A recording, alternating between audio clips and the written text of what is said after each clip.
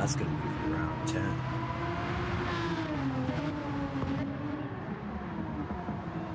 Holy aw. Cupcake. Jay, Mr. SBS, Evo. Howdy, y'all. How are we all doing? Hope y'all are enjoying the racing here for the final race in the pro tier of the IRO. 24 hours of Spa, down to just 15 seconds now as Brisbane, the lead for Project One Racing Team. It's going to be interesting to see whether or not he is actually going to go ahead and make a pit stop to get rid of that damage, though, at the speeds he's having to go on these softs. He's losing speed. And he's losing time bad. It's just bleeding away from him. Started out with a 25-second lead over P2, and it's down to 11.4 seconds now. Just drop it. Oh, and Halix has had to come into the pit stop. Probably, yes, indeed, to repair damage. He indeed as well came out on the softs. Let's see if any drivers are going to learn from these drivers out in front of them and jump in on some intermediate tires, as that's what the conditions are currently calling for.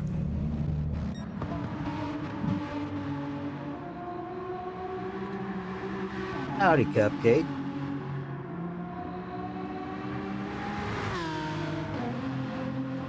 The leader pit, does he have damage? Indeed, he does have a little front aero damage. No suspension damage. And now the track is just now suitable for soft. So I don't expect, with only just under an 8-second lead, I don't expect that he's going to take a pit stop and make that lead go away even more. I think he's just going to do what he can with this damage until he absolutely has to pit. But I've certainly been wrong before.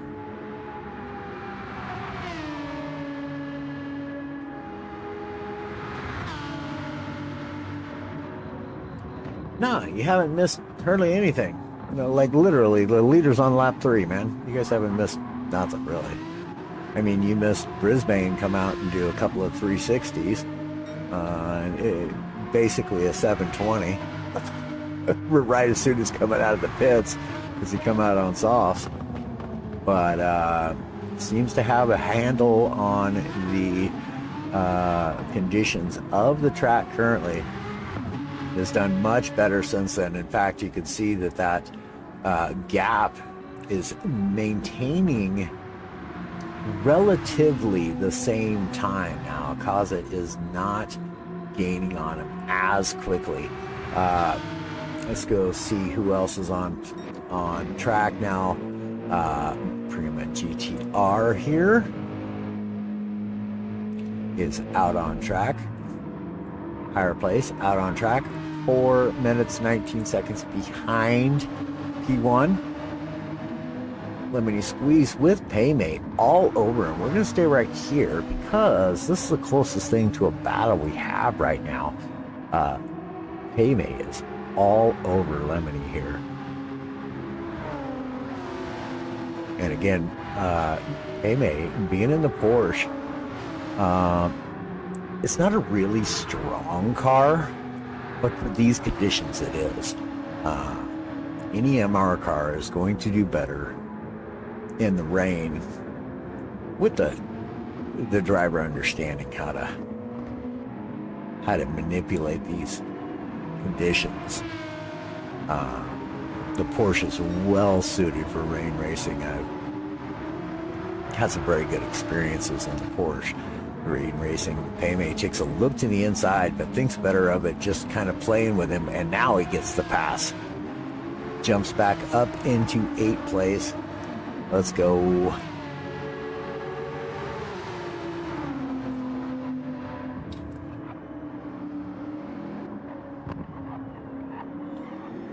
I'm tired now, says finalized. Man, I'll tell you what. Go get him, Paymate. Do it for Dale. Come on, number 3, let's go.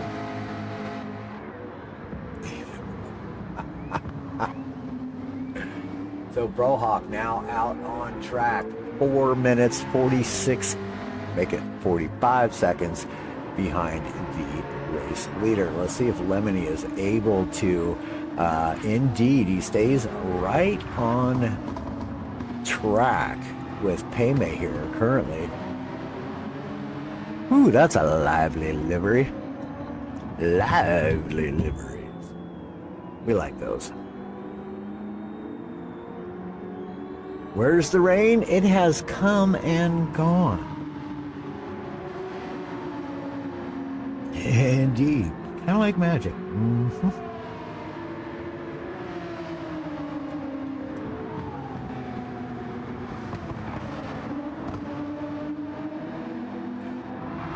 So Lemony is staying right there with Payme now.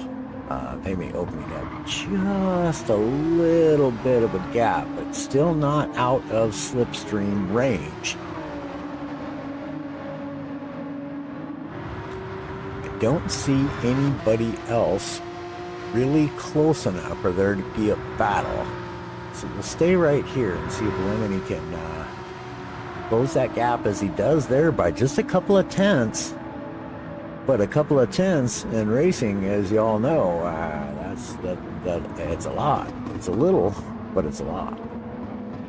Payme also gaining on a higher place up there, looking to take over P7, grab a couple of positions right from the get-go here in stint 5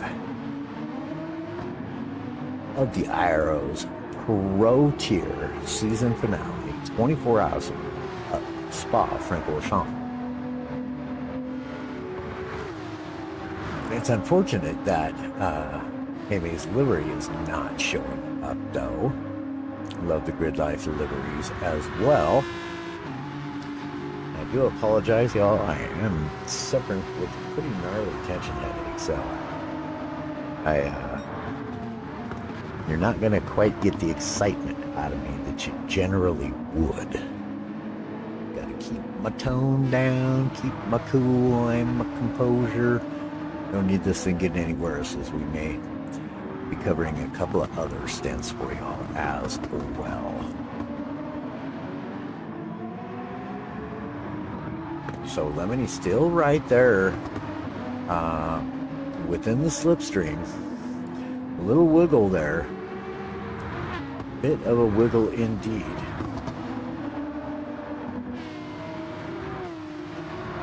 Can I sing? Can you sing Umbrella? Nope.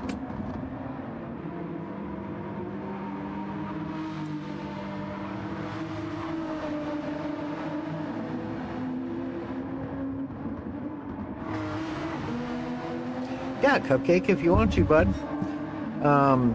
Obviously you're doing the next stint, so, I mean, you can't stay for the whole thing, but yeah.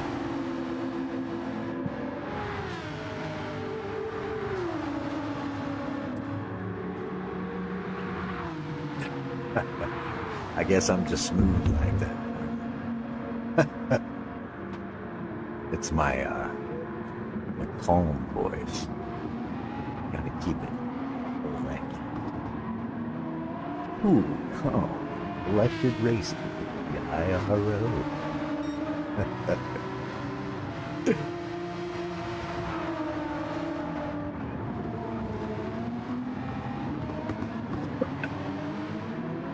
Oh, now, Prima has dove into the pits. Let's see if that is... Oh, he's going to go on some racing softs. That's what's going on. Kaza now into P1. We knew it was just a matter of time before that happened. Absolutely no moisture left on the track.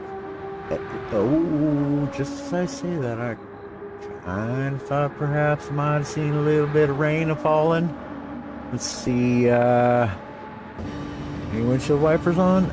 No, indeed. Clear of the rain thus far.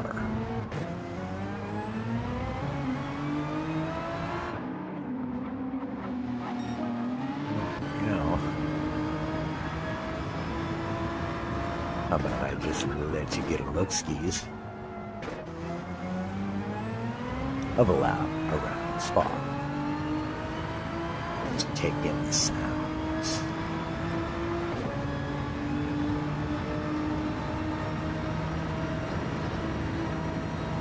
Yeah, no worries, Cupcake. No worries at all, bud. I gotta try to figure out how to get your voice in the stream anyways. We'll do Discord though.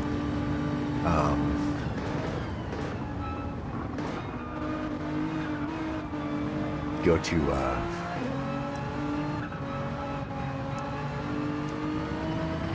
Team Rad Discord here. I'll get it set up.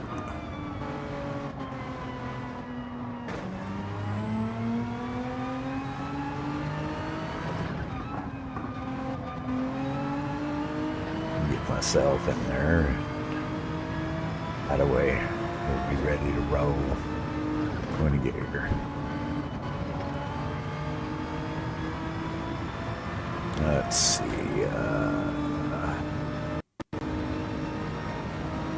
Team Rad Discord under the heading Gran Turismo 7 Race Comms.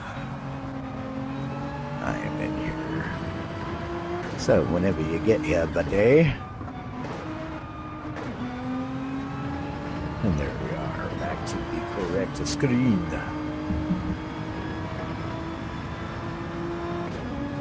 Indeed, Jay, it does look like he's settling into a nice rhythm already, an 8.4 second gap to Brisbane, who probably, yes indeed, still holding on to his damage. That's got to be slowing him down considerably here at Spa due to, the Kimmel Straight up through En Rouge and onto Radion. Very high speed sections of the racetrack.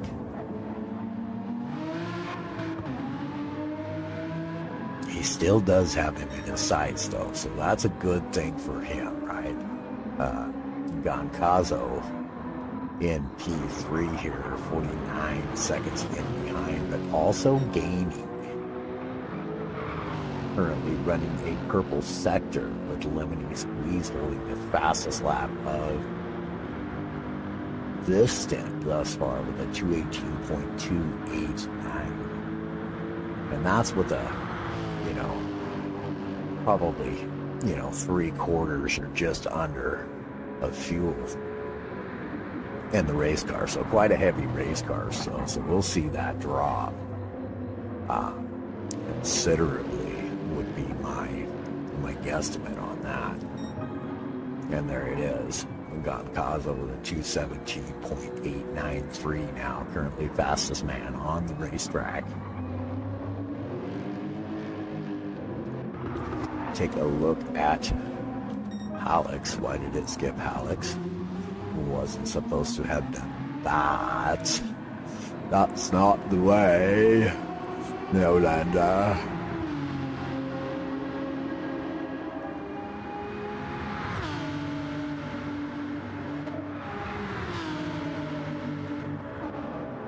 Kukas running in P5. Currently a minute and 49 seconds behind P1. So, Paymay now. Indeed, I did see rain on the racetrack again. Here it comes again. So, Paymay and Lemony side by side.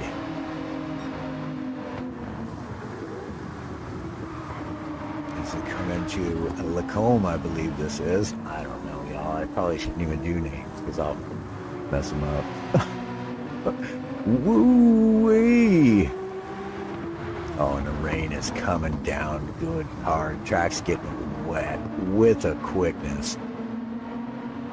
With a quickness.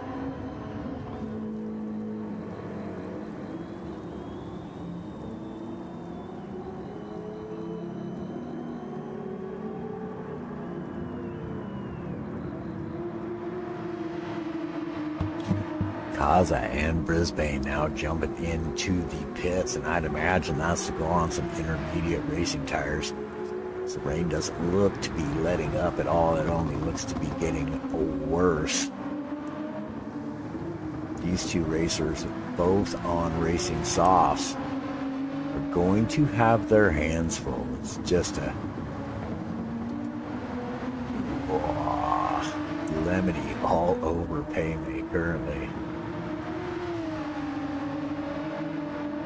Oh, excuse me. Got Kaza also coming into the pits. Kaza has taken on full fuel and is indeed coming out on the intermediates. Brisbane as well. As you can see, that moisture meter just rising. I mean, we're very nearly into actual wet tire conditions. You can see that rain is just coming in sideways, just battering these racers. Lemony Squeeze does get ahead of Paymay right there at the very end. So both of those drivers for P6 and 7 jumping into the box to grab some either intermediates or wet. My guess is probably intermediates for the time being, because track conditions really don't call for wets just yet. That is not a dry track, y'all. That is most certainly not a dry track.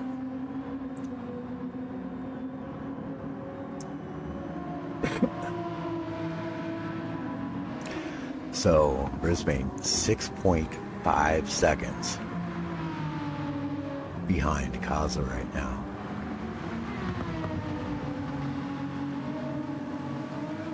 I'll tell you, during the latter half of this season, Project One Racing has done an incredible job coming back. Currently sitting in third in the standings, I do believe. And if they can, oh boy, if they can, pull out a podium position here at all at the end of this 24-hour race, they're gonna most certainly have that locked down. They may have it locked down anyways. It may be already set in stone. Definitely don't quote me on it. Not 100%, but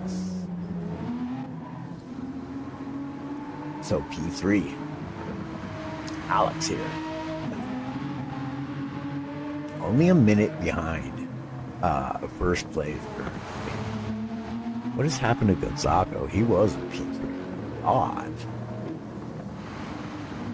7.3 seconds to make that 6.9, 6.8. Wow, he's cruising. He is a cruising.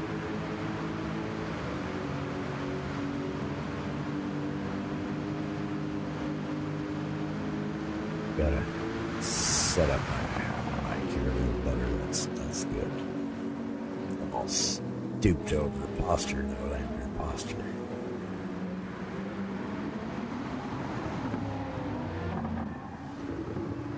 Let's get around to the other racers here and get some good screen time in for everybody, huh?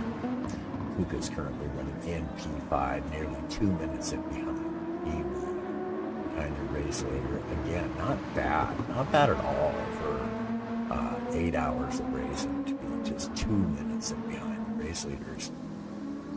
That's not a bad place to be with,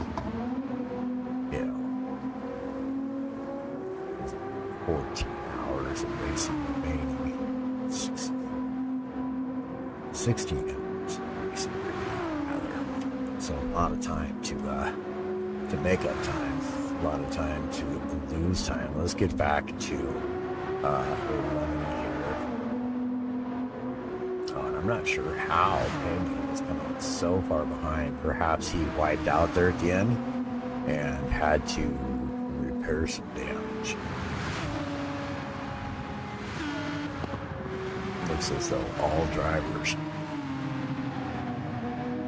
have elected to go on to intermediates. Now it's a higher place, trying to chase down pay, and it is gaining some time for SO Cargo.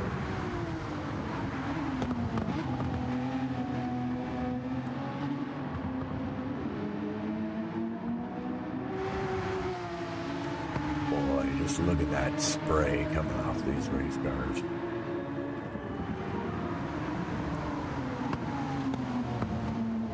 It's another thing that Gran Turismo did do very well. Their graphics obviously are on point, and that is just another aspect of the graphics. But that is a pretty amazing job of just the spray coming off the tires, off the car, and whatnot. Really, here, we'll take a look at it. There you go. There's a much better look at it. You see not only the raindrops hitting the windshield, but the spray putting a mist on it when it gets in directly behind you. Ooh. It's a little slippery out there.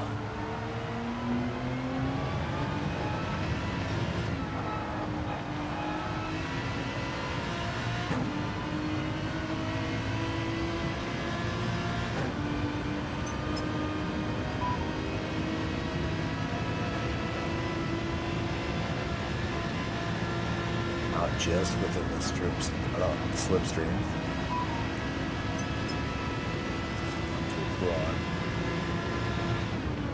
Wait, is that? No. Yeah, there's the mist on the windshield from the spray. I'm not doing names anymore.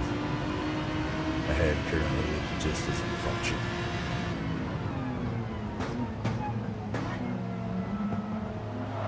Got up there. That's cool on. So the two left-hand corners. Again, brain's not functioning.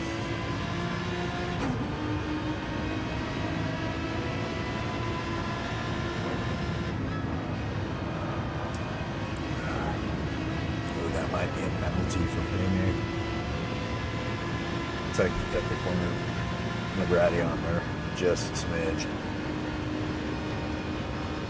The stewards say it's all right, though. All right.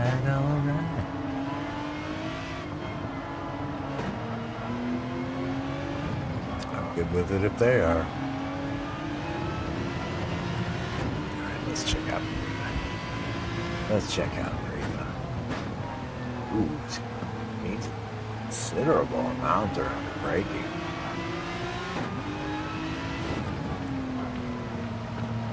Oh, and there goes Paymate off. Higher place takes 7th. Maybe get back out on track, and he has. Good stuff. Go back to our DJ Brohawks catching him. 1.4 seconds. Still out of slipstream, but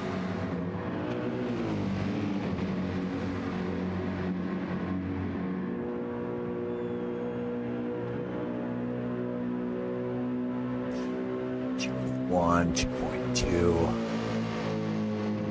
Definitely.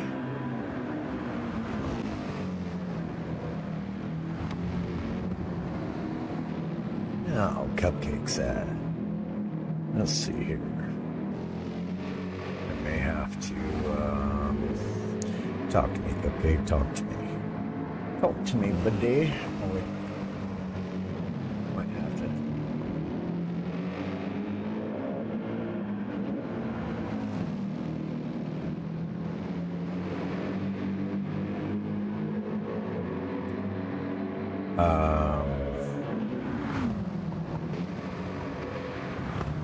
Actually, Cupcake, set up a PlayStation chat.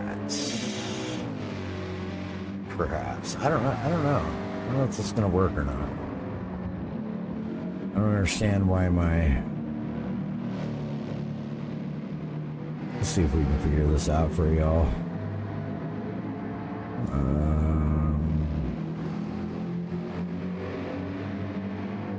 Input options. No input device.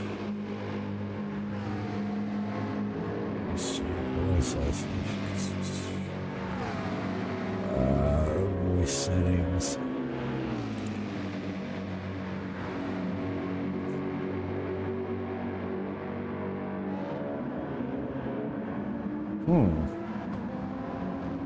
Well, let me switch any of that.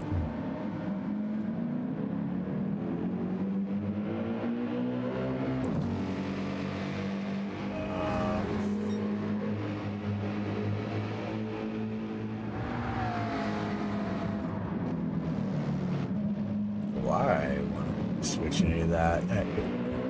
It's always been my Yeti. What's going on?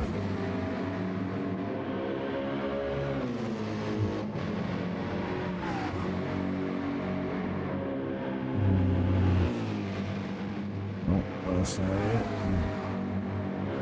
Nope, that's not it.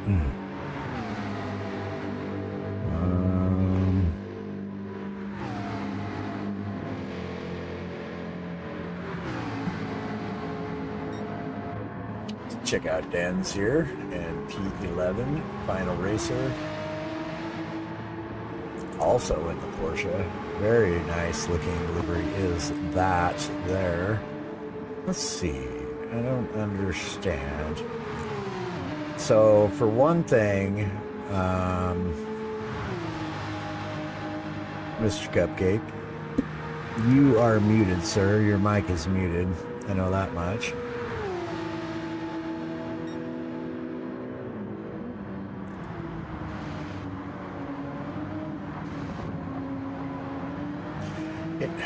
Discord has been doing a number on us with audio. Yeah, I'm trying to sort that right now.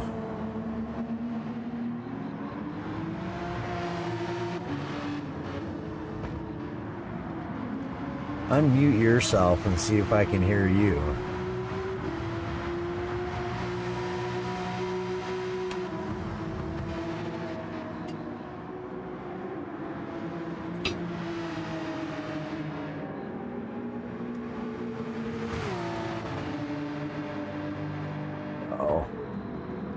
Uh-oh. Oh, now we got an echo. This may not actually work, Cupcake. Any way we do it, I'm either going to have no game audio or no voice audio, and either way we can't do that. Talk to me now, Cupcake. Nah, I don't hear you at all. Yeah, this is really weird. I don't know why. Let's see, voice and video. It will not allow me to change the input or the output settings. So, I guess I'm on my own. That's all right. I appreciate the offer though, my friend.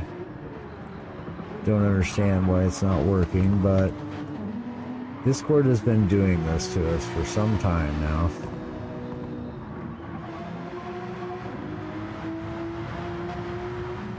I truly don't get it.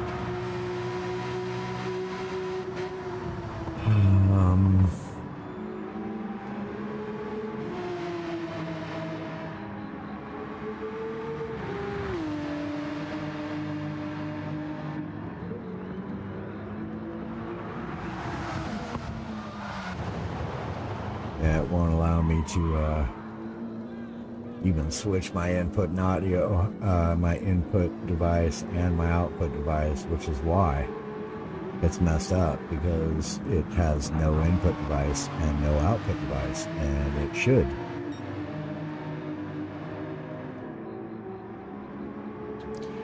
That is unfortunate. Oh well. Oh well. We tried, y'all. We was going to bring Cupcake in with us.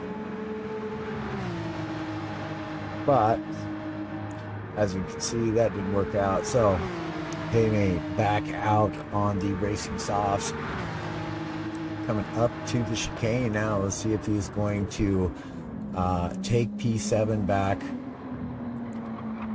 from a higher place here. It is going to be close. Higher place is just coming out of the pits now. And here comes Paymay right now. Okay, so he is going to come out ahead. Now Brisbane, race leader, once again. Wow, we missed that. Brisbane has come into the pits. Ooh-wee. They made a little slideways there in the Porsche.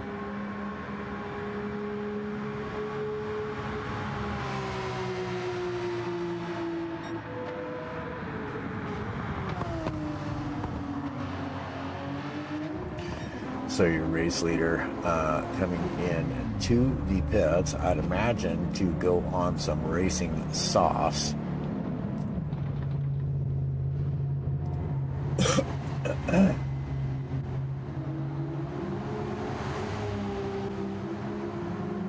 And obviously the pits are the very last place to actually get drive pit lane as well. And there goes Kaza, who's going to continue on. Boy, howdy, be careful coming out of that pits, feller.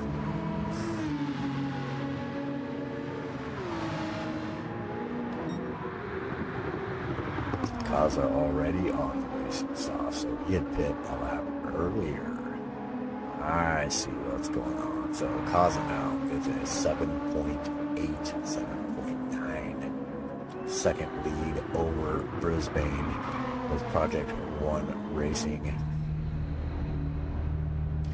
Alex now coming out with, I'd imagine, some racing softs here. And just a little over 3/4 of a tank full of fuel in that race car.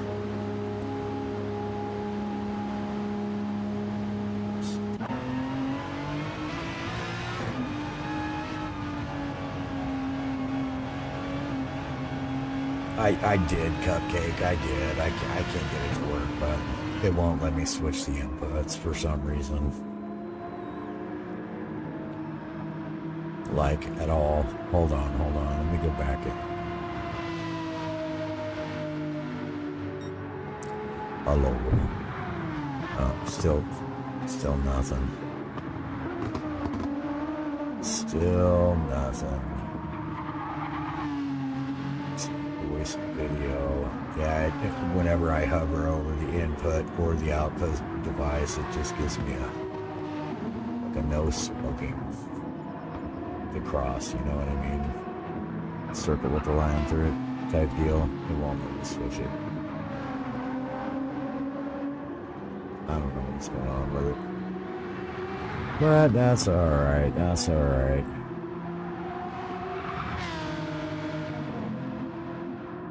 Tis what it is.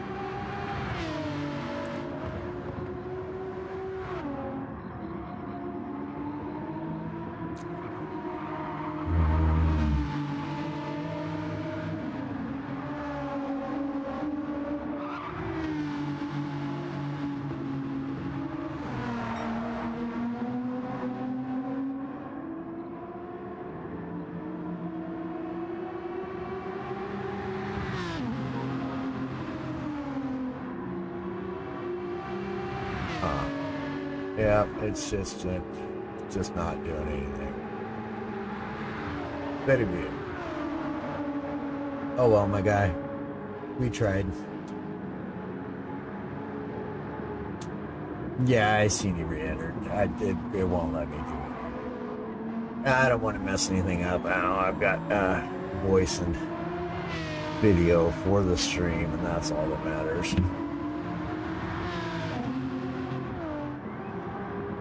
This is what matters most.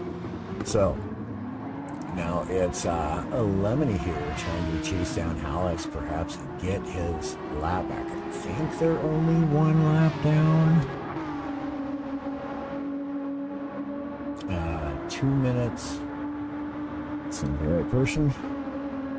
3 minutes 31 seconds. So yeah, probably just only one lap down to stay on board with Lemony here. See if he can't.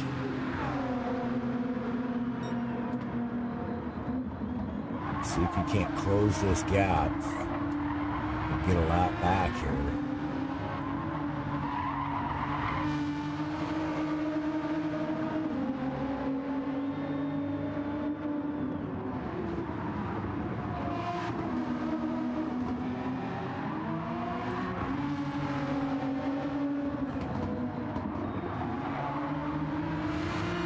Yeah, unfortunately, Cupcake, that means I won't be able to join you either.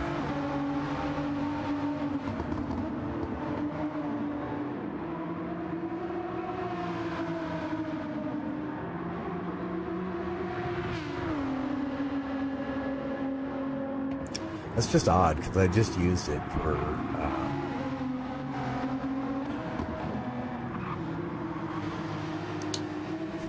race interviews just the other day. I haven't changed anything.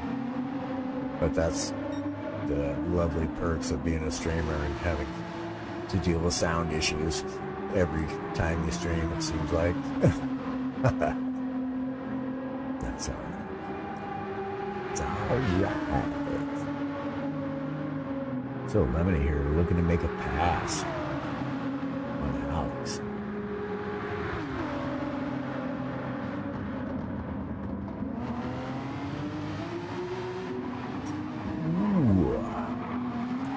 Little sausage curd. Little sausage curd actions. Let's get back. You know, I feel like as soon as I leave, some cool is gonna happen. Let's get back and take a look at Kaza here. What's Kaza chasing down? That is P5. It's Kukas.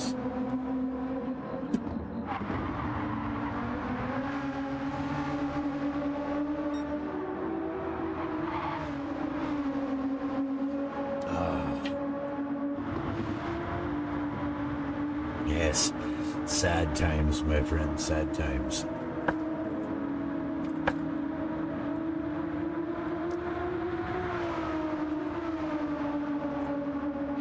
Apologies, y'all, for the sound of the keys hitting the desk and all that.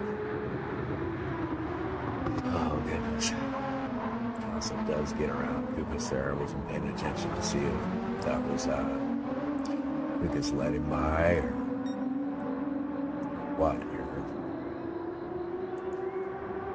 So it's Brisbane in P2, 14 seconds in behind.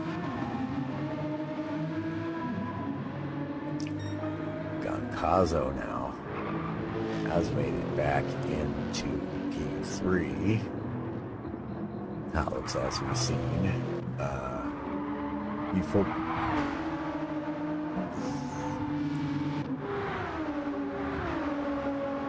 Lucas here in P5, squeeze in P6, higher place here in P7. Track is drying out considerably. For how long we shall have to wait and see. Fresh set of shoes and some more fuel in that Porsche for Payme. Currently running in P8. And Prima here in P9. Oh, gets it all sorts of wrong, and there is no way. That is only spoiler damage. He hit that wall. He had to have been doing 80 miles an hour, at least. Crazy. That's just outrageous and crazy, man.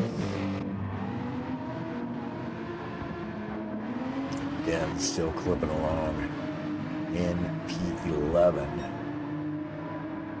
Currently trying to chase down a higher place there. Kaza again there. Lucas is right there within a slipstream. Unable is Kaza to run away from the P5 racer. Though the gap is growing. You're just not running away with it.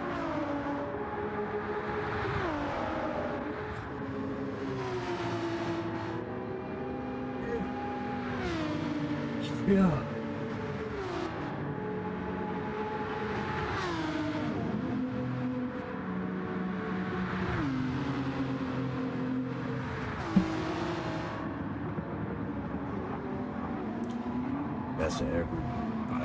Best of everyone racing. Best of luck for everyone racing tonight. Overnight, yeah. Overnight's fun stuff, especially in the rain, man. Get pretty exciting. So now, if they may catch up to the back of Brisbane here. Grab a toe, that would be certainly beneficial, though he has got some ground to make up to be able to make that happen. Really a good, I'd say 8 seconds in behind him, maybe a little less.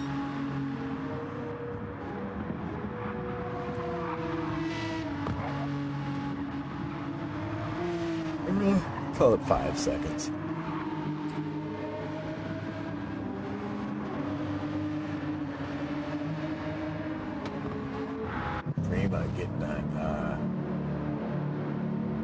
Getting that arrow damage fixed.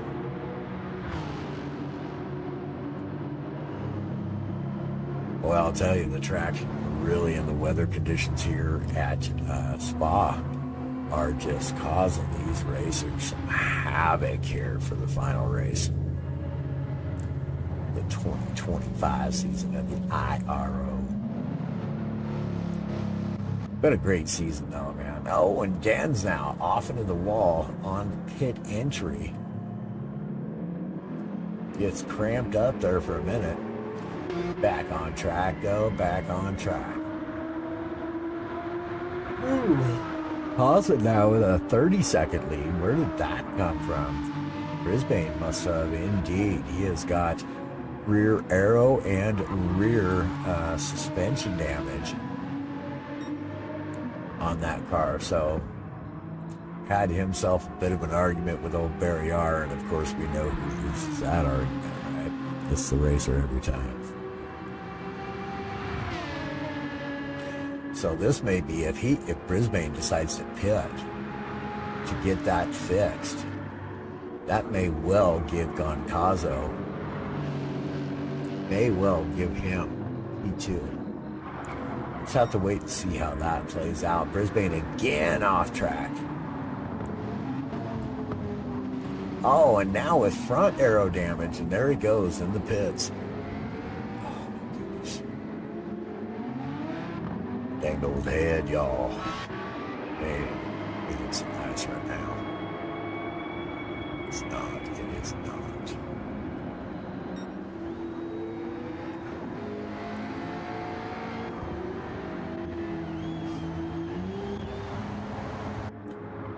Robin. Oh yeah, indeed. This is going to give Goncazo P2. Yeah, Brisbane isn't even in the pits yet.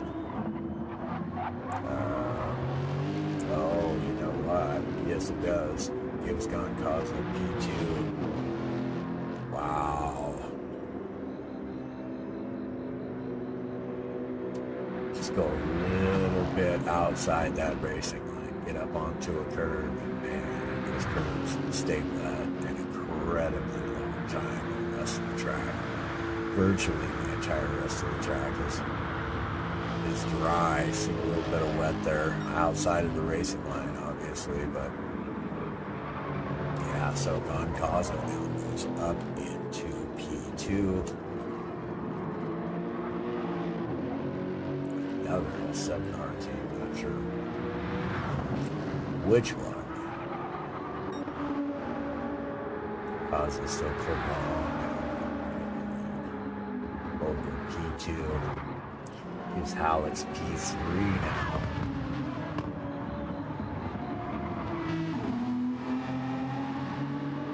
And the number 35 Aston Martin. Brisbane comes out in P4 for Project 1 Racing. 15 seconds now and behind P3. Kukas still running in P5 here. Lemony Squeeze clipping along in P6. Goes a little bit wide. That's danger, danger. Getting onto them curves. You can see it pretty much avoids that one right there. Knowing that that's one. Oh boy, and that's wet out there, feller.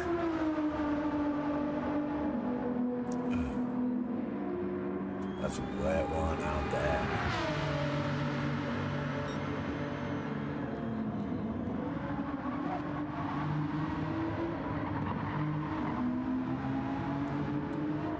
Place still clicking on here again. P7 has just recently come out of the pits. Got some new racing shoes, some new dancing shoes.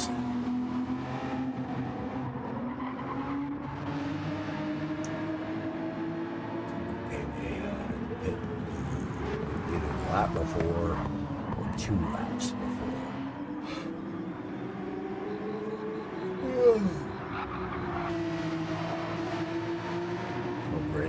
Start with the yawning too.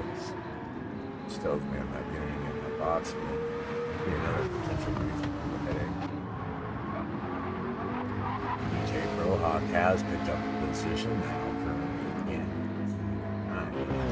from a GTR, another S7 car to the right right here. Falls back to P10. Mercedes.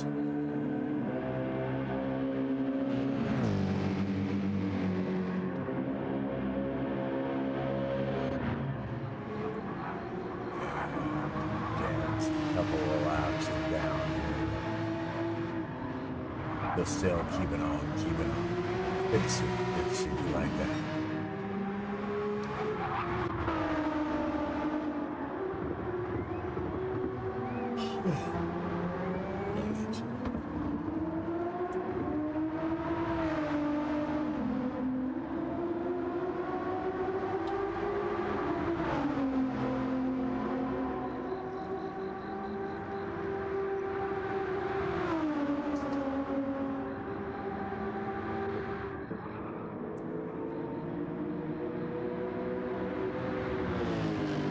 So Alex, though, only 13.4 seconds out of P2. Gazzo having just inherited P2 D2 Brisbane, having a couple of disagreements with Barrier.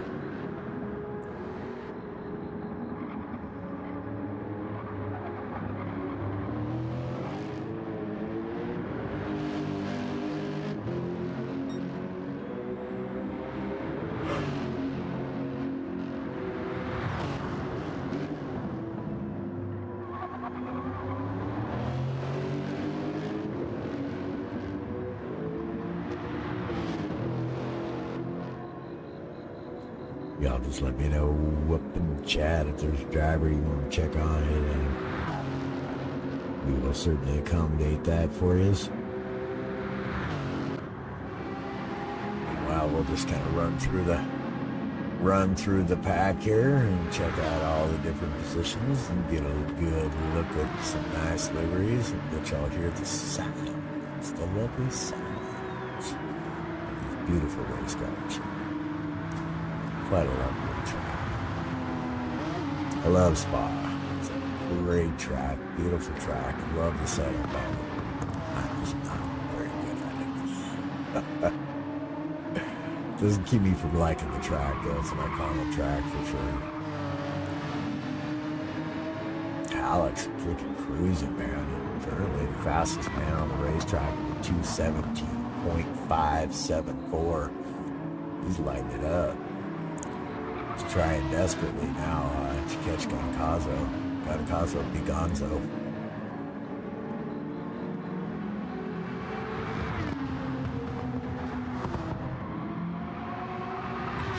Best livery of the race boat. Well, finalized. Mine has to go to...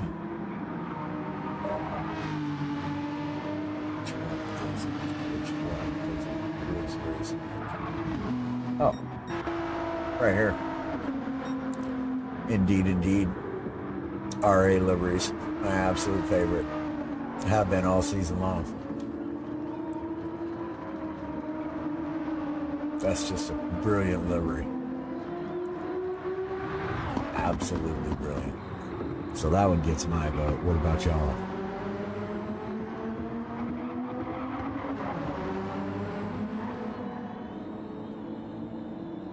The Ray says RA as well. And JP does a fantastic job on y'all's liveries, man. He's got to be. I mean, I know some very, very good livery makers, but seriously, I don't think I've seen anybody that can really compete with JP on liveries. He's just. I don't know. The style's on point, you know. Styles a lot when it comes to liveries. It looks like a race car, but it looks like a modern race car. It's not like, I make some decent liveries, but they're like abstract, right? They're like showroom cars, not race cars, and like wild, crazy showroom cars. That, look at that, bam, banging livery. The Porsche too. I mean, just incredible the way he's able to. So following the lines of race cars, extremely important. And his lines are better than anybody's I've seen. The way he is able to manipulate the lines. I mean, look at that. Just bang on.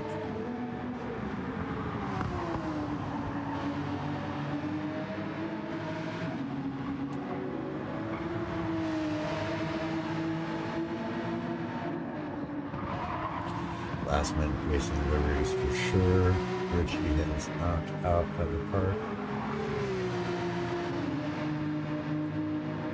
What number is it? What number? Who's your guy? Who's your guy, River? Nah, Ray, why would you have any bias?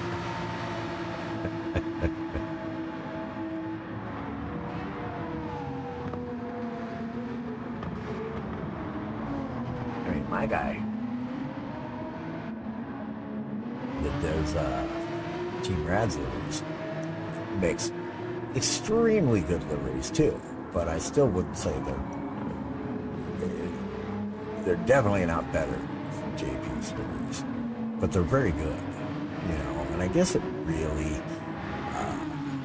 comes down to what style people like too, as far as what their favorite livery is.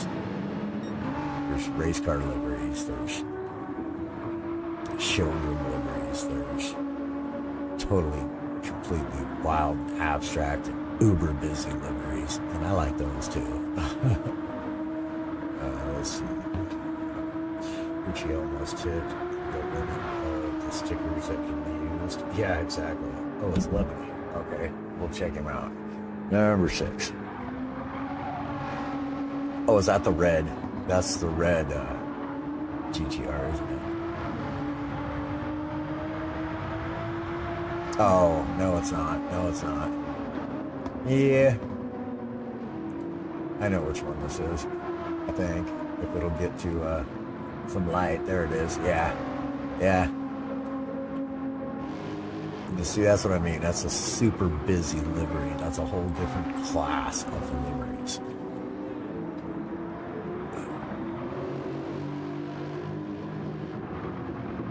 Good looking livery, don't get me wrong.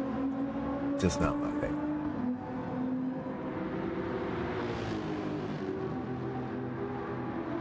There's definitely some work put into that livery, I can tell you that.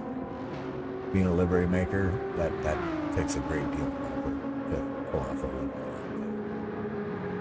Like you said, probably maxed out every last decal you could put on the car.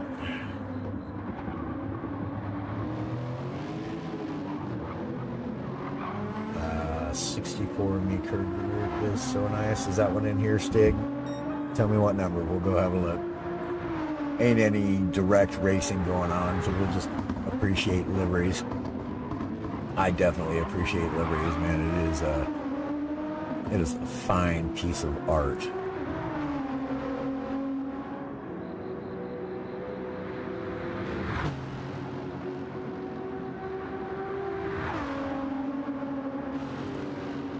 Number 64. Unfortunately, in the dark, I can't hardly ever get a look at the numbers. I'm guessing you're saying number 64.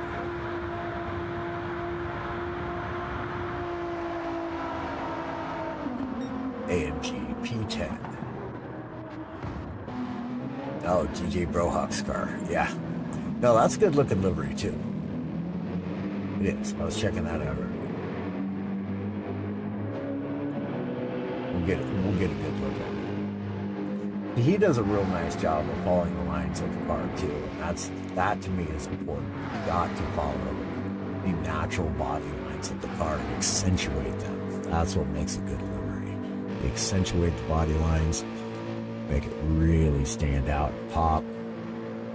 Definitely makes a good livery if you're able to do that.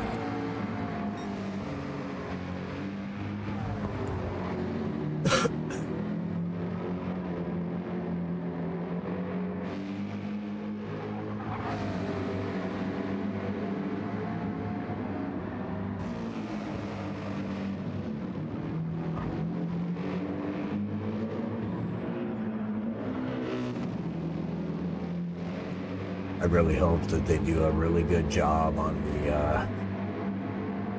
the livery editing mode on Project Motorsport Racing. Really looking forward to that game. Who else is looking forward to that game? Who else is getting Project Motorsport Racing? Battle for P9?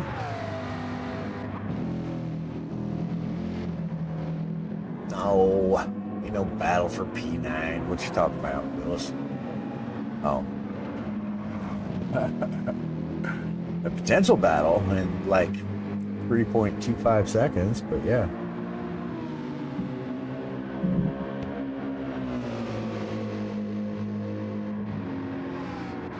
I know it is dark for delivery time for sure.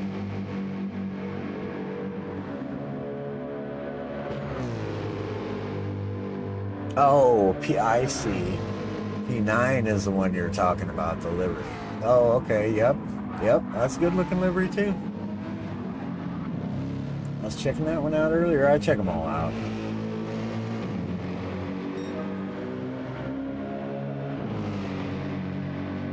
Ah, Jaeger. Yeah. Stig's getting it. Here's hoping for a good launch. Yes, sir. I know I've got it pre-ordered too, although I had to go through a different route. I generally get all of my pre-orders done from GameStop here in the States. But when I went in there to pre-order it, with 2 weeks left before it came out, they had already closed pre-order down for it. I'm like, what the heck? You know, I called Walmart. Walmart's still doing pre-orders. I would guess Best Buy is too, but that's like a 120-mile round trip for me, which is horrible. I drive truck for a living, right? So 120 miles, dude. I can get that in before our first break. But I didn't want to. I don't use Walmart for much of anything at all. Just not a Walmart fan. But anyways, I did find a place that I could pre-order it from, but that means I may not get it on the 25th. So I may end up going to Walmart. If they have it there, I'll just pick it up so that I can have it on the 25th. I was going to just wait because, like, So I think the 25th is a Wednesday, or is it a Tuesday?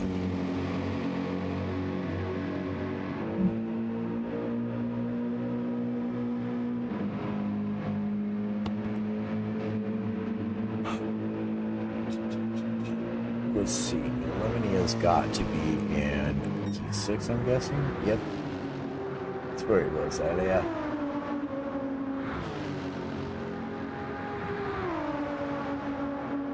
Yeah, he had a bit of a battle with Paymay early on. Paymay took the position from him. Lemony stayed right with him, and then ended up getting the position back, and has not looked back since. He's moving. He's moving quite well, that's for sure. But anyways, yeah. So I think the 25th is a Wednesday.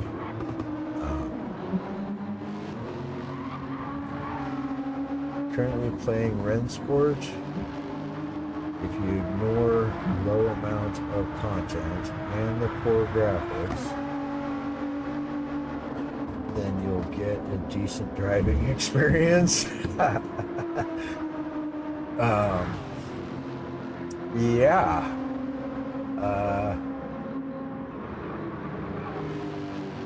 I'm going Project Motorsports. And now, if I was a PC gamer, it'd be a completely different story. I may well have went with Rensport instead. But I'm not. I have a gaming PC sitting right next to me. I downloaded the Assetto Corsa onto it.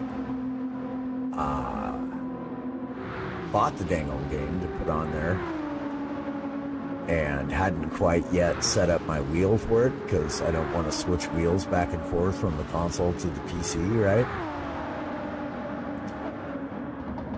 Every time I decided I wanted to switch games. So I had a second wheel. I was going to hook it up to the PC, and I wanted the better of the two to be hooked up to the PC, but then my other wheel decided it didn't want to work on me anymore. So now I'm back down to the one wheel. So until I get another wheel, then I'm just gonna be racing on console, because I'm not gonna sit there and switch back and forth and back and forth. Not to mention, I only have one monitor. Yeah, I know Rensport is on console, but the gameplay, everything about console is lacking big time in comparison to the game on PC.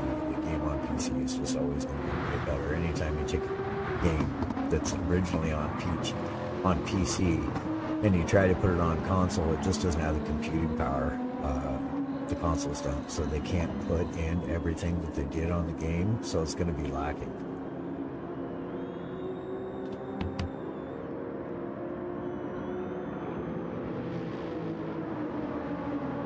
And both project cars was a big hit and miss. Oh, copy that.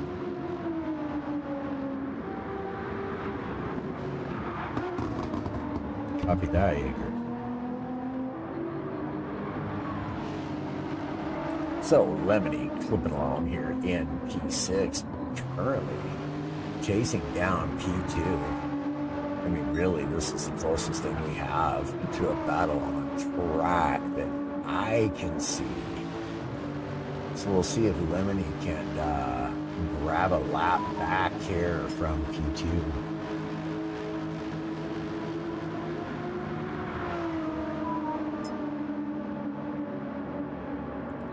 Oh, with the notification sounds, hush, will ya?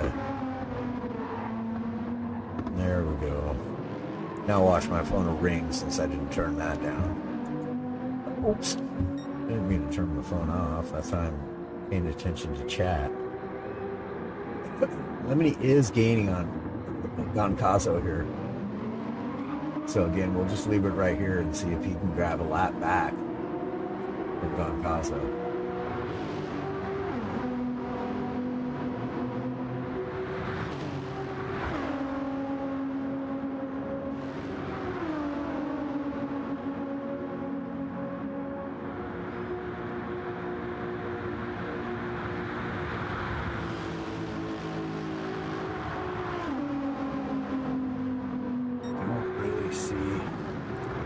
he is on a purple sector.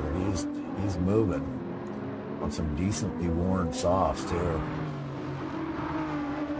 I mean, those are probably just prime, but they're going out the window quick. And he's in the slipstream here, so let's see if he can grab fastest lap away from Alex.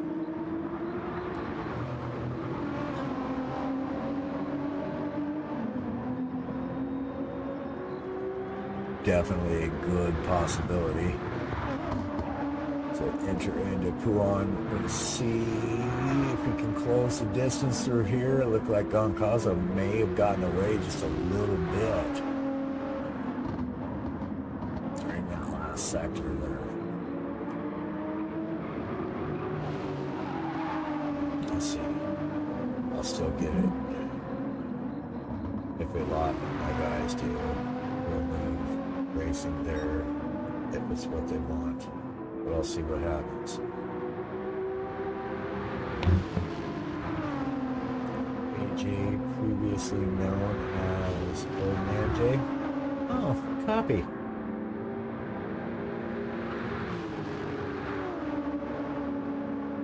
Oh, I see. Let's see if Lemony gets the fastest lap here. Oh, it's going to be close. It's going to be close. Looks like he might just... Nope. He lost a second there somewhere.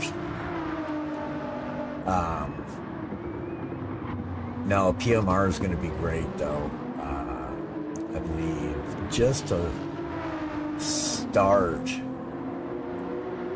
there, I think there's 27 different tracks.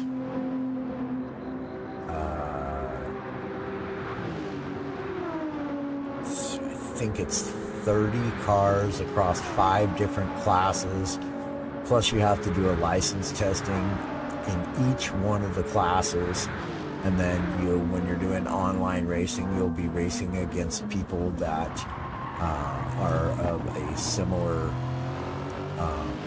skill level, right? So and that's, again, like I said, that's in between each different class. I'm hoping PMR is a big hit because there's 24, I believe it is, racers allowed on track at one time in any one race. And that will make for some really, really good racing leagues that can be done. It'll be really good for commentary. I'm just hoping that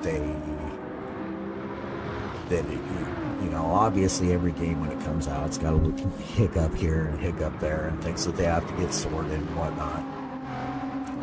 But maybe they'll just absolutely nail it out the park. I hope they really do. I hope they really, I hope they do a really good job on the spectator mode for commentary purposes for racing leagues and whatnot. That's got to be a big thing right there for that game. And then for myself, I really hope that they nail the liberty making as well. And hopefully it's somewhat comparable to GT7, which I pretty much don't think that it will be, at least from the start, but they could over time make improvements to it and make the liberty making really good. However, that is the least of the concerns when it comes to the game. Physics.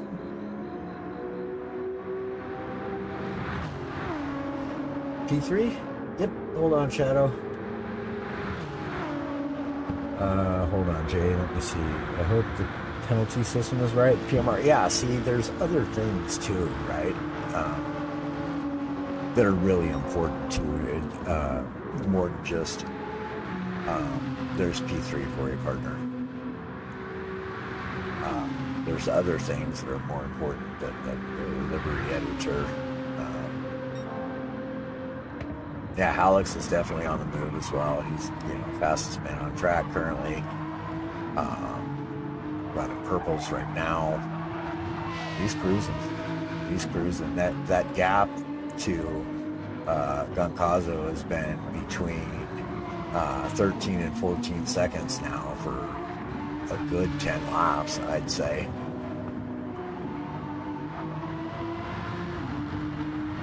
So not gaining much, but not really losing any either.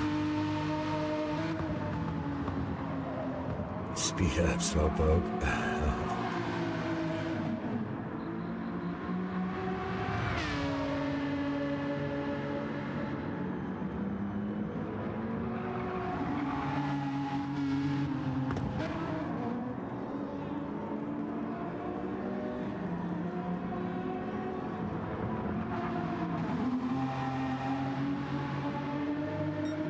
Wait a minute, Buzz.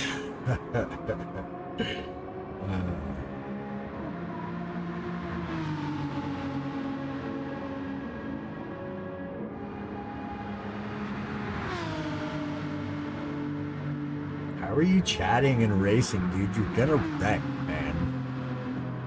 And then we're all really gonna laugh. Justin, imagine if he wasn't texting and driving. Right.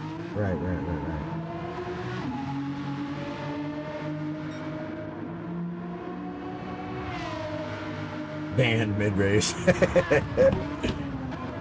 Sheesh.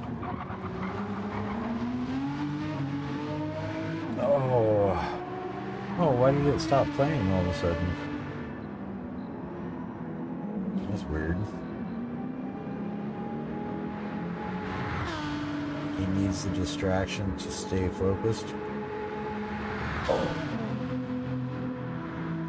On ADHD colors, you can do like 7 different things all at once. I used to could do that. Now my freaking ADHD and my freaking my dyslexia won't collaborate anymore. Or my dyslexia, yeah.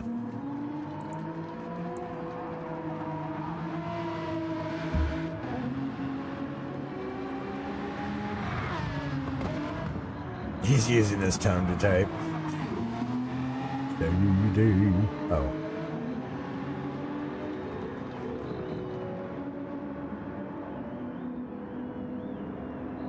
A pad pleb. Stig would know.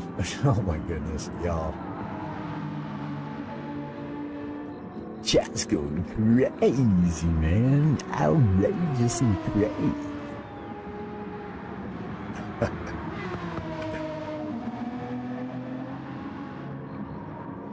So Brisbane, 21 seconds. Maybe 21 and a half seconds outside the things. But his shoes on that third race car are looking a lot better than everybody else in front of him. A lot better. Cook is here in P5. We haven't looked at this race car. We're going to give this here Liberty a good look. Listen to the sounds. Love the sound of that GTR.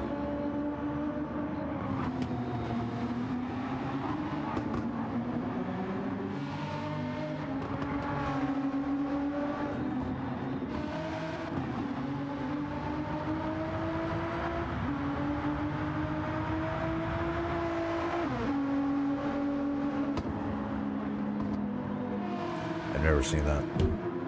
Never seen that. So if I was Xander, it was unintentional.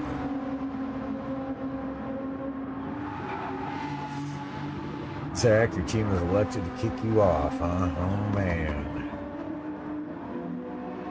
My tongue is busy. Yep, never seen Crazy Jackson.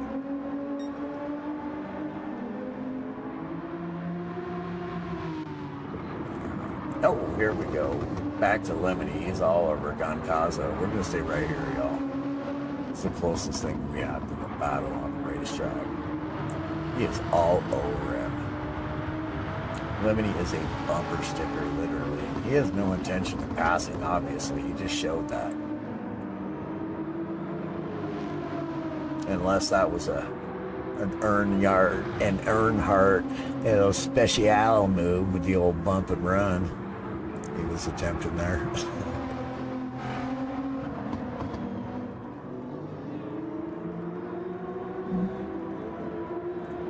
This had been a fantastic race.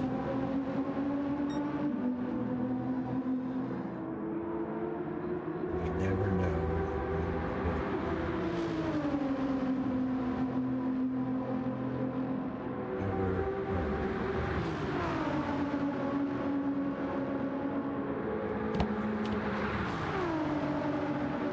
Lemony just all over Doncazo here.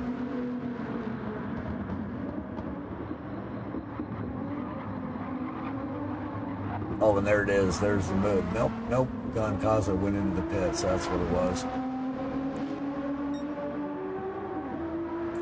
So what's that going to do for Alex? Let's jump on to Alex here. Alex is going to grab P2 now. He doesn't have a whole lot of tire left, but he does have considerable fuel to go quite a distance more yet.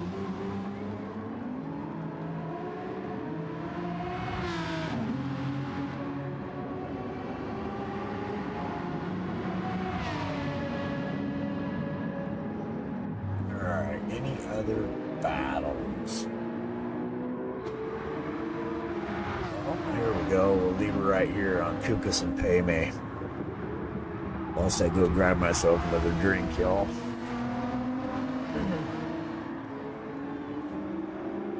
Backup ready at Ray. Not much response right now. I hope my next lobby host is awake. Are we talking about Jakey Cakes?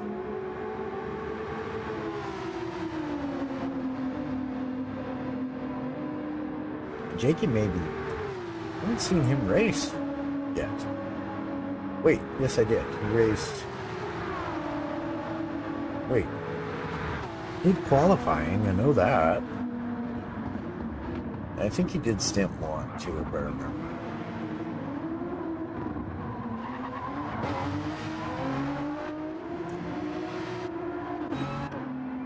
Oh. Toonbox should not be sleeping right now unless he is ill or something, because Toonbox is here in the States, if I remember right. And even on the West Coast, it's only 7:30, or on the East Coast, it's only 7:30.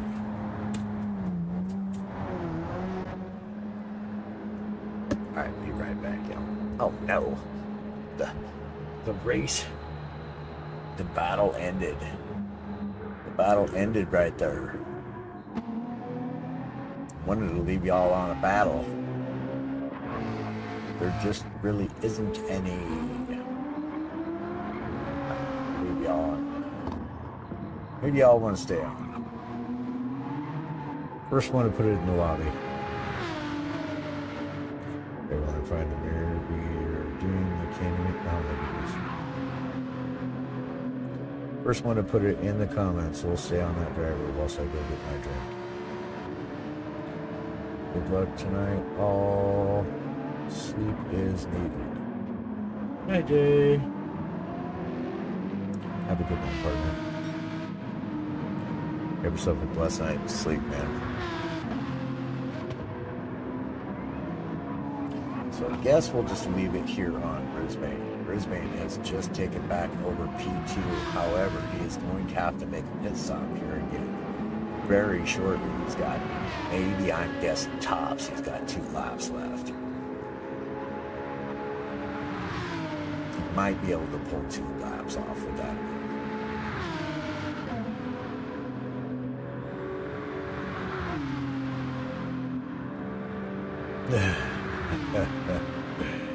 Everybody's night going nicely. Tough race with the DC.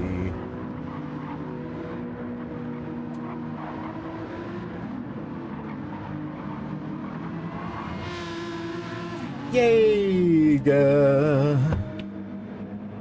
You have done it, sir. Okay.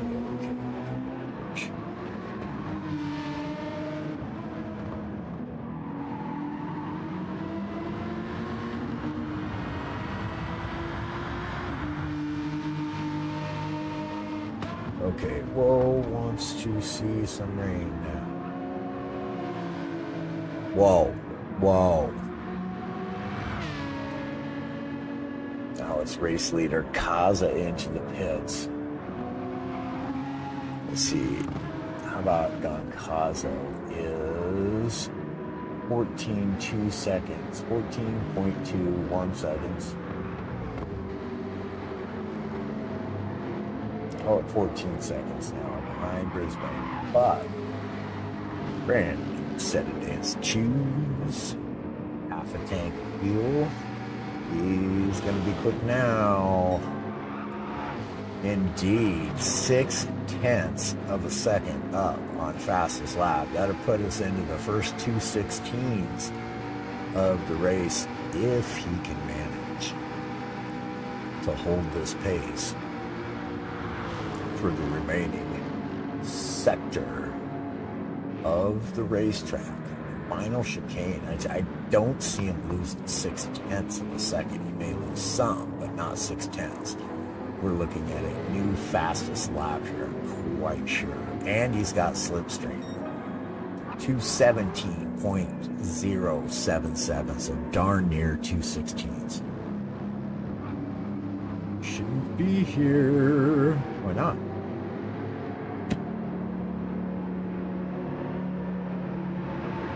What? Should sing.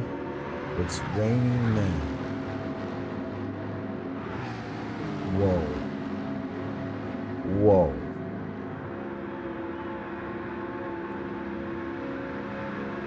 Actually, I quite like the idea of hearing Jaeger sing Barbie Girl.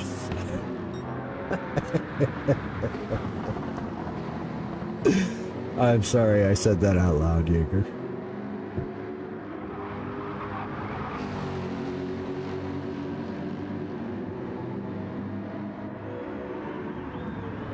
Indeed, said a Cupcake. I was going to be joining him, but we can't get her. I can't get my Discord to work.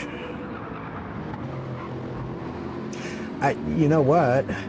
I actually can join you on comm still, Cupcake, because if I'm not streaming, then we can do a PlayStation chat, because I don't have to worry about not having any game audio if I'm not streaming. So if you want, just let me know. I'll join you. My headache has dissipated. With those, I'll tell you what, y'all. If you haven't tried it, the Body Armor Flash IV Rapid Rehydration. Nearly and completely with just one 20-ounce bottle. It's almost completely and totally decimated my headache.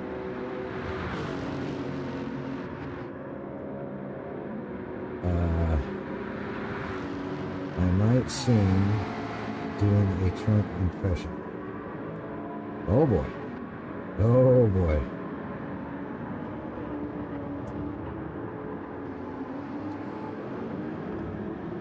Hey, River, take care, partner.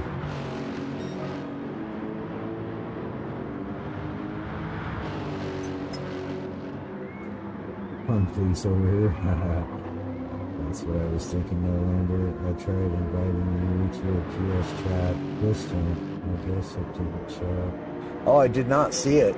You should have put something in. Well, I can't. When I'm streaming, though, so for me to do a PS chat, I have to plug my mic into my controller, and then when I do that, I have no audio for the stream. Like, there's no game sound.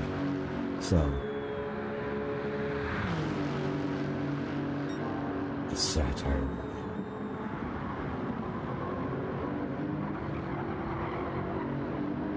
And it's for my boy Ego.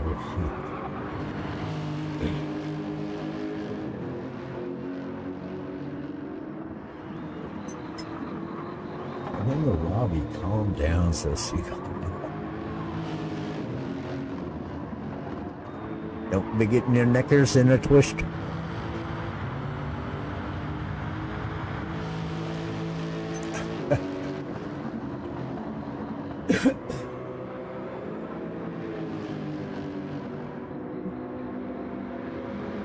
Shreddies, shush now. We shouldn't be here either.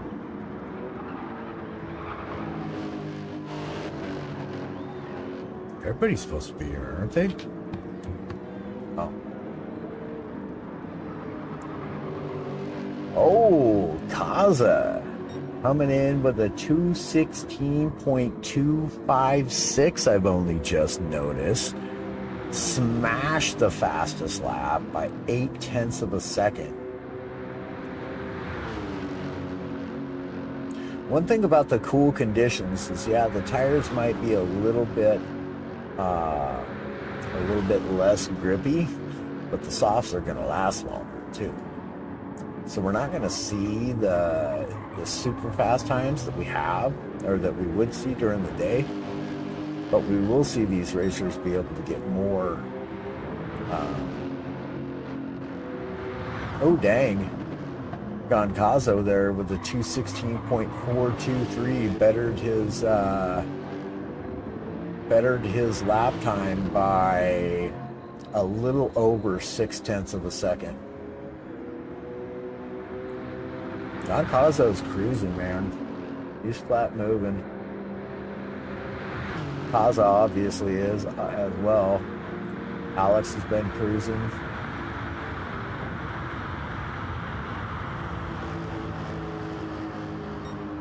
Oh, they should be warming up.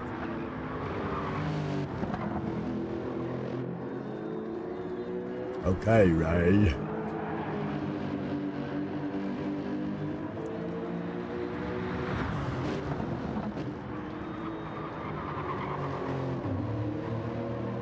So Cupcake, you can do Trump, and I'll do Forrest Gump, and we'll reenact the White House scene. I must have had me about 17 Dr. Peppers that day, as I wasn't hungry, but thirsty.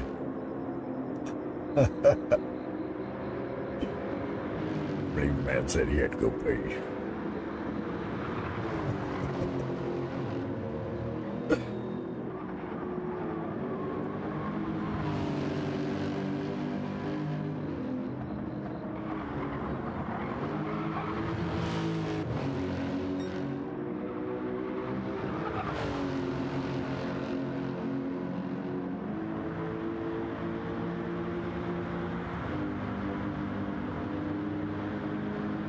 Always struggling with the game sound and mic settings. Man, I'm telling you what, I like literally, Discord has been really weird lately. Like, I can't even, like, it won't even let me access changing my mic, my input and output for Discord. It won't even let me change it, and it's locked onto no input and no output. So there's no doing that.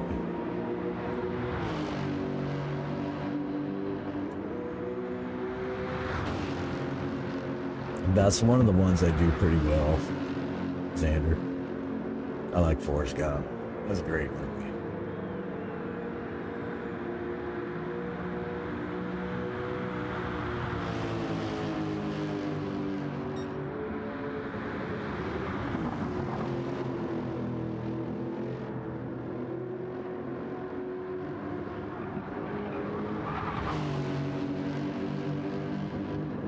There's a few different voices out there that I can do. Someday we'll, I thought about literally, on one of my, I'm not going to do it on y'all's, but I thought about doing it on one of my commentaries for my stuff, is having a special guest, you know, and do, you know, myself and Forrest Gump, and then a couple others as well that I can do. Like Lenny Smalls. Y'all remember Lenny Smalls?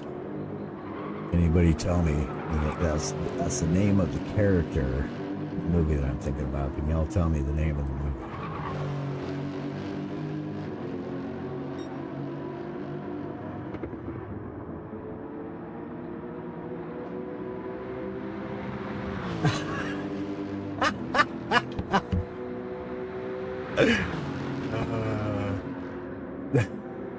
That's a good one, Sandra. That's a good one.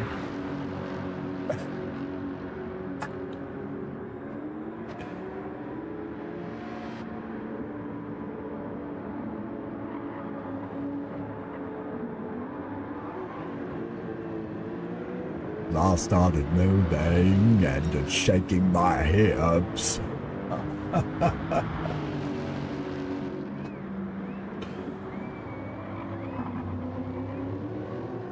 Sometime later, that nice man died. Well, that's all I got to say about that.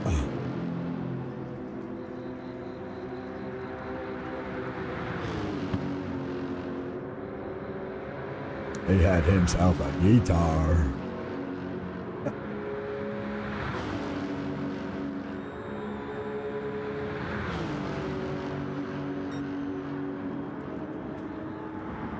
Alright.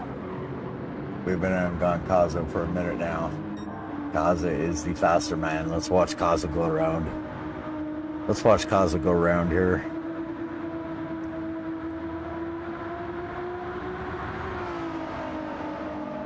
Let's see, what was Kaza's next fastest lap? Yeah, 16.4. Oh yeah, let's watch Kaza for two reasons. The fastest man on track right now, and he's got the best looking livery out of them all. Dude, I love it.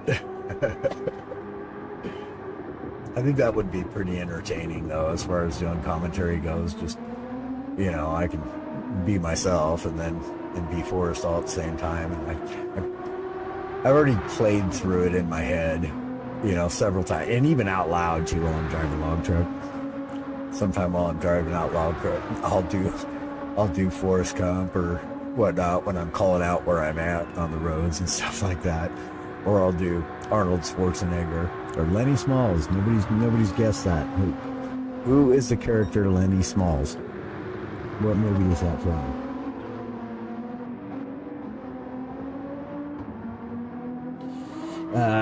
Gaps on P4. P4, 36 seconds in front of him and 56 seconds in behind him. Oh, but looky here. We got some race cars coming together, y'all. We got some race cars coming together.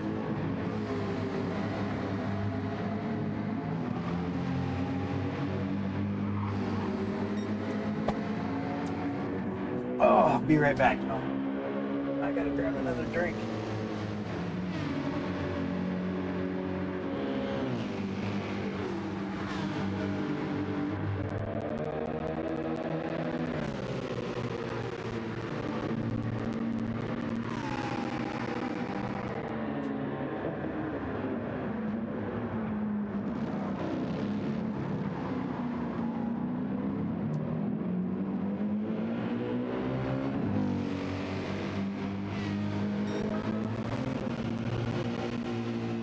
You're killing me, Smalls. Sandlot? No.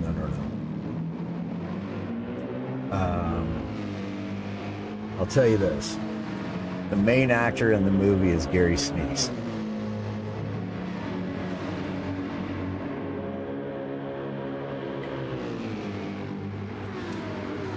That might have just given it away, but that's all right.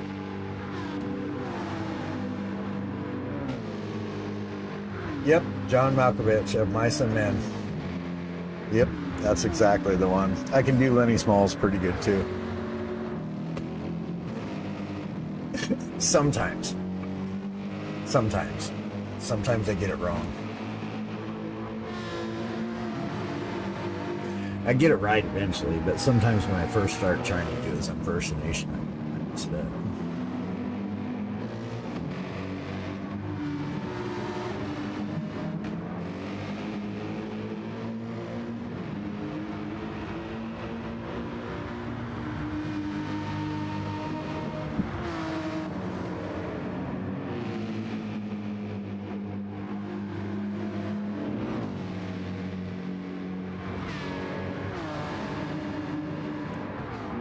All right, so Brisbane got around Dens there.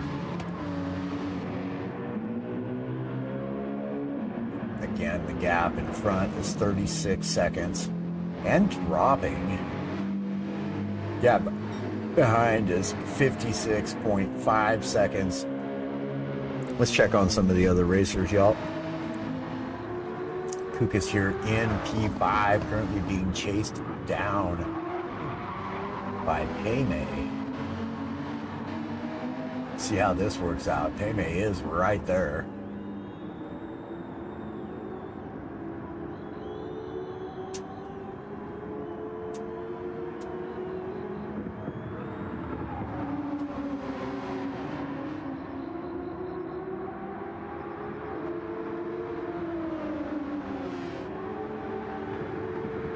Oh, yeah.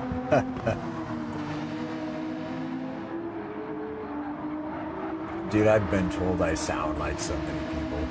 When I was young, I got told that I looked like so many different people. A lot of people, just random strangers and whatnot, dude, I'll walk into a grocery store or something, they'll be like, oh, check it out, man, ZZ Top, man. Oh. Like, yeah, I got a lot less gray in my beard, though. I do kind of look like it, though, I suppose. When I was younger, everybody used to tell me I looked like Dimebag Darrell from Pantera, the one who was shot. He got shot on stage. It was horrible. That was like my favorite band at the time, too.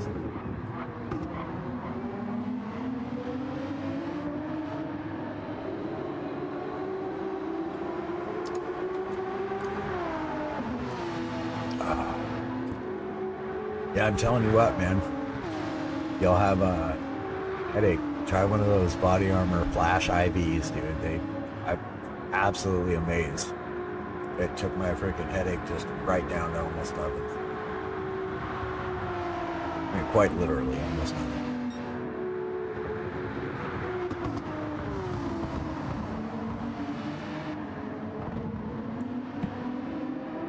People say you look like Ryan Gosling, huh? Pantera's a great band. Yeah, they definitely were, man. I mean, it was either, you know, starting out when I was uber young. I mean, shoot, probably, I'm guessing 7, 8, 9 years old, maybe. Started out with Guns N' Roses was my favorite band. I still love some Guns N' Roses. And then I found Metallica, and I was like, oh man, Metallica just blows Guns N' Roses out of the water.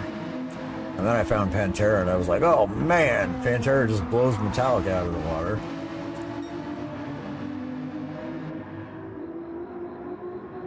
And pretty much since then,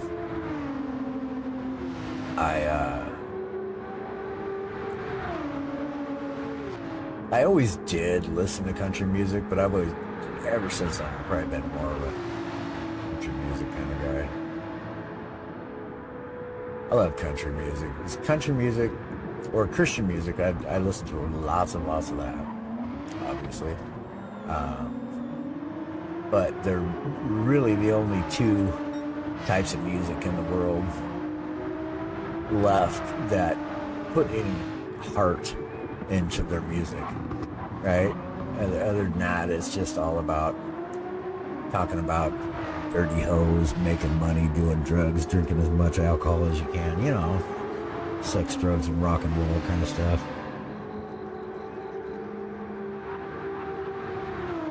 I did listen to a lot of AC/DC for a time as well. Softball joke, resisting to make it. Get it. Thank you for stepping in, Landry. I'll be back on my next stint. Oh, will you? We had it sorted out enough on the old PC to be in the books. Oh, right on, my guy. Awesome. Cool. Yeah, not a problem, man. Not a problem. Absolutely my pleasure.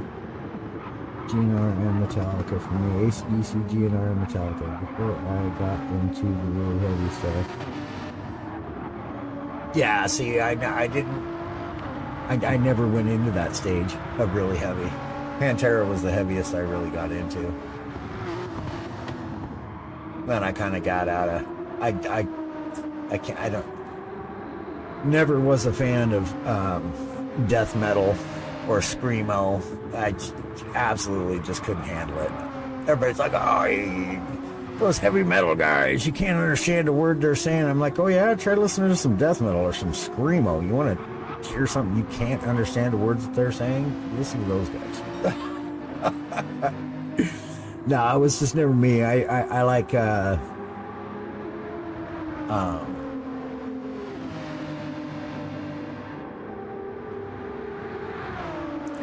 mean, I could appreciate some fast guitars, fast drums and stuff like that. Just never got into it.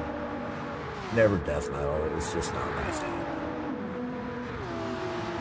But I'll tell you, somebody that I used to really listen to a lot and absolutely love.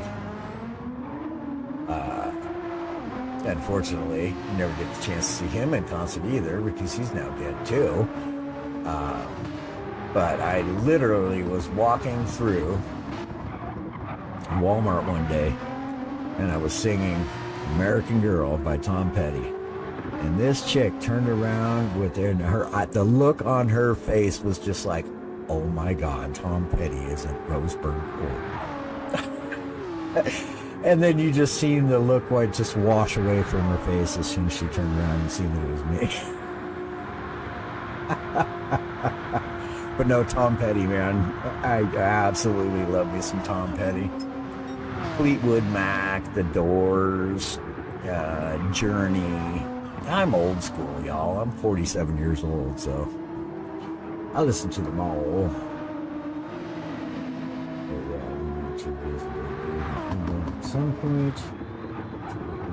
Disturbed.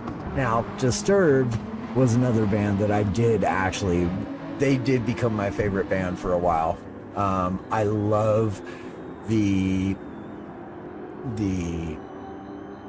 heavy metal and then into the soft, more melodic. Like absolutely nobody does that like Disturbed does, in my opinion. Deftones is your favorite band? Private Music, their new album is fantastic. Copy.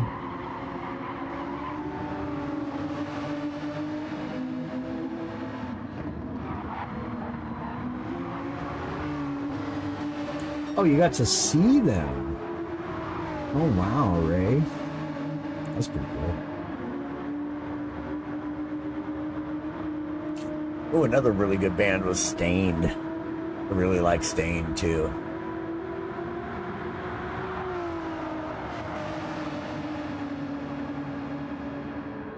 We're just getting into all the different genres of music that we've all listened to and liked and whatnot.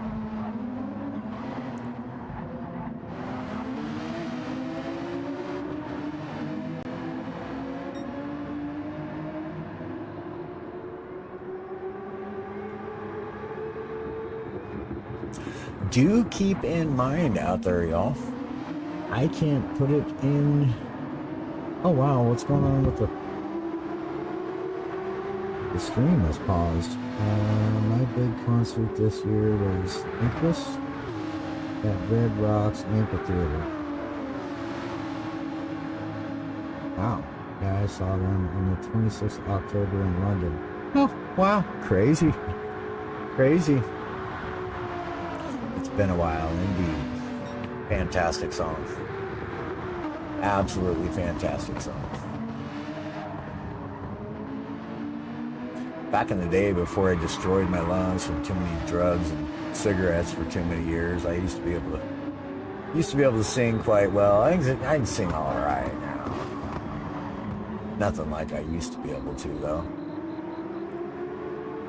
I had, I don't know, quite a few different people when they would catch me singing and I didn't know anybody was around, because that's the only time I really actually sing and just let it out.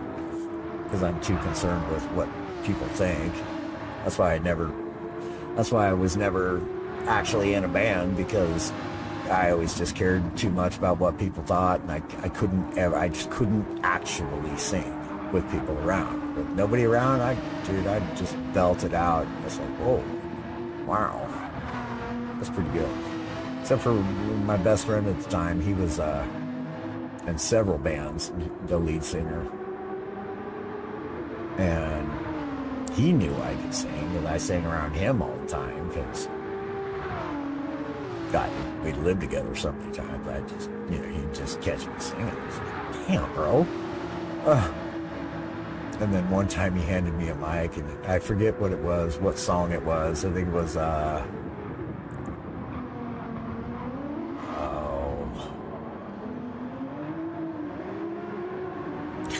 some reason I can see the album cover, but I can't see the name in my head. Oh well, come back to that. Cupcake, would love to see both of those. I saw Hollywood Undead and Fallen in Reverse back in August. Sabaton. So Incubus was actually the band that was just becoming popular at the time in 1994, when I went and seen Pantera and Anthrax in concert at the Portland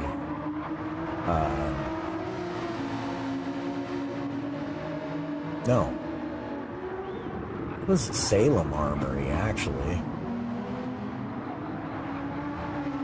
Yeah, it was the Salem Armory. But Incubus was the band that we missed because we were late. And none of us cared anyways, because we had no idea who they were. But they became quite popular after that. Yeah, well, I mean, when you open up for the likes of Pantera and Anthrax, then you probably become quite popular pretty quick after that.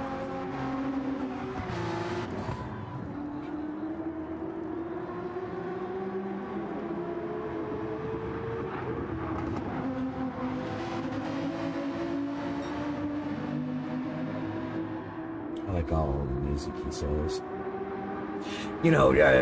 Myself as well, back in the day, I used to listen to absolutely everything, man. I could listen to some blues, I could listen to some reggae, I could listen to some techno, I could just, you name it. The only thing I couldn't ever stand listening to, and still to this day, I have no appreciation for it whatsoever. Except for one dude I did hear was on American Idol one year, and he was traditionally an opera singer, and he had an incredible voice. But I'm not into opera. It was the only type of music that I never could. I like symphony. Symphony is great. I love classical music. Opera is the only type of music that I never really, well, besides death metal and screamo, I could never like it. It just wasn't my thing. Not at all. And opera, I'm like, no. Not my gig. Let's see. Incubus is such an underrated band. Well, I'll tell you what, man. They freaking really, they became super popular. Their favorite albums ever. Yes, I've seen them live twice. Other time I saw them was at Coda Amphitheater. Ultra Bridge, I would like to see as well. Not too keen on the more recent stuff, to be honest. Kaiser is still awesome. And I see, yes he is. Yes he is. And I probably should do some commentary stuff instead of just talking with y'all about music. Sheesh, guys, y'all are letting me just straight slack here.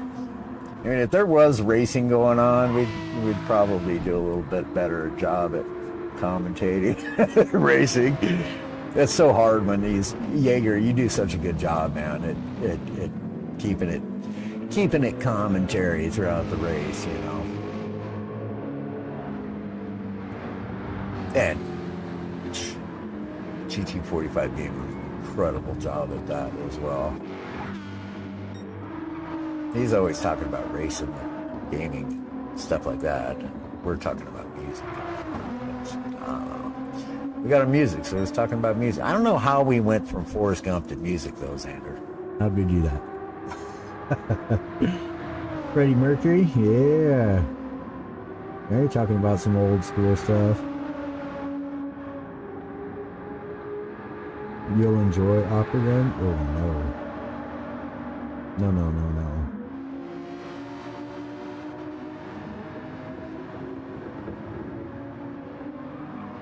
Go back to waiting. Never. ATB, what's going on, my guy? Howdy, buddy. Marcy, waiting in the pits is boring. Indeed, it is. It is, man. Especially when you're waiting there for like a half an hour. I almost fell asleep on my last stint during our 24-hour race. I was trying so hard not to fall asleep. And then the very last stint, I didn't make it into the lobby in time, and they started the race without me. Because for some reason, I didn't realize that. So I had Oak on my friends list, but I didn't realize that Oak Ray was a different person. I thought it was just like like an alternative or the full name or something like that. I didn't realize it was two different people. So I'm looking for the lobby, whatnot, and he even sent me a friend request, and I'm still just sitting there and I accepted it and whatnot, and I'm sitting there looking for the lobby. I could not find it at all, for nothing. And then whoever the Oak Ray was the lobby host, he thought that I was coming into the lobby to do commentary, so he just started up the race. So I didn't get to race in my last stint, but that's all right. I was so tired anyways. So tired.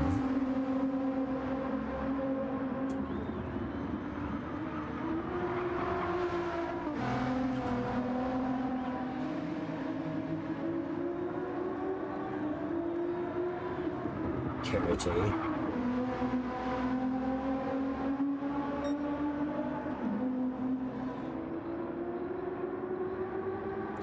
Get me on comms next time with you, Jaeger. I'll sing. Ooh, Seagull.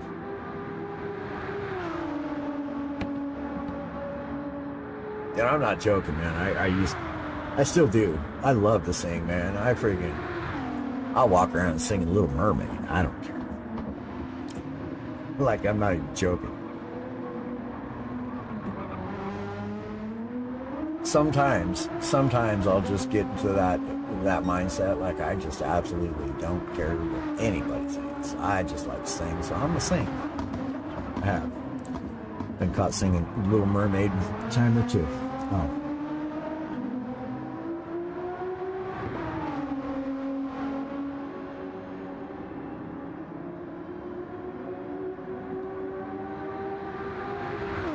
Frosty, because he's a ginger. Who's a ginger? Who's a ginger? Speak any English? All right, let's go through the field, y'all. Let's go through the field. So it is Kaza in P1 with a 19-second advantage over Gunkaza, who is about to have to make a pit stop. We have Hallex here, 12.7 seconds in behind Gunkaza, also having to make a pit stop here quite shortly. Brisbane, pretty much the same identical position, going to have to be making a pit stop shortly. Kukas, he's got about 4 laps at least before he's going to have to. When you squeeze, also going to have to be making a pit stop. But considering they're all at the very end of this race, they're not going to be making any pit stops, right? Unless they run out, and then they're just boned. Payne here in P8, Prima GTR in P9. Yeah, son. DJ Brohawk in P10, and R.A. Dens here in P11. What? Oh, I was just letting you know I have George Martinez reading out their stuff. I'm showing them right now for $2 a piece. Cool. inside jokes too. Nice.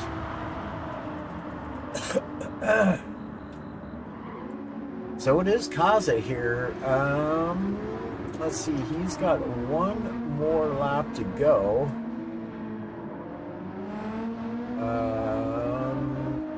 Yeah, he'll pit at the end of lap 51, so he's got just enough fuel to make it round one more time with a 21.5 second lead over P2. He is coming into his final lap as well. Alex here is a little bit further back, but also coming into his final lap, and oh boy, he is really low on fuel, although I do think that that is enough to do one more lap, especially if he does a bit of fuel saving, which currently he's not doing. He's revving those R's out. And of course, he can see how much fuel he's got left on his gauge, whereas we can't, right? On the gauge, it tells you how many laps you got left on this. Let's see. HB, that's boring. Hanging out with us in the party chat is better. Part of your world. Yeah, dude. JP, indeed, dude. That's exactly the song. Nothing wrong with a bit of fire. Oh, okay, yeah, I get that. Wait, Prima's racing, yep. It's got nothing in Plaza. Alright, Black, bringing the spirit of comeback. I do love him in the party, but after the pad, I need something to it. Best I've managed this week has been 4 hours, and I've had 2 migraines. Oh no, really? Oh, I hate that. I'm so sorry. I'm so sorry. I don't wish migraines upon my worst enemy, man. It's not. Like, if you're having legitimate migraines, then no. There's nothing more miserable. There's no more miserable pain that I've experienced in my life. I've experienced a lot of pain in my life. Many different types of pain. Nothing is more miserable than a migraine. The closest thing to it is a really nasty abscess freaking toothache. That's pretty nasty. Earaches can get... I've only had like 2 earaches in my entire life, and it was like for like 2 weeks straight. Like, and it was the last time going to the Rolex 24 hours. My ears cannot handle flying anymore. I don't know what it was, but they just pop. So Kaza, Gonkazo, and Hallex, P1, 2, and 3 are in the pits. Do I need to look at that? 22.750 is Kaza ahead of Gonkazo. Gonkazo 14.169 ahead of Hallex. Hallex is coming into the pits. Let's see once he gets stopped what the time actually is. Before I log off, I gotta be back for St. 10 anyways. I'm getting over St. 7 express race. You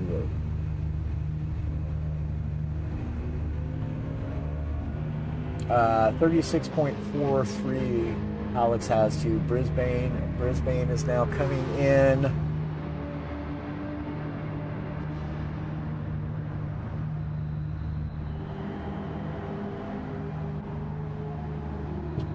Has a lead of...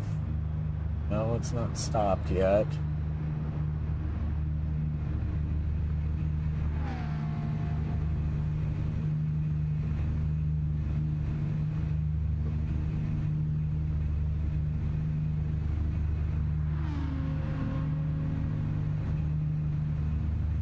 .229 ahead of Kukas.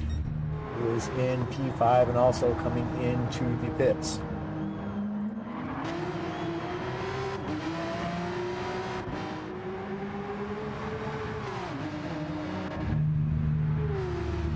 Let's see, who was it? Hallex? Yeah, Hallex came in on 0 fuel. 0. On literal fumes. So let's see how far Kukas is ahead of Lemony Squeeze. 35.850 seconds ahead of Lemony Squeeze, who is also entering into the pits.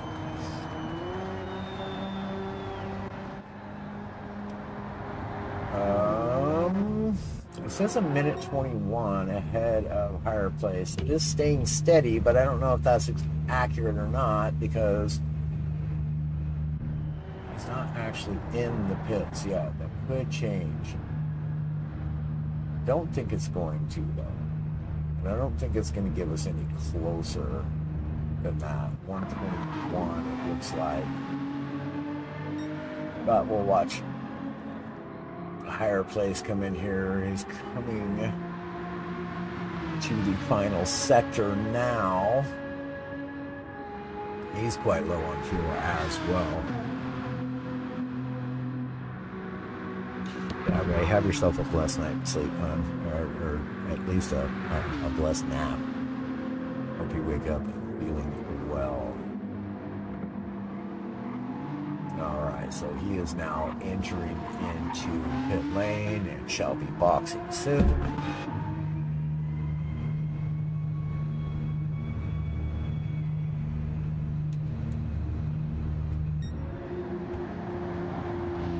It says a minute 22 behind the Squeeze. See Paymay coming in behind him as well.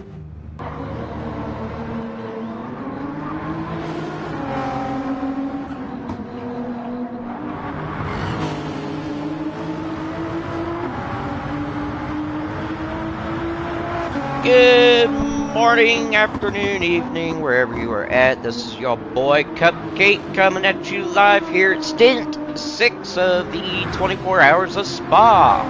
So, we're on board with Shred. I was just kind of looking at the whole blue flag situation, making sure everything was good to go. We do have Jakey in the pits there for Team Grid Life, currently fueling up.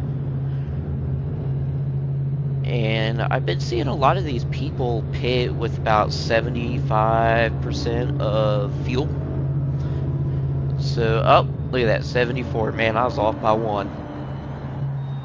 But let's go through the grid, shall we? So, in first place, we have ERA's Loogie. Current fastest lap of a 2:17.872. He is followed by Macho Monkey with S7R Esports. And Macho Monkey is every bit 15 up, set the fastest lap of the stint so far, but he is 15 seconds ahead of P3's Toto Wolf. And in fourth place, we do have P1R Jake. Jake leaving the pits at the very beginning of the stint with, unfortunately, a 3-second penalty.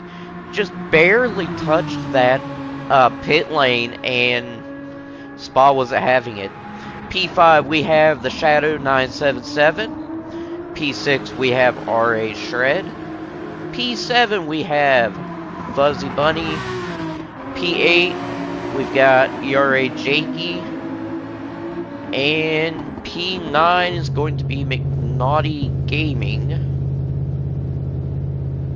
Just fueling up.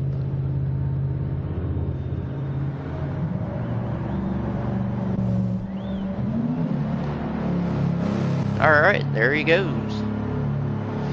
Now, Lemon Z is fueling up as well. Not going to be too far behind McNaughty.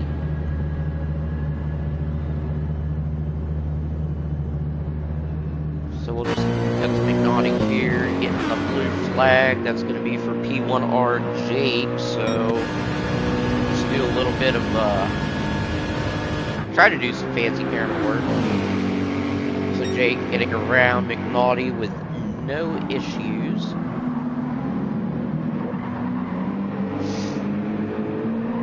And I do believe, yep, Lemon Z is coming out of the pits right now.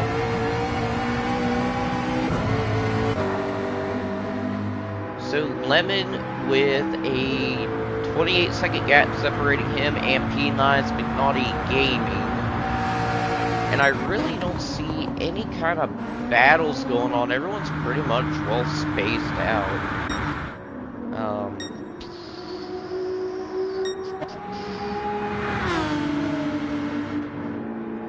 Yeah, not a whole lot there. I know Lugie's got a pretty good gap on Macho Monkey with a 26-second gap.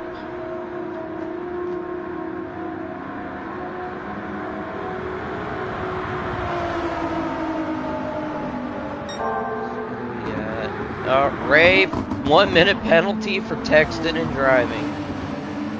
Here's that for Mr. Jake.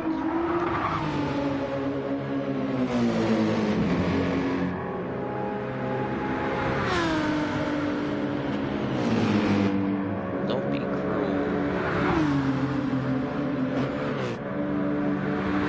Alright, got a little bit of banter between Richie and Ray.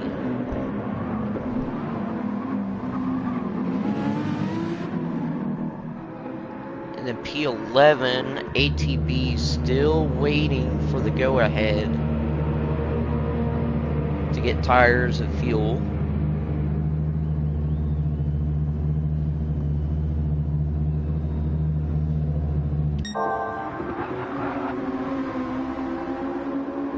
So ERA Loogie seems to be coming up to someone relatively quick. I think that's P9? No, the Shadow, that's P5. So P5 is running the risk of getting lapped. Wow. Wow, wow, wow.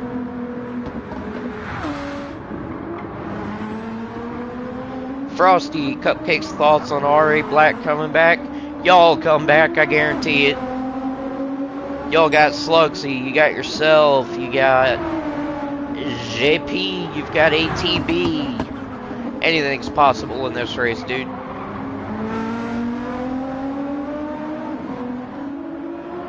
And when I say everything or anything, I mean it. I mean, I can see Slugsy going around like slashing tires and stuff. Probably thinking to himself, yeah, I'll get those 11 minutes back or whatever it is. Just saying. Yeah, see, me and Slugsy will cook up a storm. Oh, I know it, Frosty. I've raced with you before, dude, and Wes. I mean, you're a quick guy. You are... God, you're quick. Scared the daylights out of me.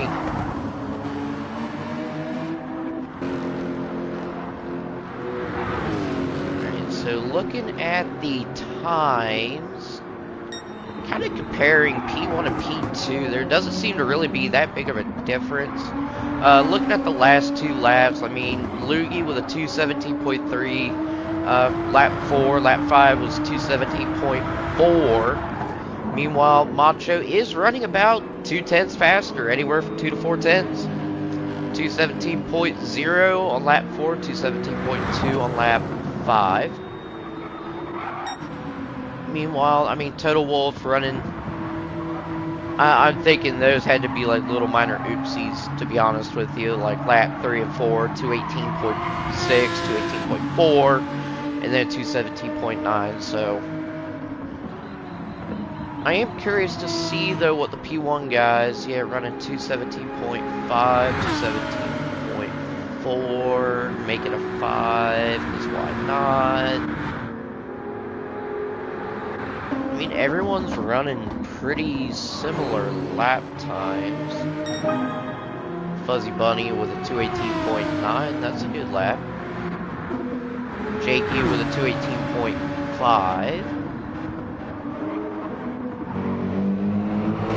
Naughty with that 219 flat. Lemons with a 217.7.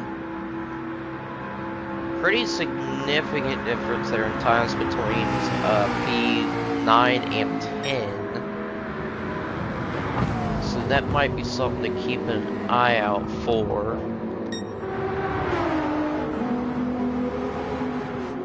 Loogie with a 218.1, 217.2, so Macho Monkey, oh no, 217.1.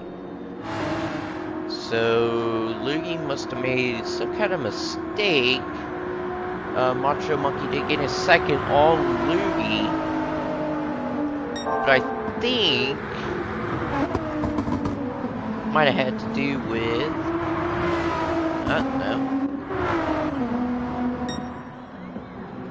maybe with a lap car.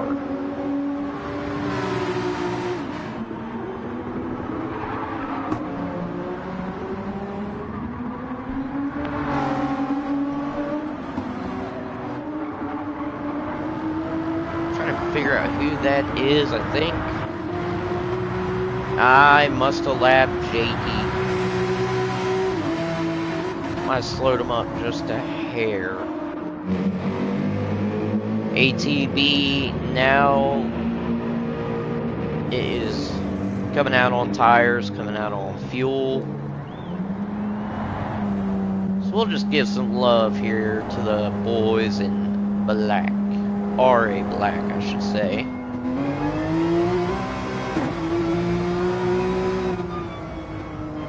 There you go, keeping it smooth. You don't want to get too crazy coming out of the pits.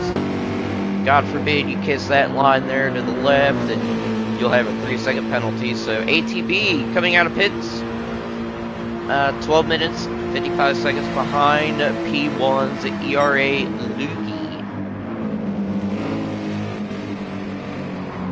ATB kind of went a little deep into that turn.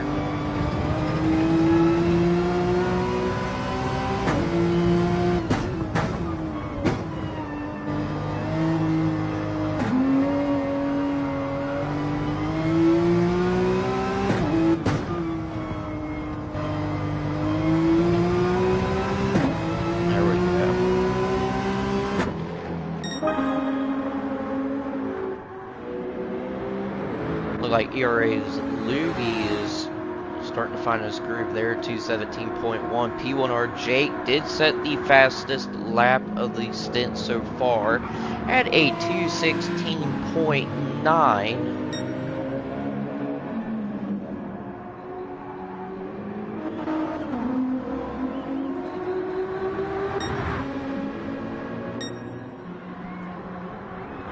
So guys, I do have my phone here on me. I am watching over the comments.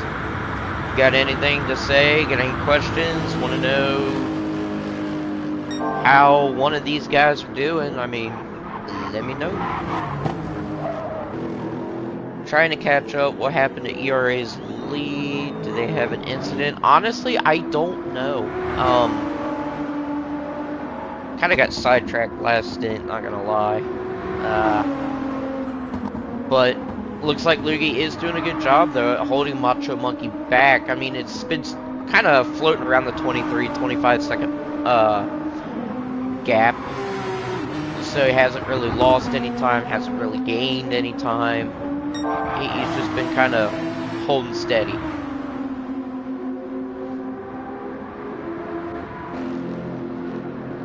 I sure hope it rains though. I really do. I think it'd be great if it rains.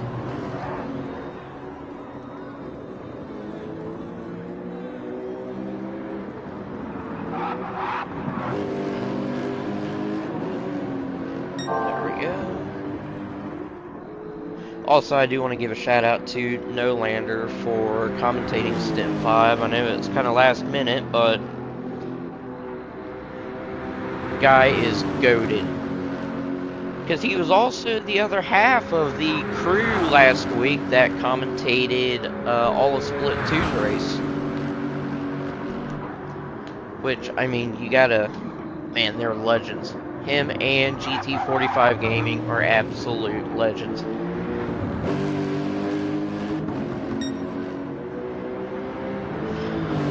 Let's see, who can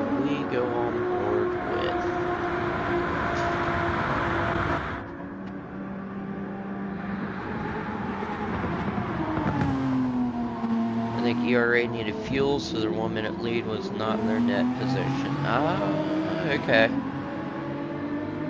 Okay. Nah, that makes sense.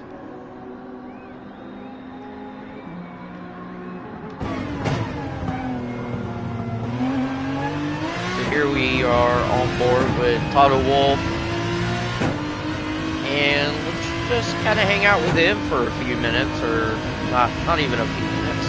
Let's just listen to the glorious sound of this Aston Martin.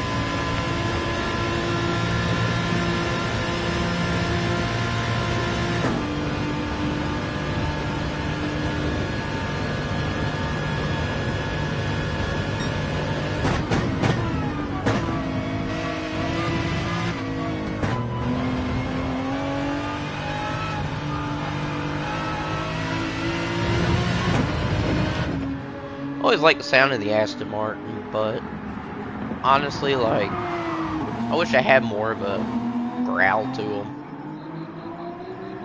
It might just be my American side kind of speaking. The redneck Southern Ohio side.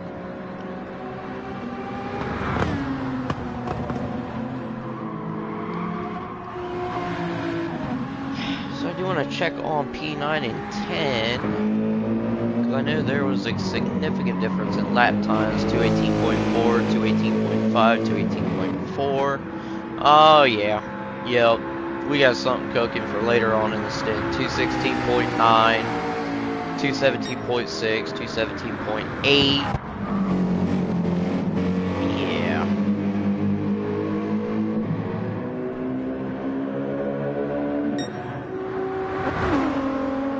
Definitely one we'll have to check out. I mean, P1, 2, and 3, and 4, and 5, and 6,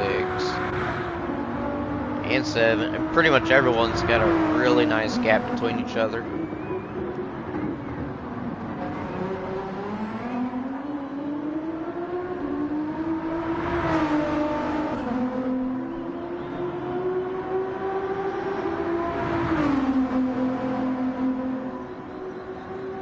RA's Shred, that last minute racing GTR. I always like the look of that car, because like it gives me a weird 90s vibe. Like, it's hard to explain.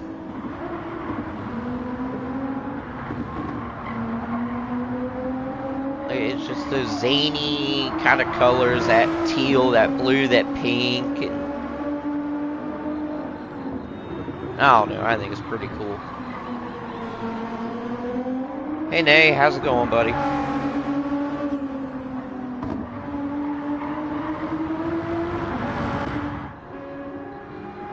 Fuzzy Bunny, and then Big Naughty, yeah, that's went down about a second.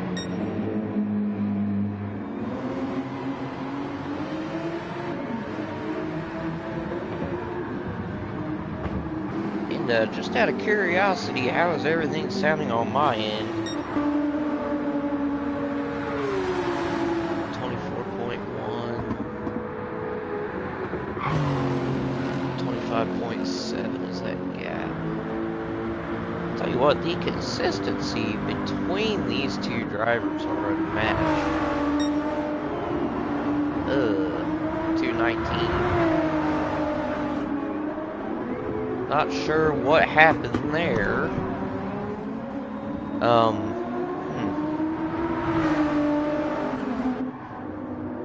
Because let's see what Macho Monkey's gonna set.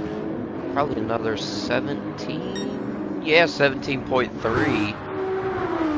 Lukey with a 219.3, so lost 2 seconds on that lap.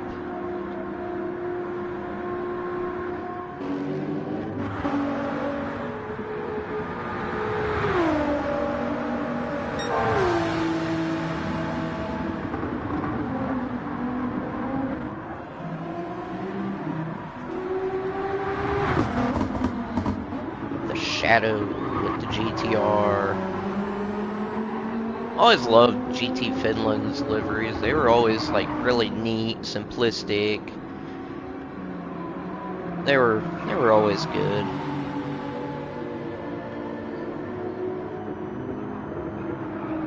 Very cool. Everything's working on my end.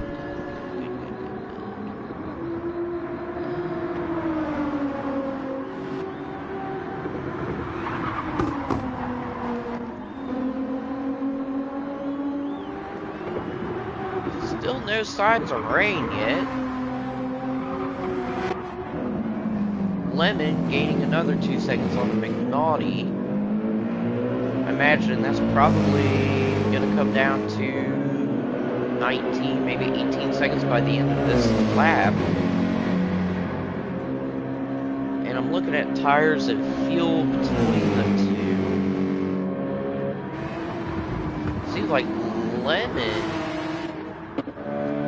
is going to be better off on fuel. Tire wear is exactly the same. How odd. For two very different cars. I mean, that's wow. So, I do want to give a shout out to the folks at AHR. They are running a special livery, which, I mean, unfortunately, you can't really see it due to it being night. I mean, there's a couple glimpses there. Got word earlier that they lost a teammate, AHR Badger. Unfortunately, due to a long battle with cancer. So, this livery that they're running is dedicated for Badger. So, I mean, condolences, man. Thoughts, prayers to you guys at AHR, to Badger's family, their family, I should say. Something you never really want to hear.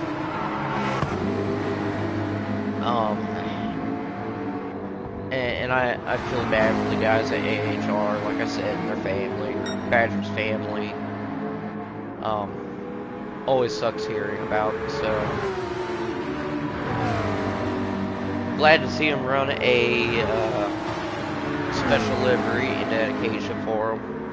And I know this race is going to mean a lot to the folks at AHR, so from the bottom of my heart, much love to you guys. Huge respect for going out and racing.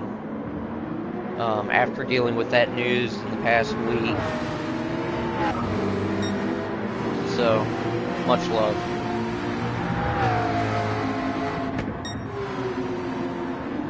I'm sorry, Nate. I had to say something, dude. I feel for that kind of stuff, man. It sucks, especially in like the sim racing community. I mean, I used to think that the community was just broad. You couldn't really meet up with people, and you wouldn't believe how tight of a community Gran Turismo is as far as sim racing. I mean, I have met up with people from all over. I actually went to Daytona earlier this year. Met up with Paymay. Met up with Jakey. No-Lander. I met No-Lander for the first time. I mean, there's so many people like Ghost Viper, RAA Superman, and I mean, this year I'm going to meet even more. Yeah, no, Ray, I wasn't, no. I know long, hard battle, and I mean, like I said, it's got to be hard for them to go into this race with that kind of news. I mean, it sucks. And, like I said, I mean, my thoughts, prayers are with him, his family, all of AHR. I mean, I just had to give some kind of shout out. And I really hope, like, it turns around. I really do. Because, I mean, that just... ugh. But, yeah, yeah, the community is very tight-knit. I mean, I would... Honestly, I know RA, they do like a lot of meetups and stuff in the UK, and I would love to fly over there and meet up with everybody. That might be a plan for me next year, or next couple years. Yep, get a visa, a passport, go see the United Kingdom,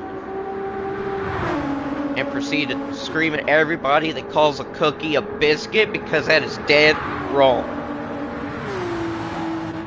Just saying.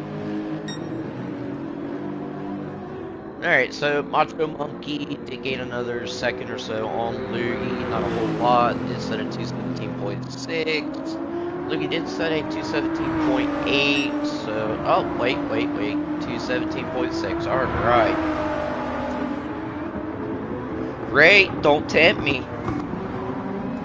Don't tempt me.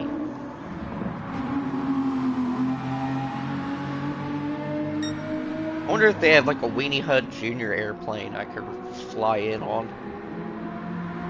Be like a bipedal or something from like the 1900s, or not bipedal. What is it called? Biplane. Look like something from the Orville brothers or whoever. What is this? What do they call a cupcake in England? And Cuppy.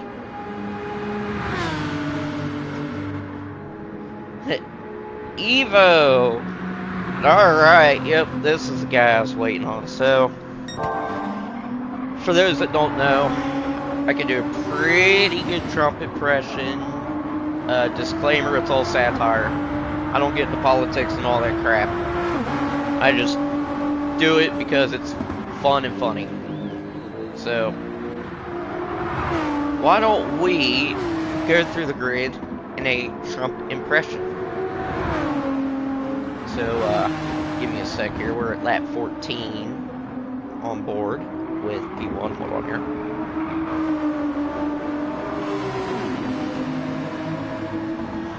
Whew. Make sure I don't start laughing at myself.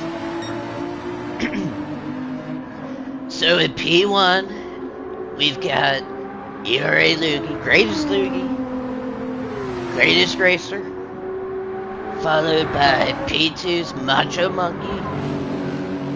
Apparently the monkey is very manly, very macho. And in P3 we've got Toto Wolff. What would like to call himself? He calls himself Toto Wolff. It's beyond me. And then in P4 we've got P1R Jake. He did get tariffed at the very beginning of the race. 3-second tariff. Not good. P5, we got The Shadow. Part of GT Finland. And in P6, we've got RA Shred with the 90s livery. We love 90s. Nostalgic 90s. And in P7, we've got the fuzziest bunny. No one's fuzzy like this bunny. P8, we've got ERA Jakey in the Grid Life Porsche. Greatest Porsche. Froggiest looking Porsche. Green Porsche. P9, we've got McNaughty Gaming. Don't know why it's naughty. Should have been called McNice. P10, we've got Lemon Z.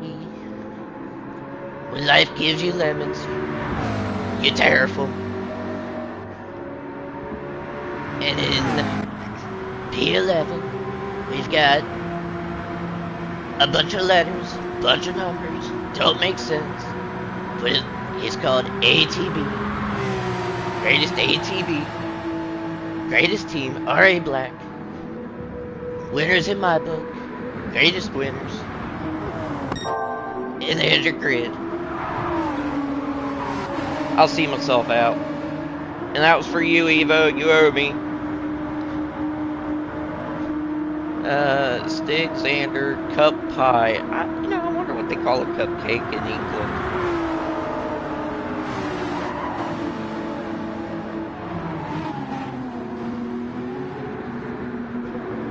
So, still holding steady with a 22.9 second gap.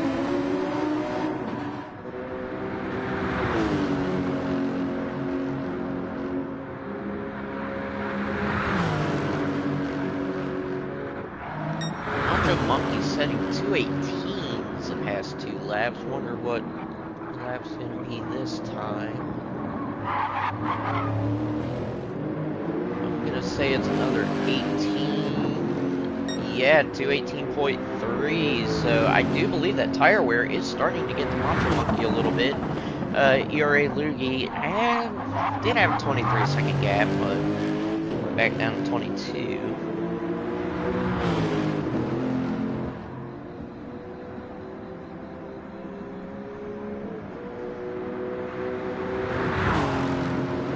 In a deep frying contest.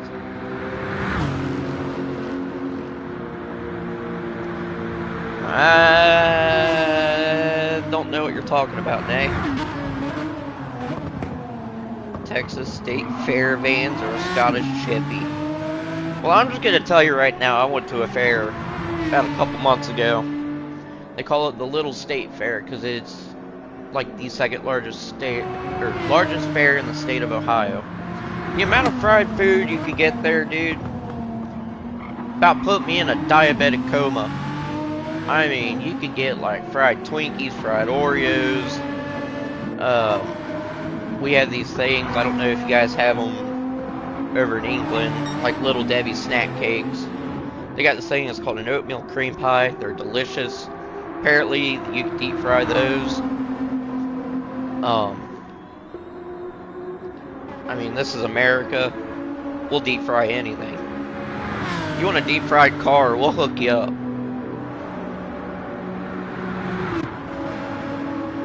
I'd love to see a delivery though. That would be like a deep fried car. Like, take this. We're just gonna do a little bit of see if I can get chase cam. Yeah, I'm from Ohio. Good old Cincinnati. So we're just gonna look here at Jakey's car. Picture this thing as a Twinkie. I mean, how cool would that be?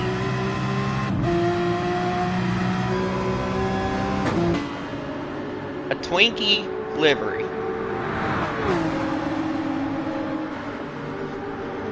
So, boy, Jakey's right on Loogie's heels. Wonder if he's gonna try to lap himself. Nope, giving Loogie a little bit of a push.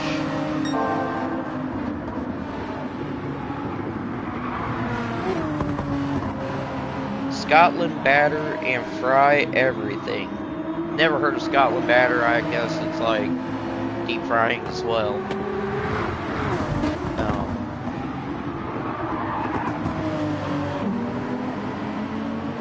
Want to go to Cleveland. Only person in the world who actually wants to go there. Why do you want to go there, Nay? Like, just genuine curiosity.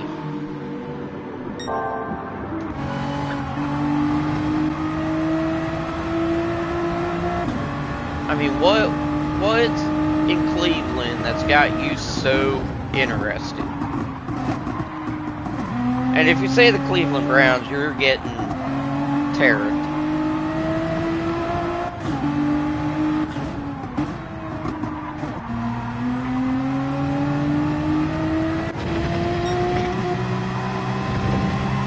I am Cleveland Browns. Ray, Cleveland Browns are a football team in the NFL. One of the worst teams in the league. They are garbage. Scotland, the country, they dip everything in batter and fry. Yeah, that's the U.S. I mean, then, like I said, you want deep fried Oreo, we got you. You want a deep fried Tree branch, we got you. Oh, look at some hits. So I do believe Loogie is going to be running a 2-stop. So what is Macho Monkey gonna do? Are you a bandwagon type of dude? I'm not a bandwagon type of guy, nah. Unfortunately, I have to stick with the Cincinnati Bengals. Even though they're just beyond dysfunctional. So Macho Monkey is coming in. They are gonna run like a 2-stop.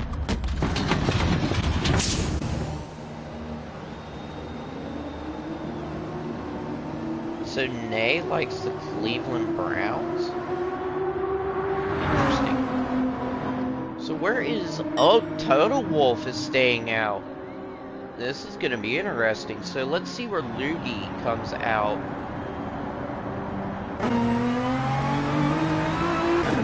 Scrunchy pizza deep fried with some batter covered in chippy sauce. Alright, so Total Wolf just now going up a Rouge, and ERA is out, or Loogie is out. So Macho Man is coming out of the pits. Deep fried, you know, I think I saw that at the fair. Like a deep fried pizza. It's insane. Apparently you can deep fry waffles. Macho Monkey is going to come out in third, 14, about 15 seconds back from P2 Total Wolf. That is not going to last. Total Wolf is going to have to pit at some point. Running 218s, 219s. I mean, only thing I can think of is that Total Wolf is going for a 1-stop. Yes, Jaeger, we went from music to food. Y'all don't want to know my taste in music. It is all over the place. Like, I was listening to Nolander talk about music. Nah. My man, Nuke. Deep fried Snickers bar. Yes, sir.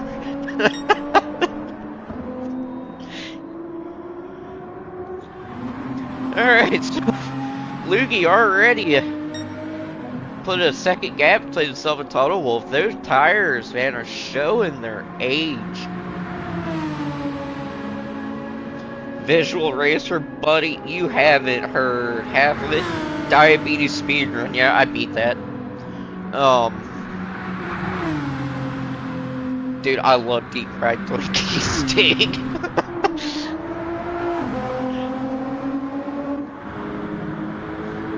Like, every time I go to a fair now, I gotta make sure I take some kind of diabetes medication. Because I know my sugars are gonna go through the roof. Because I just don't care the minute I walk in. Like, I know I'm gonna do a bunch of walking, moving around. Might as well have fun. P1R Jake is in the pits. You have not lived at my house. I grew up in Mississippi, the capital of diabetes. Yeah.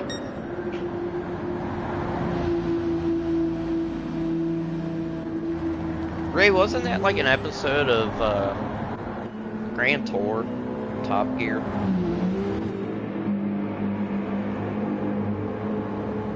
Has anyone had a deep fried margarita? Kind of scared. Why would anybody deep fry a margarita? That's what I want to know, Ray. Like, how do you deep fry a margarita?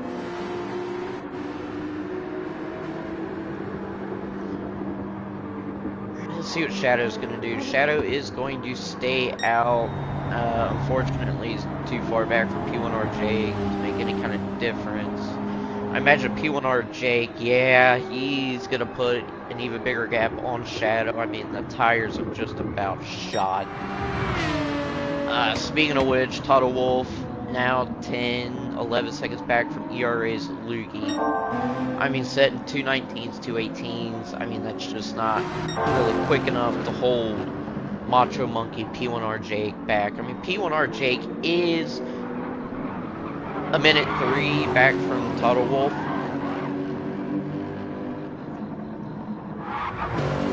How close is Jakey to Fuzzy Bunny? You know, I got you. I got you. Well, actually, I don't got you, because Fuzzy Bunny is in the pits. So, Fuzzy Bunny with new tires. They are fueling up. And Jakey is ahead, so...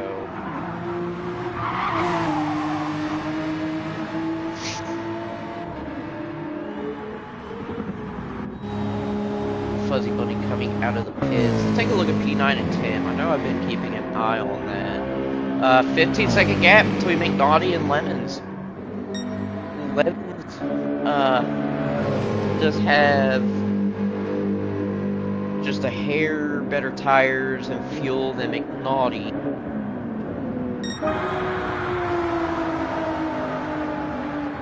But Loogie, meanwhile, is running 210s purple. Coming into sector 2. Let's see. Bottle Wolf stayed out, so it's got to be a one stop.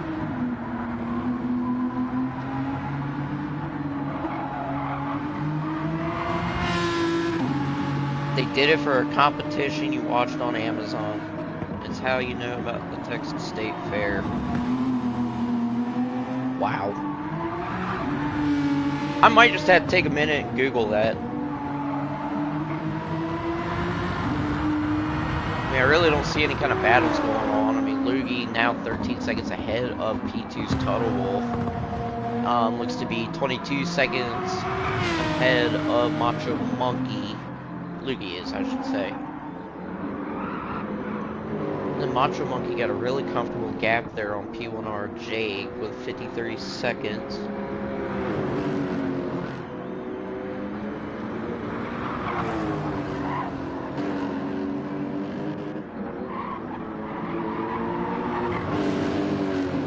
Later, Visual Racer. Have a good night, buddy. So now, while we're still on the topic of food, what do you guys know about cheese conies? Which is a hot dog in a bun with chili, mustard, onions, and cheese. Greatest thing in the world. You can't change my mind.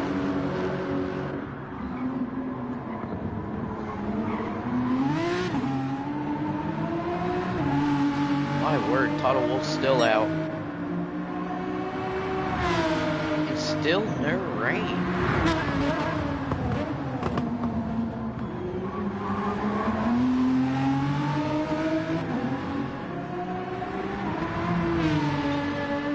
Payme saying, let's go, Jakey.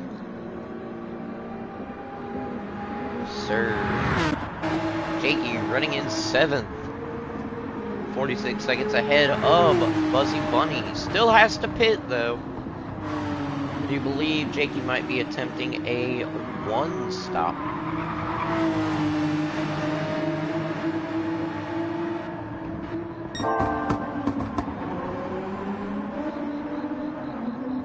Loogie's still 15 seconds ahead of Total Wolf. Total Wolf now looks to be dipping into the 220s.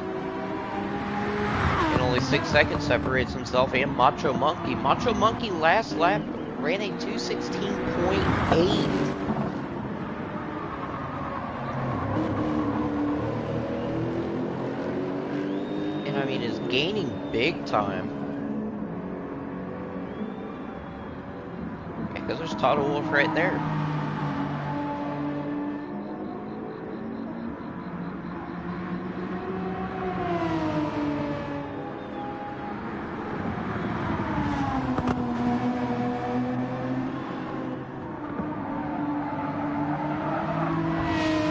We'll just keep an eye on Total Wolf here.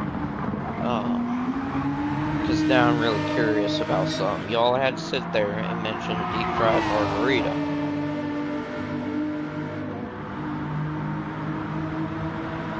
Oh, it's a dessert. Okay. So So it involves deep frying an item soaked in margarita ingredients, which, I mean, I'm pretty sure we all know the ingredients to that. But it's like a fried cake or a dough confection. Interesting. They do look good though, not gonna lie. I mean, they look like little donut holes or something of that sort. That's pretty neat.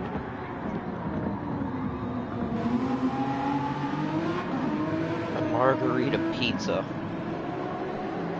Look, buddy, I am not that sophisticated.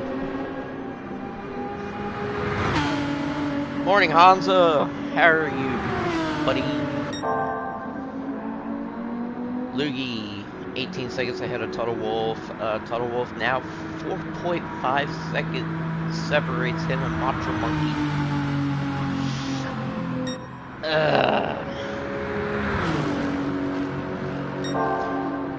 Hansa, you missed it. We're talking about food. Apparently, you can deep fry a margarita. And I had to Google it.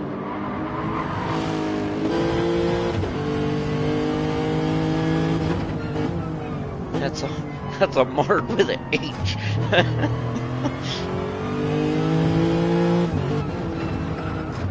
Ooh, hello.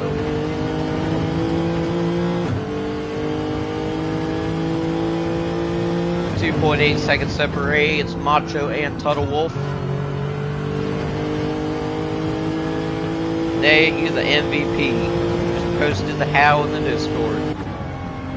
My man. As you can see here, we are on board with P2's Tuttle Wolf. Seems to be really struggling with those tires. They can't really do a whole lot there. I mean, oh yeah, running, Macho Monkey's running every bit, I'd say about 15-20 miles an hour faster than Tuttle Wolf coming out of that turn.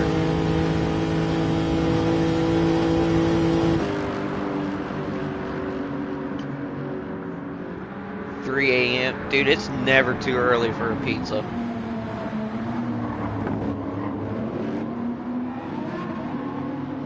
Apparently, it's never too early for a deep fried margarita.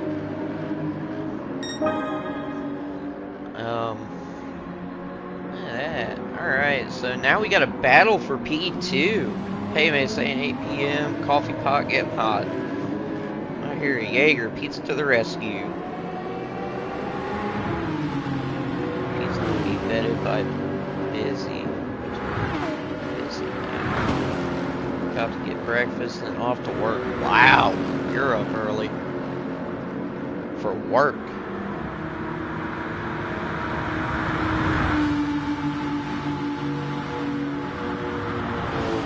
It's only 8:57 here.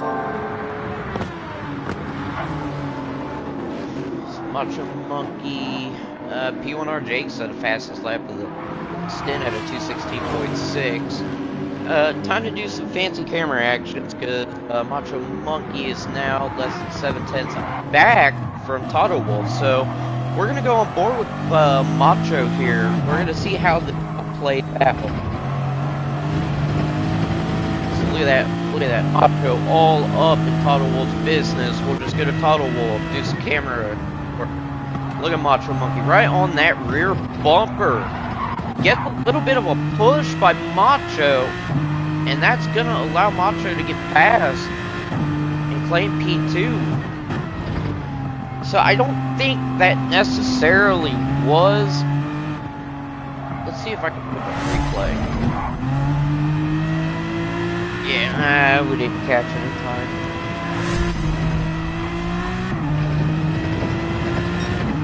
I think maybe that was just Tuttle Wolf kind of yielding that position, knowing, hey, I've got terrible tires, I don't feel like fighting this dude, I'm trying to pull a one-stop, like, go around me, and I'll worry about you later. So, that's going to put Macho Monkey in P2. Do not listen to that, or disregard that message there saying please refuel. Macho's got plenty of fuel left. Loogie 23 seconds ahead of P2. Just lapped RA Shred.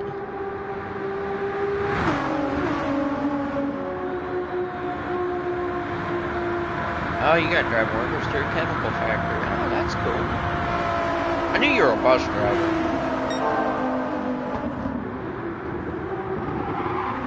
Yeah, Ray, that's why I'm just kind of calling it. I mean, I don't think it was necessarily a bump on Macho's part. I know he was kind of up in Tuttle Wolf's business. But, I don't know. I might be wrong.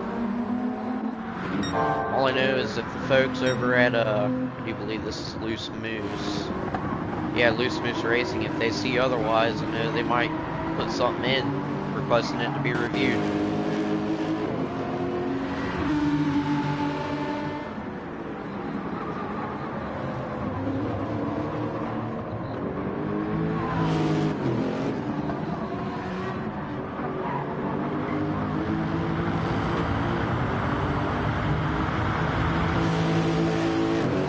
So Macho now with a 30-second gap on P3's Tuttle Wolf.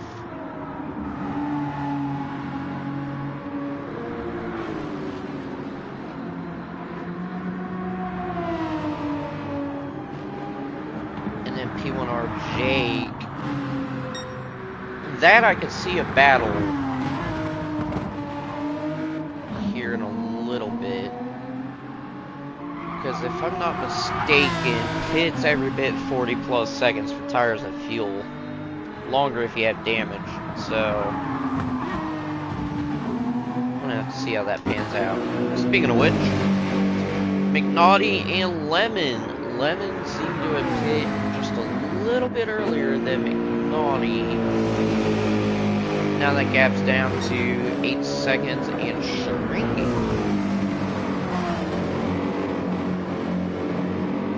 They bother with the pun of the year. Is it true Germans don't have sausages for breakfast because they're the worst? That ain't even right, dude.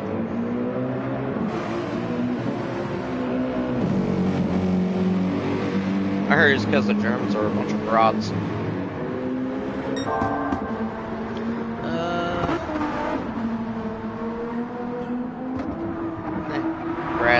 Brats, get it.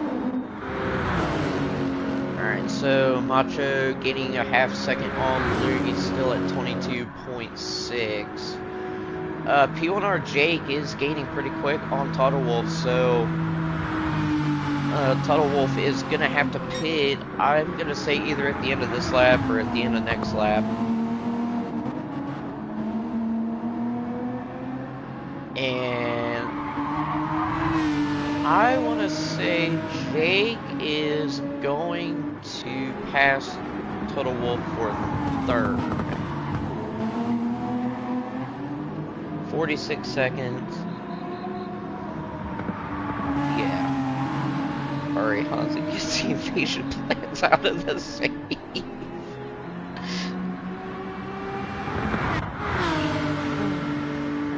Let's do some things here. RA Shred. 219s, 220s. Yeah, tires are shot in the front, man. ERA Jakey. About the same thing. Fuzzy Bunny did pit several laps ago. Probably going to overtake Jakey for P7. McNaughty and Lemons, they are only separated by 7 seconds. And then we got to give some love to P11s. RA Black. ATB. Fellow Academy member, and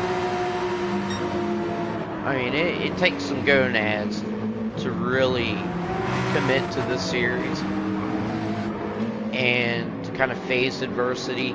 And I mean, that's what this guy, and actually the whole team has actually done all season long, man. They have been faced with unfortunate circumstances, just adversity in general, and they have just kept pounding through it all, like pushing through. So huge props to RA Black. Ooh, ATB into the wall. I shouldn't have said anything, but that is going to give him front aero damage and driver's front wheel damage. But no, I mean seriously, the props to these guys for sticking through all year long, all season long, always practicing, never giving up. Just they still get that drive to keep pushing. So just gonna stay on them for a little bit. Transporting those chemical workers has taken a sinister turn now, Hansa. I mean, I would pay to see Mr. Yeager. I'd love to visit everybody across the seas, like start the UK and just start going east. Be like UK, and then Germany. Oh, there goes ATV. Alright, going into the pits. Looked like he was attempting a 1-stop as well. It's probably going to have to turn into a 2-stop.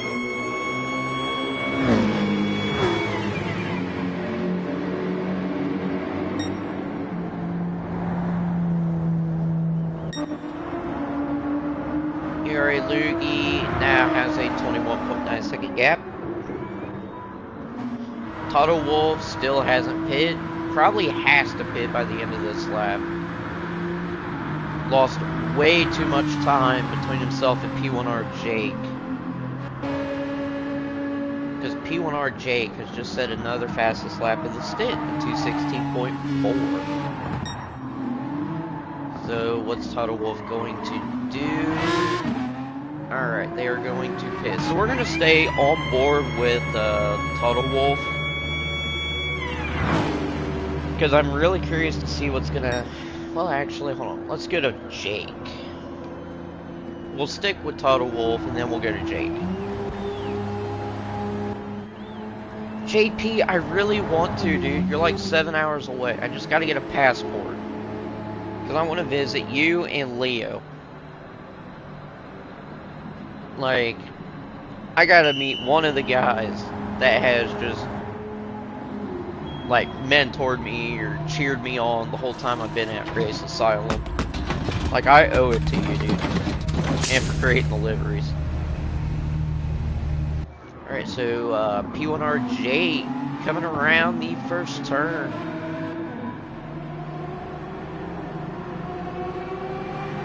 And is that... yeah, that's gonna put P1R Jake into third. Flying up a roof.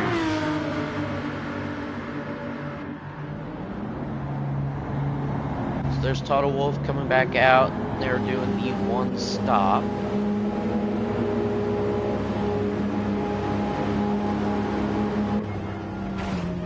Oh, a little bit of a mistake there. I'm just going to call that a mid-race fatigue starting to set in. So Toto Wolff is now going to be in fourth. P1R Jake is just tearing it up at the moment. Granted, they are 51 seconds back from P2, but has been consistently setting 2:16s. I mean, compared to like Macho Monkey, I mean, running at 2:16, 2:18, 2:16s. ERA Lugi set 2:17s, 2:16s. I mean, right now, as far as consistency, P1R Jake has both the Lugi and Macho Monkey beat.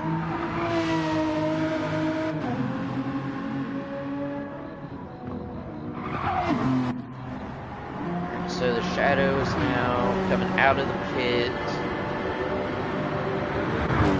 RH Shred is just now coming into the pits.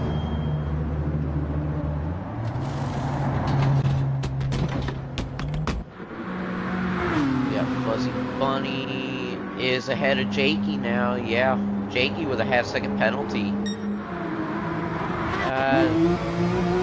Yep, there's Jakey. See if he makes it out. That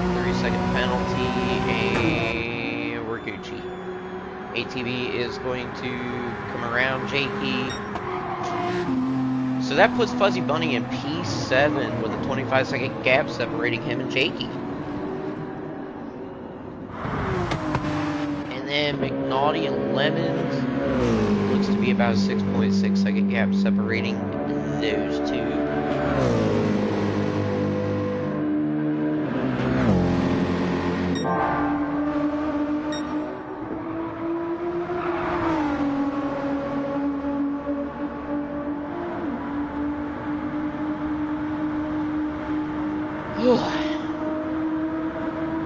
Surprised we have not seen any kind of rain.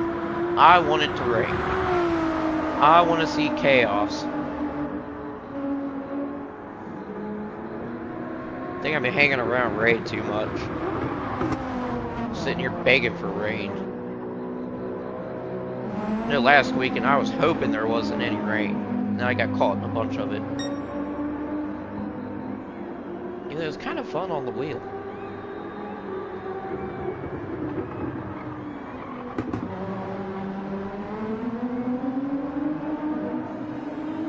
So I think we can all agree, if it rains, blame Ray.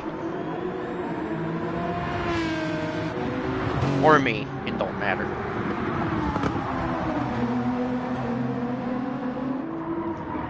So we got behind Jake. It's going to be Shred. So Shred just kind of hanging around. Jaeger saying we need some rain. Alright, blame Jaeger. Don't blame me. Blame Jaeger. Actually, no, don't blame him. Don't blame Ray, they're my bosses.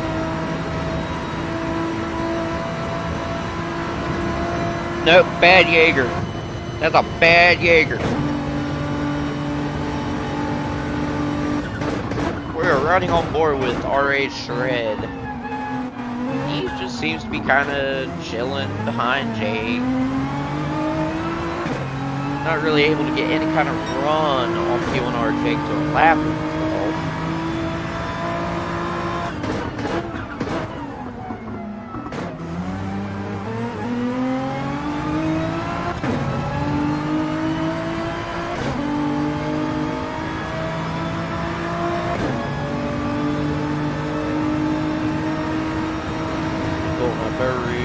Yeah, P1R Jake is Yondy. Macho Monkey slowly chipping away at Lugi's lead. Now we're at a 20-second gap. Macho Monkey does have Fuzzy Bunny right in front of him. They are teammates, so wouldn't be surprised if Fuzzy Bunny just kind of veers off and lets Macho Monkey pass. Let's see what happens here. Running on board with Macho. Yep, and there goes Fuzzy Bunny. Alright. Yep, so letting Macho through with no issues.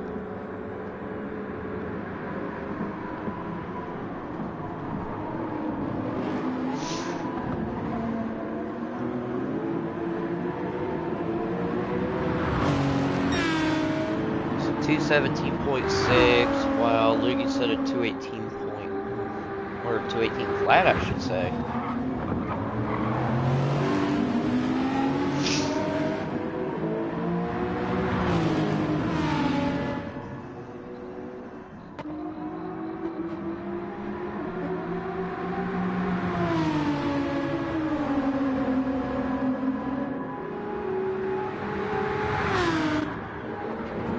Tuttle Wolf, 30 seconds behind Jake. Minute 3 ahead of the Shadow. In the shadows. You mean if it rains, thank me. No, okay, you know what? I should have stayed quiet with all that. Because like I said, I want it to rain. I want to see chaos. But at the same time, everything seems to be going smooth for everybody on the field.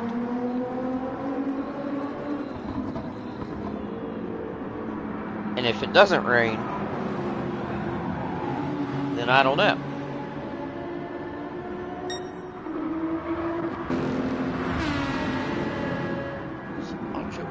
P1RJ. Let's go check out P9 and 10. Yeah, so gap has now closed a little bit, 5 seconds separating Lemons and McNaughty. So Lemons ran a 216.7 and McNaughty ran a 217.5. So pretty much like dead even as far as pace. I mean, Lemons the past 3 laps had better times, but I mean, he's just slowly chipping away. Because now, mind you, it was 23 seconds, somewhere around there at the beginning of this stint. Now we're down to 4.9.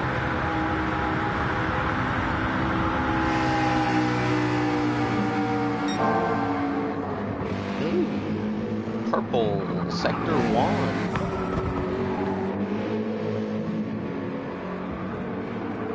We got ATB. Right behind Jakey. In the beautiful Race Asylum livery. But you gotta thank JP for those designs, man. Dedicated livery guy for Race Asylum. Does a fantastic job with all the cars. Oh my god. Zach, you're still awake? Go to bed, young man.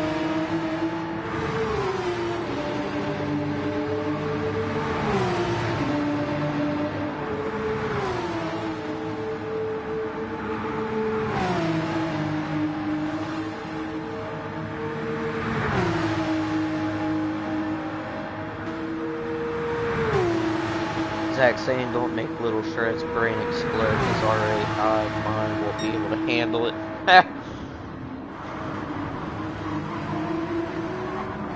Let's see how old Shred's doing. Running at P6, 45 seconds back from P5. The Shadow ran a 217.5. Meanwhile, Shadow just ran a 217.2.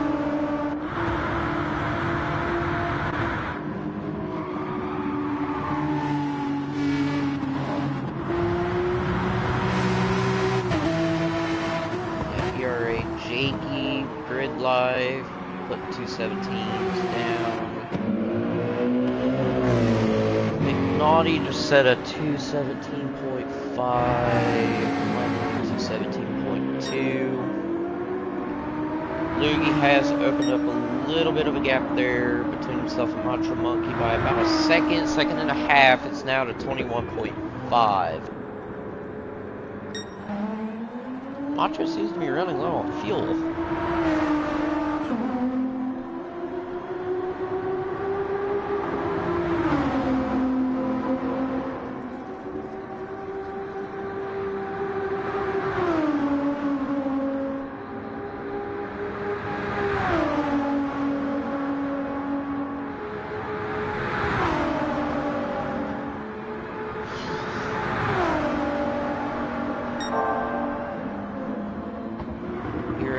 Coming into Sector 2 with a purple Sector 1.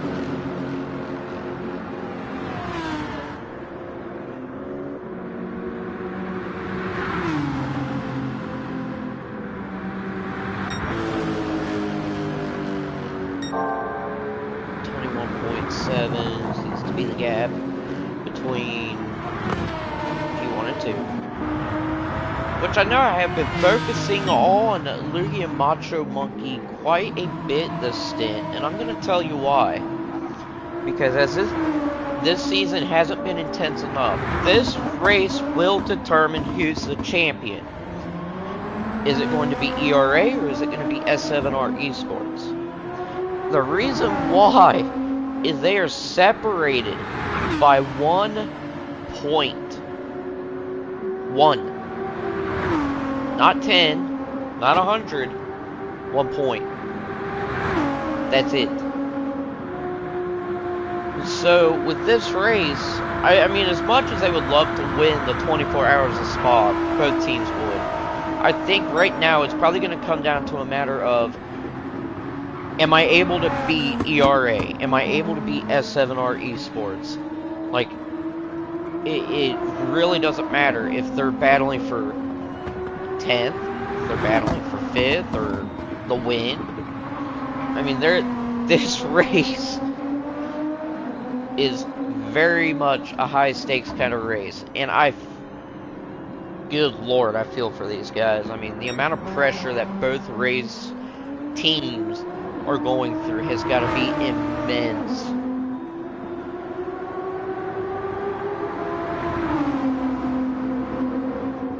Zach saying, I have a stint at 11, need my 8 hours of sleep, but yet I'm still awake. Buddy, you should go to bed. You should just get you some rest. Have yourself a little cat nap or power nap. I mean, what have you.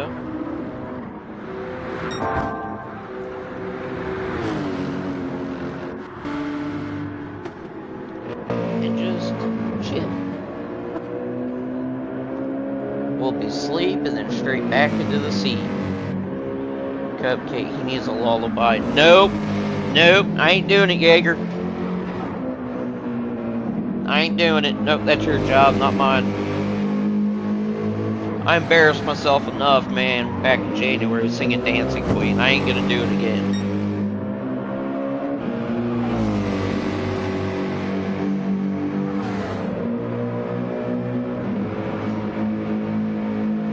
Yeah, Hansa, it really is. Like, it's absolutely insane.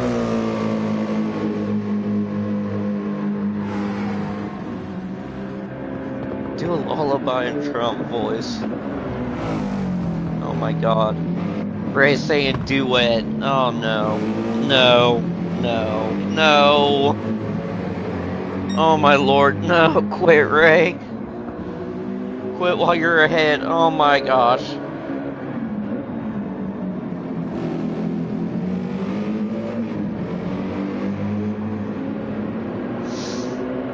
Never again.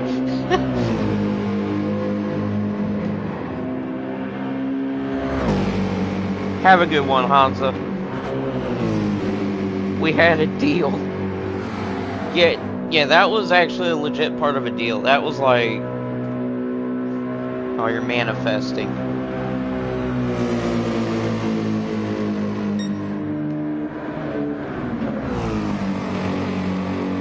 Alright, so P9 and 10 are now down to a 2.5 second gap. Do a quick check here. Loogie 22 seconds ahead of Macho Monkey, so we're good there. Last lap, Lemons did run a 216.9. Oh, McNaughty running 218s compared to Lemons 217s. So, brother, that explains the sudden loss there.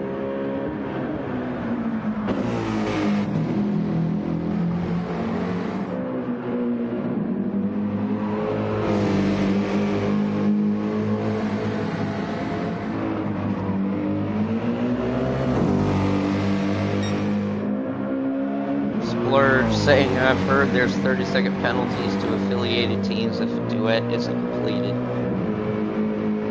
I wouldn't even know what to duet. I mean, seriously. You know what? I know one. Tequila. I think that's what the song is.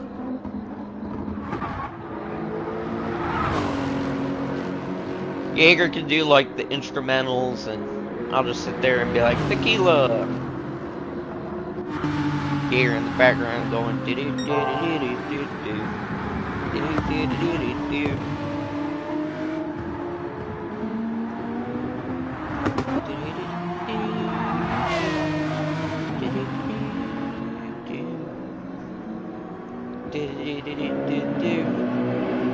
Lemon Squeezy, 2 seconds behind McNaughty Gaming.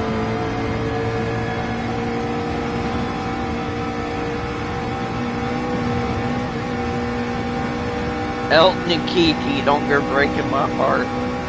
Jaeger can be Elton, I'll be Kiki. Loogie in the pits. Let's see what Macho Monkey's gonna do. In the pits he goes. So is P1RJ gonna be following behind? We shall see. See, I was thinking of that one song, Ray. It was with, I think it was with Cher. Hey, it's way before my time. It was like, I Got You, Babe, or whatever it's called. And I agree with Jaeger. I want to hear Ray and Splurge do it. But I also want to hear Ray and Jaeger do it.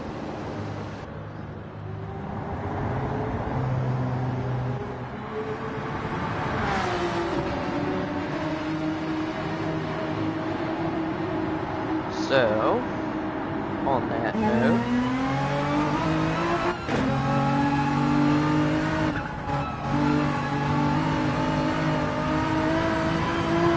ERA Loogie is coming out of the pits, managed to successfully get out.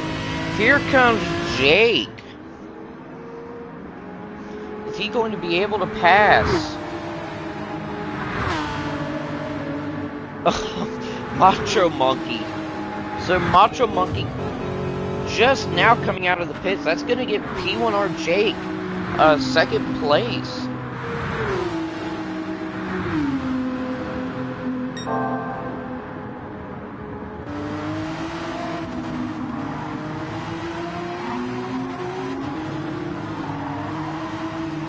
So Jake's now got an 8-second gap between himself and Macho Monkey, and only a 16-second gap between himself and ERA's Loogie. Now, mind you, Loogie just came out of the pits. Meanwhile, Jake is going to have to go into the pits. I'd say probably within the next lap or so. Maybe at the end of this lap.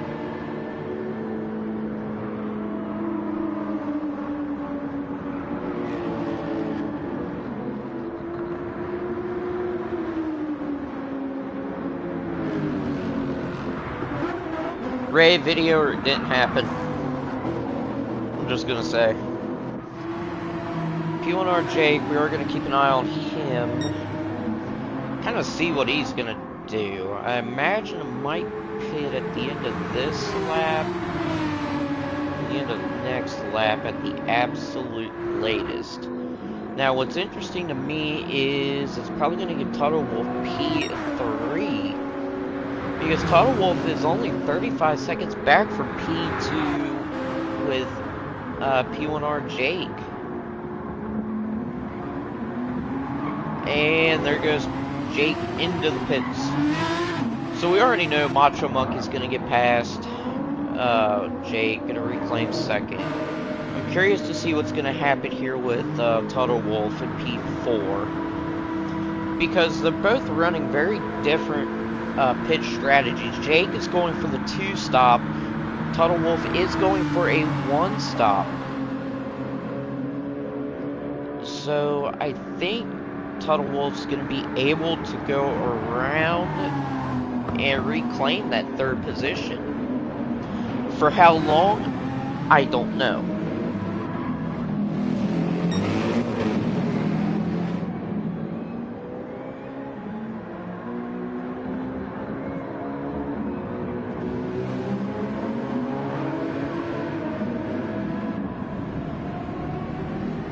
One more time there to seal the deal. So, yep, there goes Total Wolf, getting ready to go up Eau Rouge. P1R Jake is fueling up, just leaving the pit stall. And alright, let's go on board with Jake.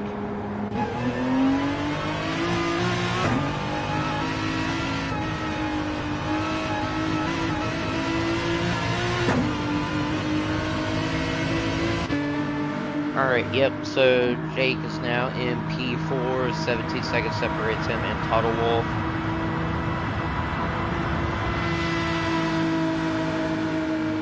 Jaeger doing Jaeger things, making sure the chat is family friendly. Thank you for that. Can't really say anything though. We're talking about deep fried margaritas. Still kills me. Alright, so Fuzzy is now in the pits, just entering, I should say, with, good lord, 1% of fuel left. So that's going to allow Jakey to get past him. Jakey, with pretty decent tires and fuel, to be honest with you. I think he's got enough to last the rest of the stint.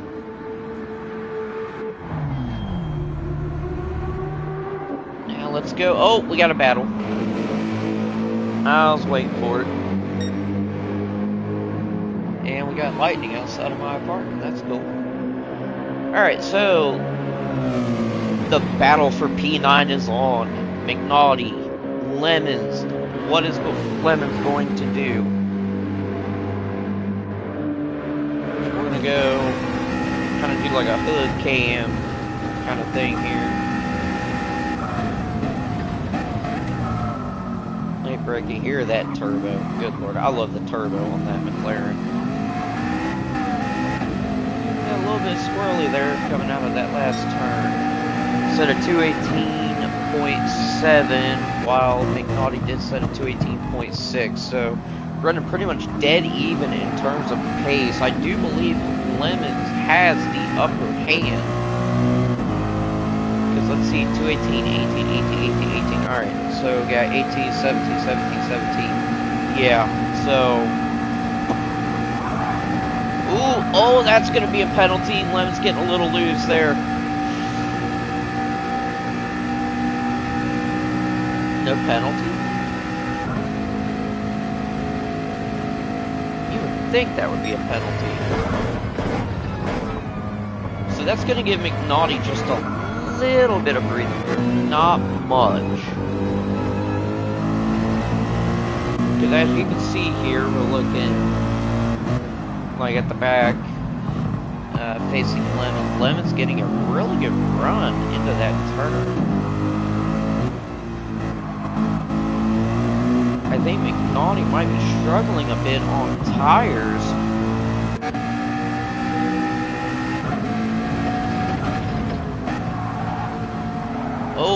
Oh, Lemons getting wide. Oh, that ain't good.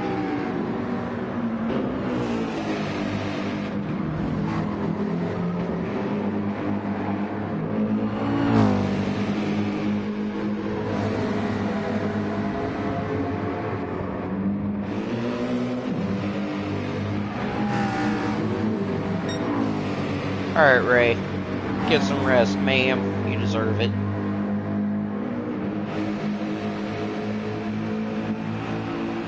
And Lemons with a couple crucial mistakes there. Was every bit 4/10 back from McNaughty last lap. Now is 2.1 seconds back.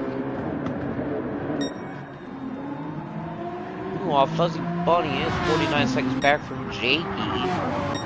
And then mid-pack here, I mean, don't really have a lot of action going on, to be quite honest with you. P1R Jake has gained a couple seconds on Tuttle Wolf. I do believe it was 17 seconds just a few laps ago. So quickly gaining on P3. Loogie is now 24.5 seconds ahead of Macho Monkey.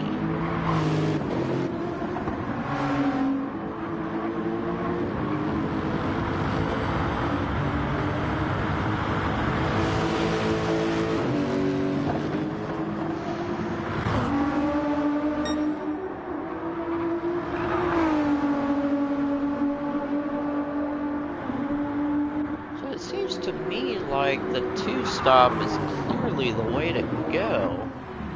Because, I mean, granted, we got Loose Moose Racing in P3 running a one-stop, but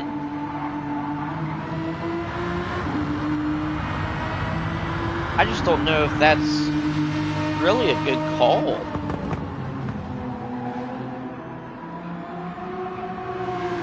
mean, I imagine it would if it rained. To try to shoot for like a one-stop with any kind of racing slicks. Just in case during that stint on the new tires or whatever it does rain, you have one less pit stop to worry about. But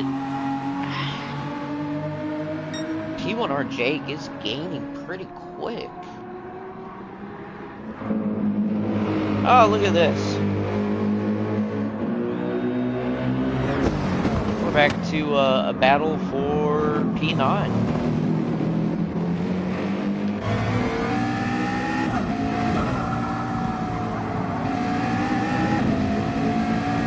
We're on board with Lemon.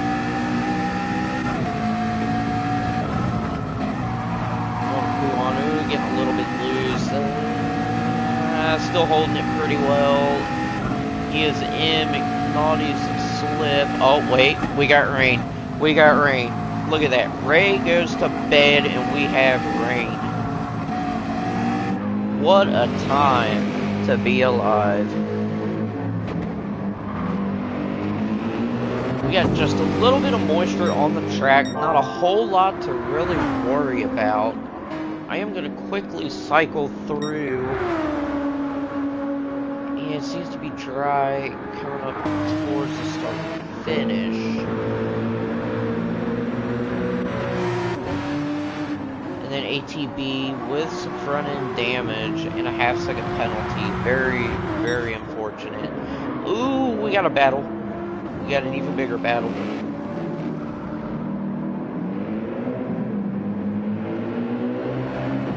Oh, thanks, Ray. You're the best. Alright, we're going to go on board with Lemon Squeeze, or no, McNaughty. Look at this, man. Coming out of turn 1, going down into a rouge. What is going on up in here? Time for some more fancy camera action. Lemon's getting a little loose.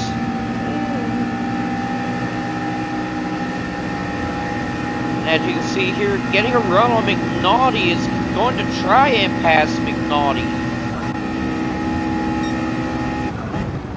Is he going to be able to get it done? McNaughty with the inside line, and Lemons is able to pass McNaughty from P9. But McNaughty is not going to really give up that position so easily. So we'll go on board with McNaughty.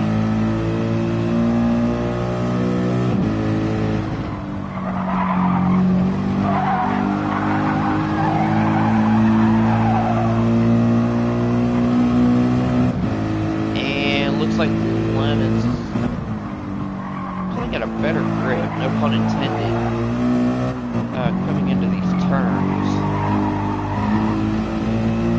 4/10 separates the two.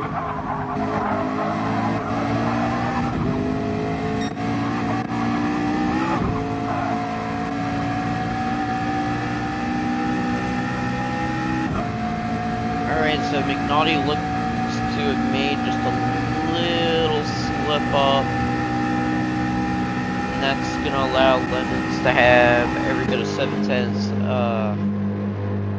second gap separating himself.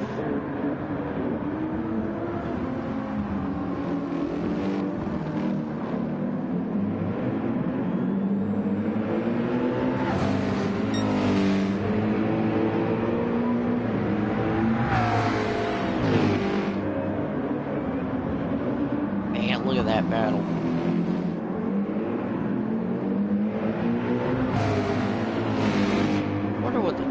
Differences between the two. Guys, I am not lying when I say this. I mean, tire wear is the same. Only thing difference is fuel. Looks like McLaren does a better job at saving fuel.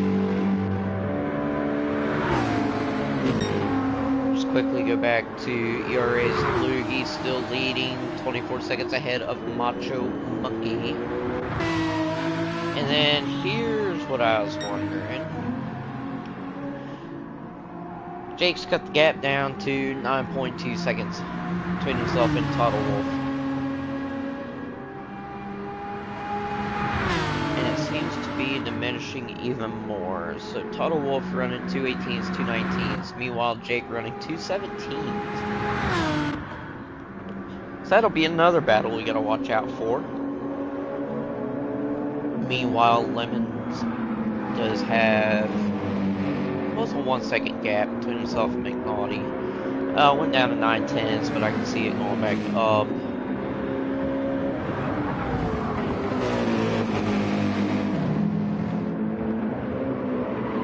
So now it's 8/10s.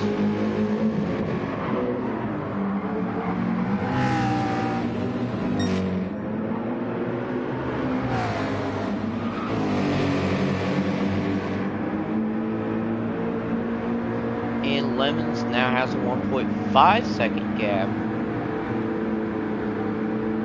between himself and McNaughty. Total Wolf, that gap's now down to a 7.9, and we were not really gone for that long.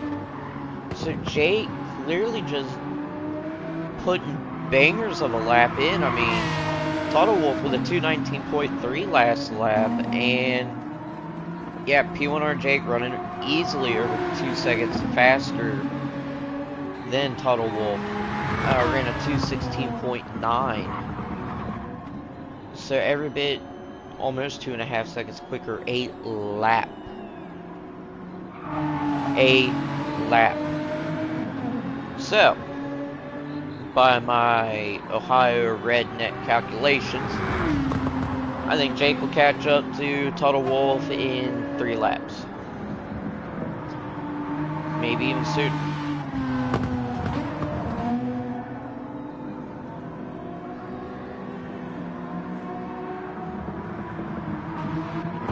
Let's go back here to Lemons and McNaughty. Lemons now 1.9 seconds ahead of McNaughty Gaming.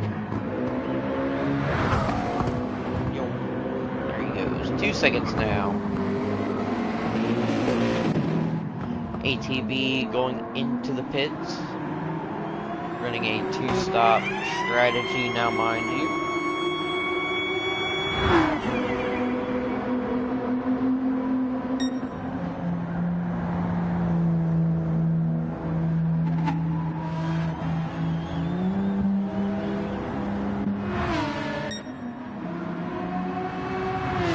Seconds separates P3 and P4. Jake just set a 2:17.0. Total Wolf with a 2:19.1.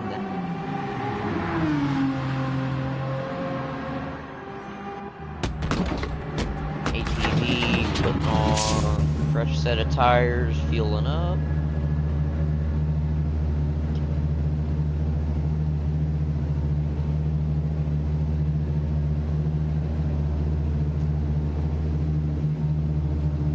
Really gotta appreciate that livery. Ooh, we got wipers. Wait a minute. Wait. Is it raining?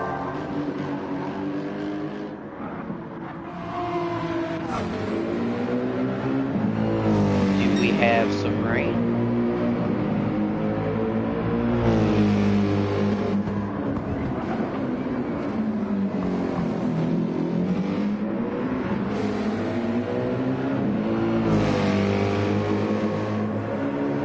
Oh no! Oh, it's an absolute downpour. Hold on. It was an absolute downpour. Oh my goodness. Alright, what is going on with this rain?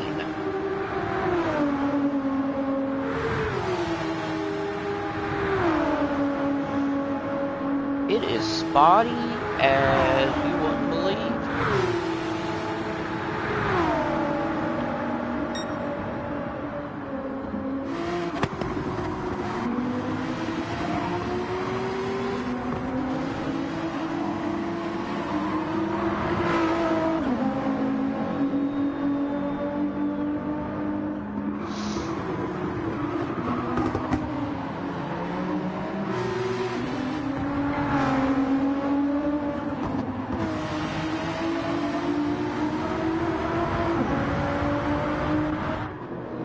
Macho Monkey, Total Wolf. Here we go. We'll just do a quick check here between these two. Lemon, McNaughty, and 3 seconds. I think that's just gonna grow. But we got a battle for P3 starting to heat up. Because now the gap's down to 2.6 seconds. Total Wolf with a 220.2. P1R Jake with a 217. 3 seconds faster last lap.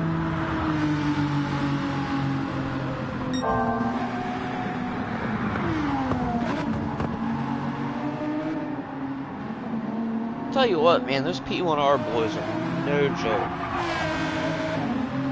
Actually, really no one here is a joke in this series. I mean, these guys all race their hearts out. But I mean, P1R, they have just been on one this stint. I mean, Jake just setting in these stupid consistent lap times, man. It's absolutely insane.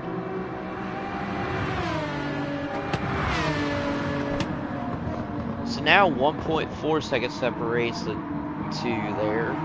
1.2 now.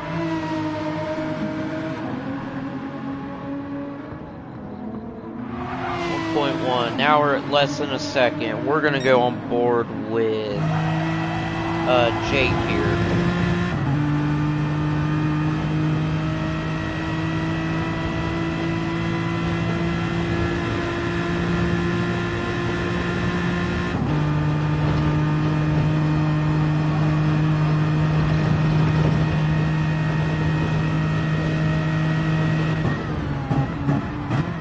Jake, 6'10s, 7'10s, alright, 6'10s, yep.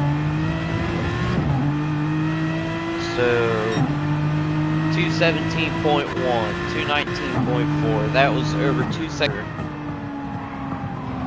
for Jake. Ooh, Total Wolf getting a little bit loose. Let's go on board with Total Wolf here. And as you can see, Jake is right on his heels. We'll just go to kind of chase cam, more of the fancy camera work. Oh, a little bit of blocking maybe. Jake got a really good run. Total Wolf opting to kind of take the safe route. Didn't really put up a fight with Jake, so that's going to give Jake P3.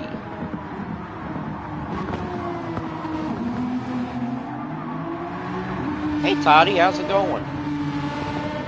Been a while since I talked to you. Get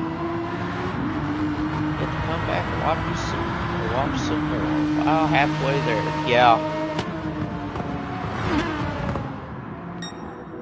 Yeah, almost halfway through the race, and I mean, look at these gaps. I mean, between P1 and 2, 24 seconds.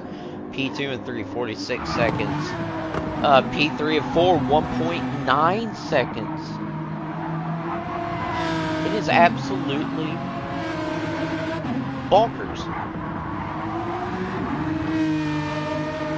I'm doing good, Toddy. I'm enjoying my first Saturday off in 2 months. So, I've been kind of like taking it in, going out, getting stuff done that I've been putting off, and now I get to commentate this wonderful race alongside some legends.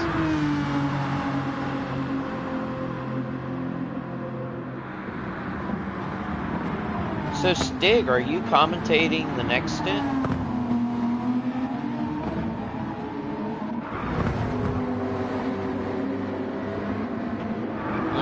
Lemons with a 4-second gap.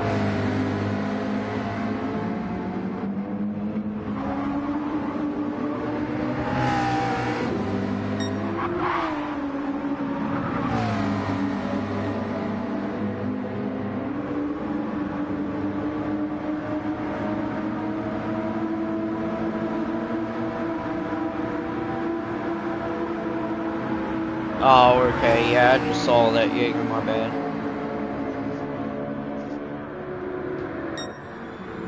Glad GT45 got his stuff set up. Really happy he got his PC as well.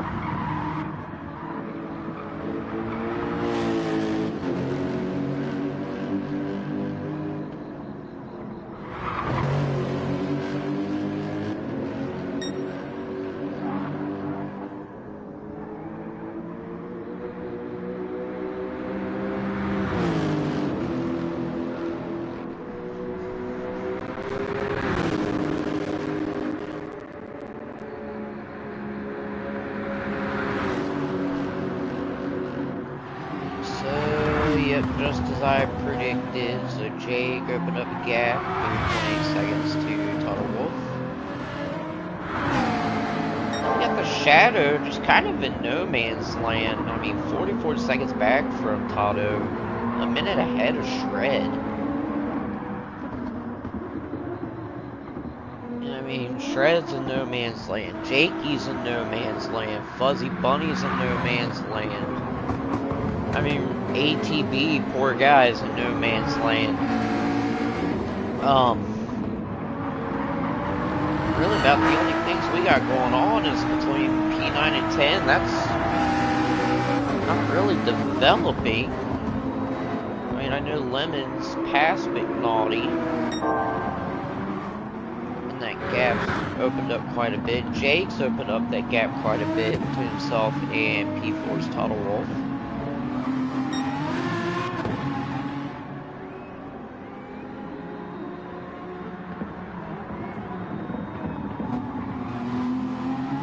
Need to cook a late. Just got home from working and need to cook a late dinner. What you having for dinner, Toddy?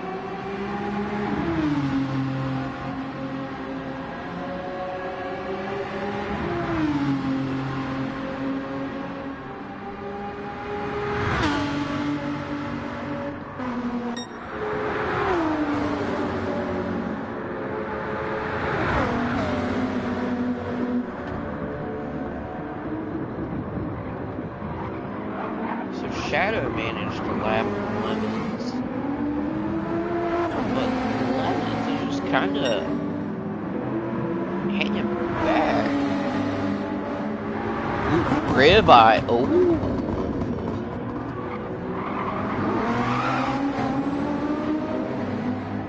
I love me like a nicely cooked ribeye.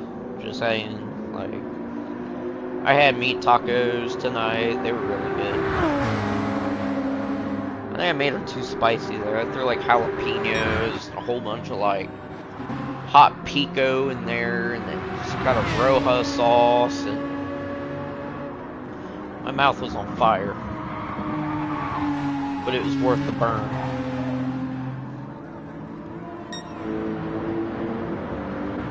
Lugi's still maintaining a 24-second gap between himself and Macho Monkey.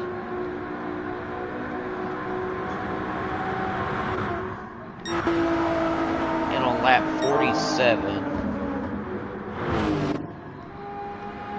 there's P1 Jake, Total Wolf.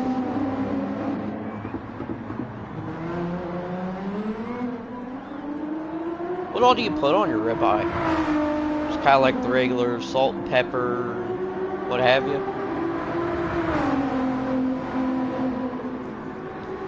Like, the theme of this stint's been food, so, I mean, that's all I'm asking, like, it...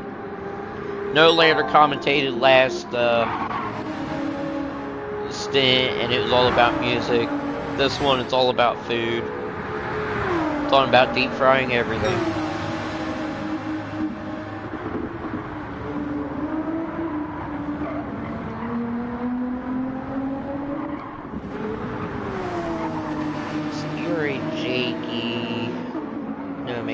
Like I said,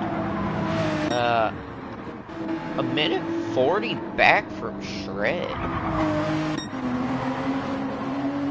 think a Shred's 3 minutes back. Yep, there it is. Okay, there's the timing. Now, I'm curious what the gap is between P10 and 11. I think McNaughty is 6 minutes 39 seconds back from ATB. ATB is 16 minutes 48 seconds. So, wow, there's a 10-minute gap between P10 and 11. But, like I said earlier in the stream, you gotta give these boys credit because they will just... they'll keep charging on. Toddy said, sure, let's talk food. What you know about deep frying? That was a big topic of debate earlier. I found out that at a Texas State Fair, they will deep fry margaritas.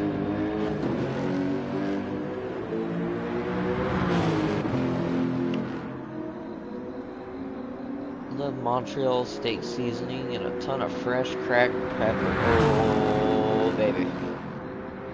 Oh. I know I just ate dinner, but now I'm hungry again. Y'all ain't right. 9 seconds separates P3 and 4. Go figure. 1 stop versus a 2 stop. I mean,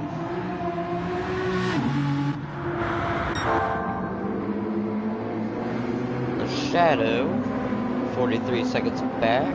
Maybe quickly away. Finish in the pan with Kerrygold butter, fresh garlic cloves, fresh rosemary, cereal size, and base to about a medium rare. Definitely hungry. Cause that stuff is so good.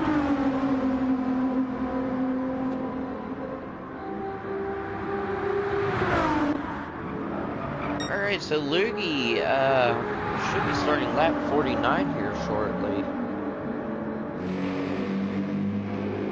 Yeah, I think it's spelled that way, Tabby, like based. Yeah. I know what you mean, though. I mean, it just sounds so good. Like, I bet it's like one of those melt-in-your-mouth frickin' steaks.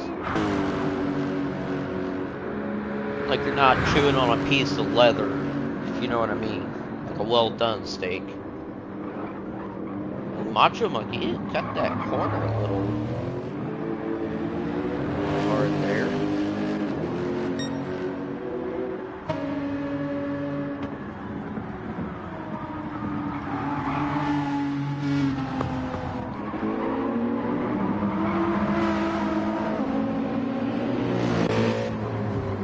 Take a look here, Lemons, yeah, 6 seconds ahead of McNaughty Gaming.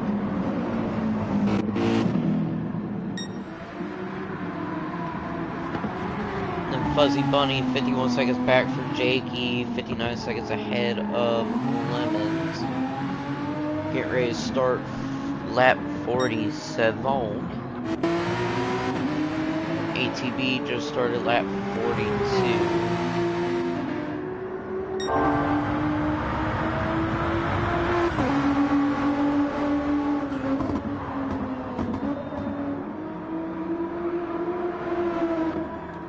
The sheer consistency between Loogie and Macho Monkey and P1R Jake, just unmatched. I mean, P1R Jake does have a slight advantage over Loogie and Macho, but it's not much. It's just crazy. For 1 inch or thicker, I can start at the oven to really render the fat, reverse sear it in the pan, and it'll still be rare enough. Usually makes 2 or 3 minutes. Wow!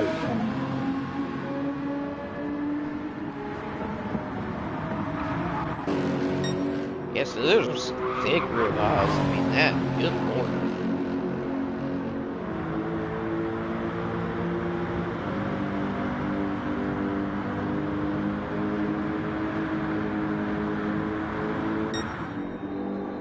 I'm not much of a fat guy when it comes to my steaks. Like, I'm more of like sirloin or a New York strip. Like, I don't like a lot of fat, but ribeyes are really good. Like, especially up here, there's like a market I'll go to. Say, like, if I'm in a pinch with money, or I just want a cheap steak or whatever, there's like an international food market here that has, and they do this themselves. They take a ribeye, they'll season it with like Cajun. I can get like a 1-inch thick ribeye for $10, like 12 at the most, just for one, but like stupid thick. And with that Cajun seasoning, oh my lord, it's so good. I'll sit there, I'll take like skillet, put olive oil on, sear it both sides, maybe put just like a little dollop of butter on top, kind of melt everything, dude, and it's so good.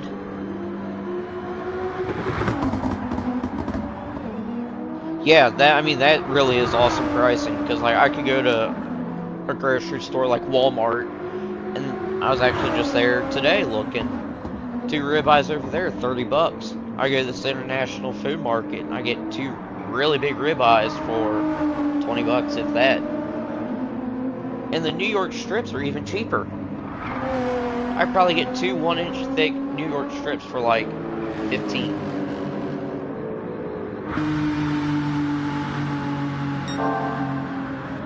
It actually is incredible. And like I said, it's not like one of those prepackaged freaking you get out of a factory or whatever kind of thing. Like, this place does it in-house themselves. They'll season it.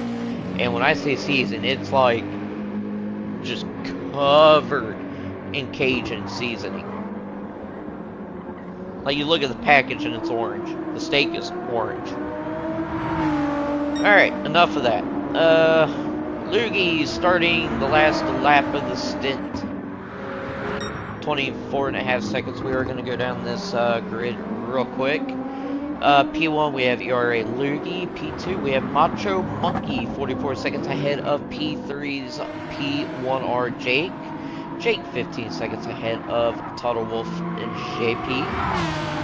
JP 43 seconds ahead of P5, who is the Shadow. The Shadow a minute 2 ahead of P6's RA Shred. Shred a minute 41 seconds ahead of P7's ERA Jakey. Jakey 50.6 seconds ahead of P8 Fuzzy Bunny. Fuzzy Bunny is 56 seconds ahead of P9's Lemons. Lemons is 8.5 seconds ahead of P10's McNaughty Gaming. And in last but certainly not least, we do have RA Black's ATB.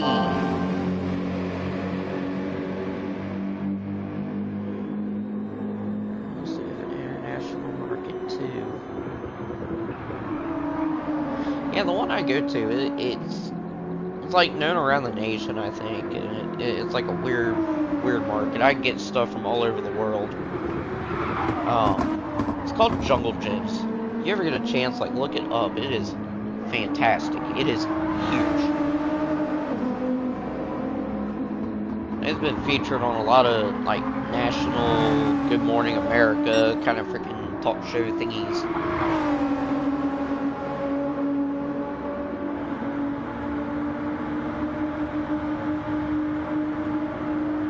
So ERA Loogie going through the latter part of the track.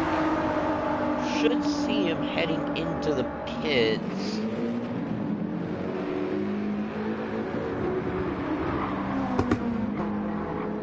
And there he goes, into the pits. And this is going to start our driver swap.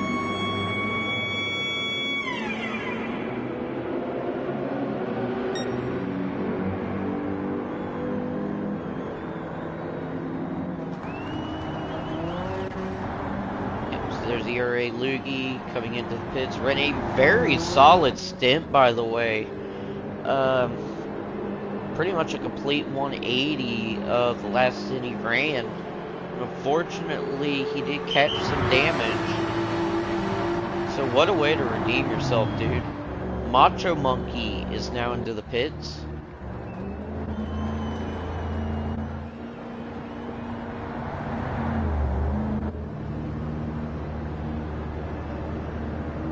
Coming up into the pit stall.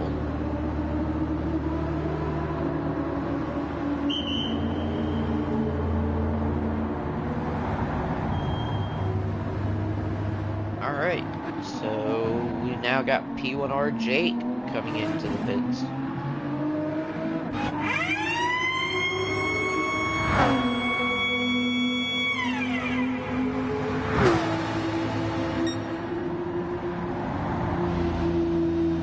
There's P1R Jake, and we should be seeing Total Wolf here now.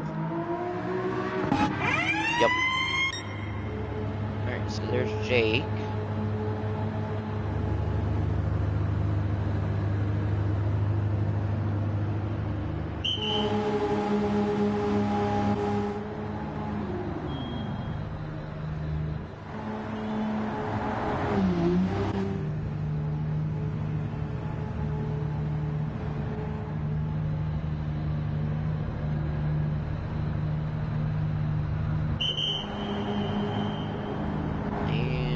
Total Wolf is in.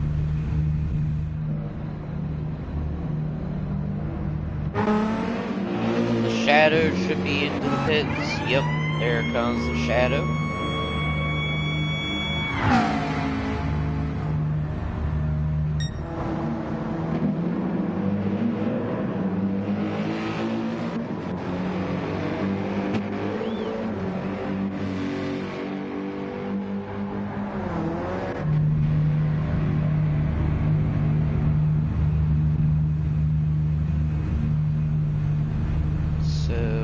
Right now, that is your kind of your grid there, heading into the end of the stint. RA Shred, P6, be heading into the pits.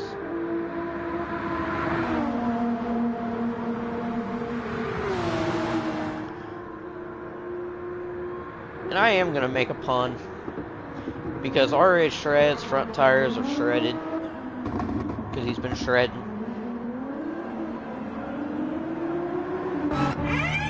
Like, they're gone.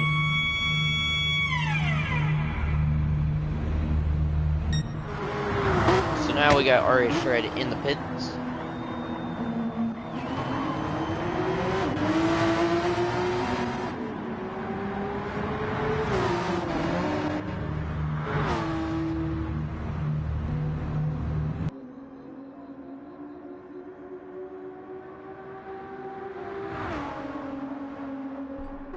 Thank you, Cupcake, for the great coverage here over the last couple of hours. I'm your host for the next couple of hours here, GT45 Gaming, and welcome in, everybody. Hope we're all having a fantastic evening, morning, or afternoon. And I'm just checking an audio balance here real quick. Alright, so we are halfway through our race here this weekend at the International Racing Organization. 24 hours of Spa, top split. It doesn't get any better than top split racing action, and especially the final race of the season. It's been a long, drawn-out season here for all the teams, the racers, and, of course, the volunteer staff at all the tracks and in behind the scenes that make things run here at IRO. So this is all for the marbles, and I gotta tell you what, when I was sitting here taking a look at the standings and trying to break down the what ifs and what could be's, and if somebody finishes here, where here, and who's gonna finish how, the important thing is here, there is only 1 point separating the 44 car of Evo currently and the number 5 car of currently being piloted by Pole Sitter. 1 point in the overall championship standings separates these two drivers here this season, and it all comes down to this final race. So, well, really, as far as the championship goes, whichever one of these two cars, the 44 GTR, the number 5 Lexus, is going to be crowned a champion here at the end of the race here today. So that's where that is for the overall championship. But there's a lot more to break down as we get through, obviously, the remaining field of the racers. We have Project One Racing that can overcome here and take another position. We have LMR, Loose Moose Racing, also sitting here that could possibly take another position in the standings here with a good finish right now here. As it stands right now, they could grab that position with where our drivers are seated on the racetrack. We have Irzu? I don't even know how to pronounce this, but we know it's GT Finland Racing GTR here. They are flying here right now as well, sitting in P5. The 66 car doing a pretty great job here. And then we've got the 45 car now out on track here, and this is currently being piloted by RA's Yanis. Is it the 45 car? I believe that's the 45 car. And we're still waiting for the rest of our field to continue on with the driver swap. So I hope everybody's doing a fantastic. What's up, Tatiana? How you doing, girl? It's been a while. And that's right, there is no shame in making puns, especially when it comes to shredded tires. That's just a natural pun waiting to be said right there for sure. All right, so it's awfully hard to get into the booth when you're sitting here listening to one of your cohorts, one of my fellow broadcasters sitting there talking about yummy steak and seasoning and food for the last 45 minutes. He's lucky I came back into the booth and didn't go get supper instead. I'm just going to put that out there. But welcome in, everybody. So we're going to get through the field here fully once we get all our racers out, moving and grooving. Now, we had some very huge technical issues here this afternoon. Nolander had to cover my stint a couple hours ago, so I would like to say thank you to Nolander Gaming first and foremost for covering the coverage between hours 9 and 10 there for me. We have had to change the way that we do things with our stream in order to get back live. We're having a malfunctioning capture card, unfortunately. It's just a matter of time. So I've had to change all the audio, so if something is too loud, please let me know. If something's not loud enough, please let me know in the chat. I am watching the chat. We will make those adjustments on the fly. So everything's probably a little bit louder than what you're used to coming from me, because we've had to completely change the way that the audio runs. So things are going to be a little fine-tuning as we go here over the next couple hours, but we're going to do it together, and that's what's important. So I think we got a fairly good chunk of our racers out here. So it's Evo with 21.2 seconds right now for the Esports Race Asylum team over Sector 7's pole sitter for the Sector 7 Esports Racing team. Again, the two teams that are fighting for that overall championship in the Project One Aston Martin here. The number 20 car is Italia in behind the wheel here right now. He just took that over from Jake, and they are 47 seconds in behind second place's pole sitter for the time being. That could change, obviously, as this stint grows older and the drivers start to get into the rhythm of how the car is feeling in the conditions. You can see we're in very early morning hours here now. We're probably, I want to say, 3-4 o'clock in the morning on racetrack right now, and it is T-Spap here for Loose Moose Racing, one of the two LMR abbreviated teams here, the number 35 Aston Martin. They are looking good here, 19.6 seconds in behind our third place team. That takes us to the GT Finland Racing team, our 66 car here. They're 47 seconds in behind fourth place team here right now, and it looks like a blue flag is being waved as Evo is closing in. So the race leader here for a blue flag scenario, and we're just going to sit with this here for a moment and observe here to see how quickly it is that the race leader is closing in on our fifth place driver, and does the fifth place driver manage to keep the pace ahead of the leader. Now the leader seems to be closing in fairly quickly here, so I would assume that we're going to see this position be given up probably by the time we get through campus. If I had to guess, when we get more into the Paul Frere curve and in towards Blois-Chamont.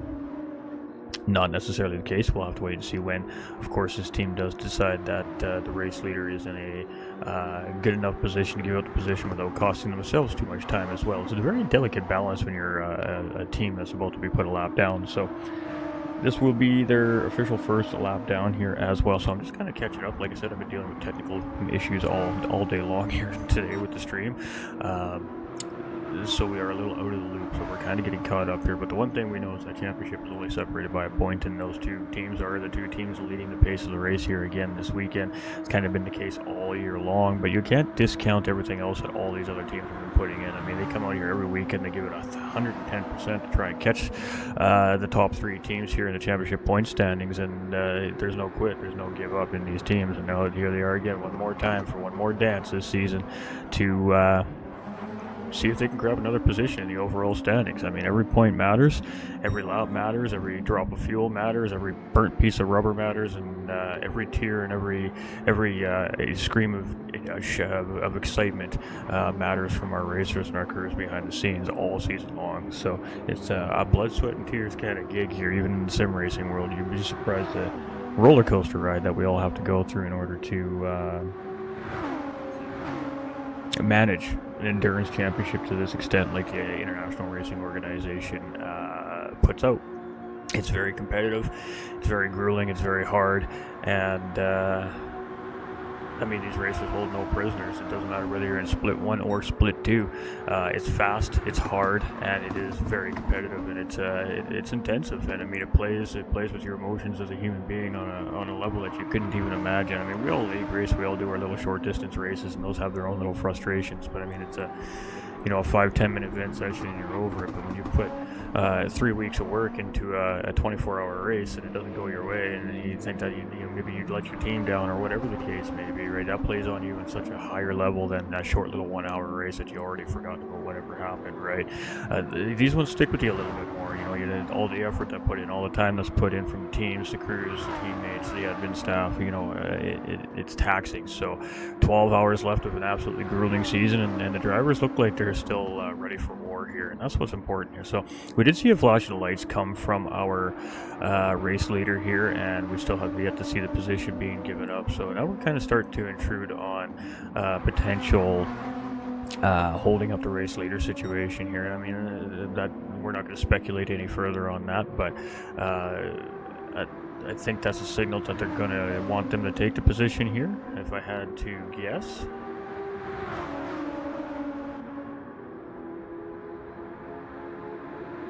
And probably coming into the braking zone here, I would imagine we're going to see the GT Finland Racing team say, yep, you can have it there. So he did go a little bit wide there. All right, problem solved.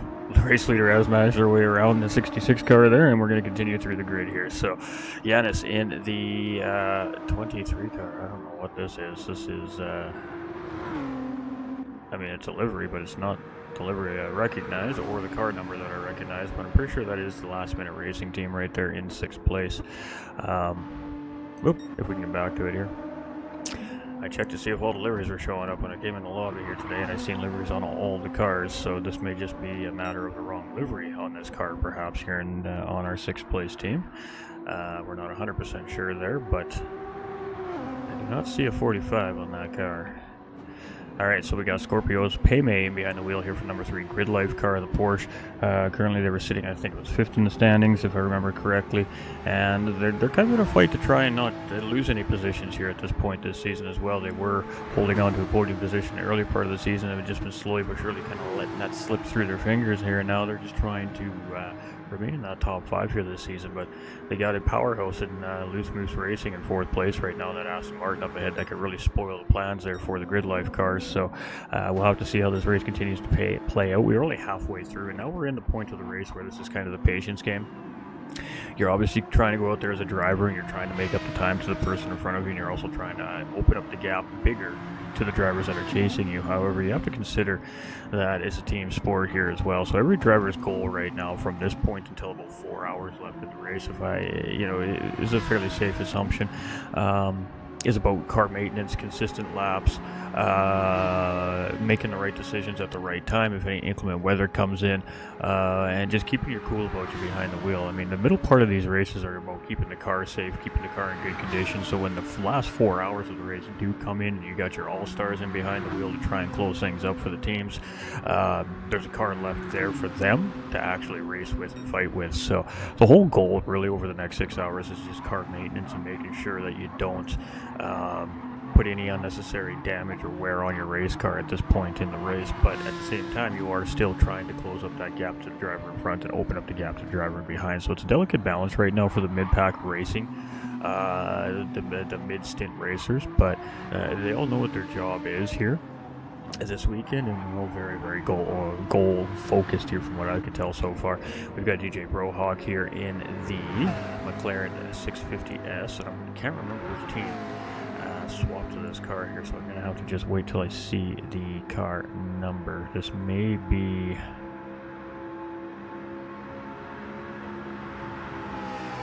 our Sector 7, not Phoenix, Boomer team, perhaps. And then we have, sorry, no, the McCougar team? I'm not sure what it is. We'll find out here. No, the McCougar team's here in the Mercedes, so that must be our Sector 7. Stig's in the other Sector 7 car. What's this car, chat?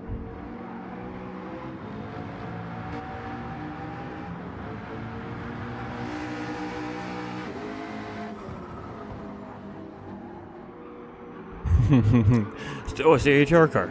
The Apex Hunter Racing Team. There it is. I just needed to see the number. Once I seen the number, I knew who it was. But it does look like potentially a little bit of rain coming down here. And as we jump into the number 69 AHR car here, we can see those windshield wipers are going as we enter in around through campus, heading into the Ballfair entry, Ballfair curve, heading towards Franchorchamps. So now the bigger question is how much rain is there expected to come down over the racetrack here in the early hour mornings of Spa, and are the drivers going to make that pit stop to change into some wet tires?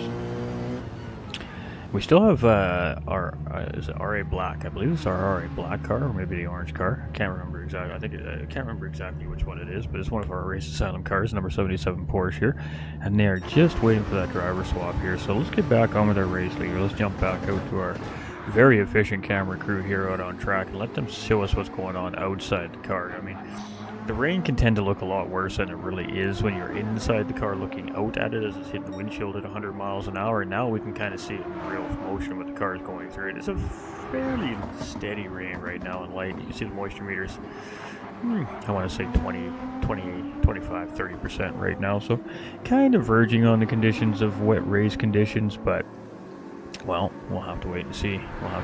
I mean, this is starting to get on the borderline slick tire conditions here for the racers, especially at the pace that these guys are moving at here tonight. So, but I mean, every racer is prepared for this scenario, and it all comes down to decision making. You know, we just said, you know, the middle part of the race comes down to consistency, trying to make up time, trying to open up the time, and making good decisions at important times of the race. Well, this is one of those times when you have to make that decision. What's the decision going to be? Each team's going to decide that for themselves. Is it the right decision or the wrong decision? 12 hours from now, we'll find out.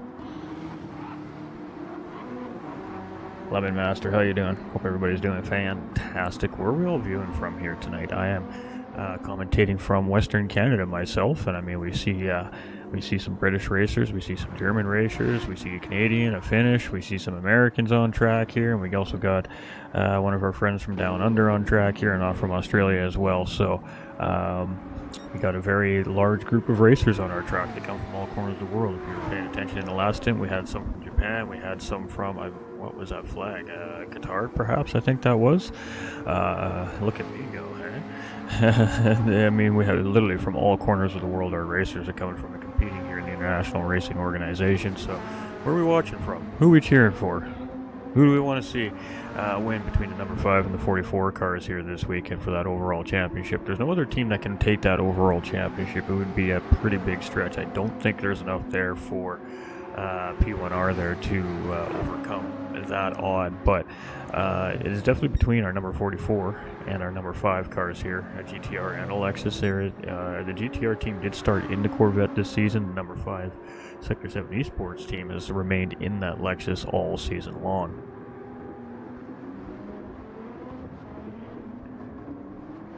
Alright, so you can see it is a little bit slippery there on the exit of the chicane as our race leader comes through here, but so far we haven't seen any real trouble with the current conditions out on the tarmac. So like I said, it is borderline right now on the whether or not you should take wet tire, intermediate tire conditions here for our racers, but they all seem to be quite confident in what's going on here on the racetrack, and I haven't seen any of our crew chiefs make the call to see our racers come in here now. So again, the dynamic weather in Gran Turismo, even on a low rain setting per se, which would be an RO1, RO2, RO2, RO3 in a sense. It should produce small amounts of rain just like this, but however, we have seen in the past, as the HR team allows the race leader through there at the end of the Camel Straight leading into, wow, total brain fart right, Lacombe. Into Lacombe there. I mean, you can see it's still, I want to say 40% wet right now. Not quite a wet stint called out of this yet either that I've seen from our race official or our race director either, but it is definitely getting close. So we're just going to continue rocking and rolling here. And like I said, if you guys feel like the audio is just a little bit off, please do let me know. It's a quick little adjustment we can make right here on the fly to try and dial it in for everybody. We made some changes here today, some forced changes, and this is kind of the live test, so to speak, for it. Unfortunately, we didn't have time to... We tested it, but we didn't have time to go live and test it with the software, running it live through all the platforms, so it could muddy the audio a little bit in a sense. And with the capture card not fully transmitting the audio like it is hooked up to, I just have my concerns. So please do keep me updated here throughout the next couple hours. If something isn't right, let me know. I am definitely watching the chat here. Alright, let's get a look at some gaps here now. So, the water can change things sometimes. Some drivers are better in wetter conditions than others as well, and much of the same goes for dry conditions, right? So that could affect potential gaps between some racers in this, 3, 4, 5, 10 lap session until the track gets comfortably dry again.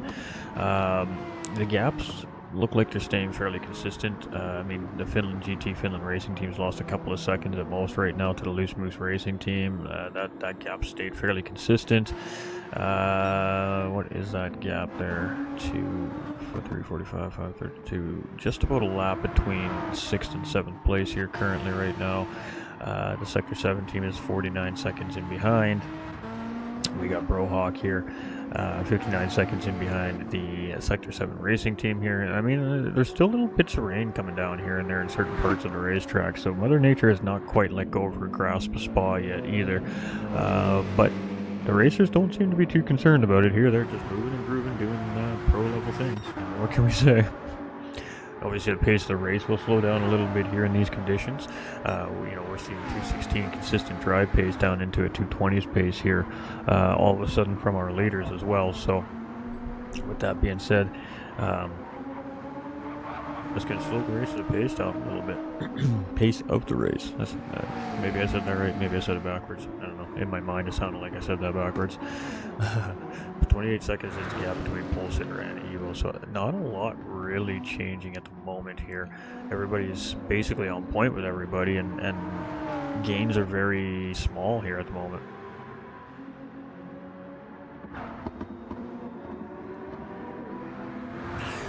On a side note, though, again, I know that it's obviously been said because I've been seeing chat about it in the chat throughout the day here. I just want to take a moment to send my prayers and support to the 69 HR team and their members.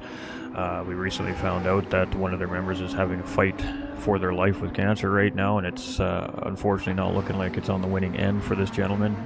He could possibly be watching right now currently, as we know. He's always here supporting the team and has been all year long here with IRO.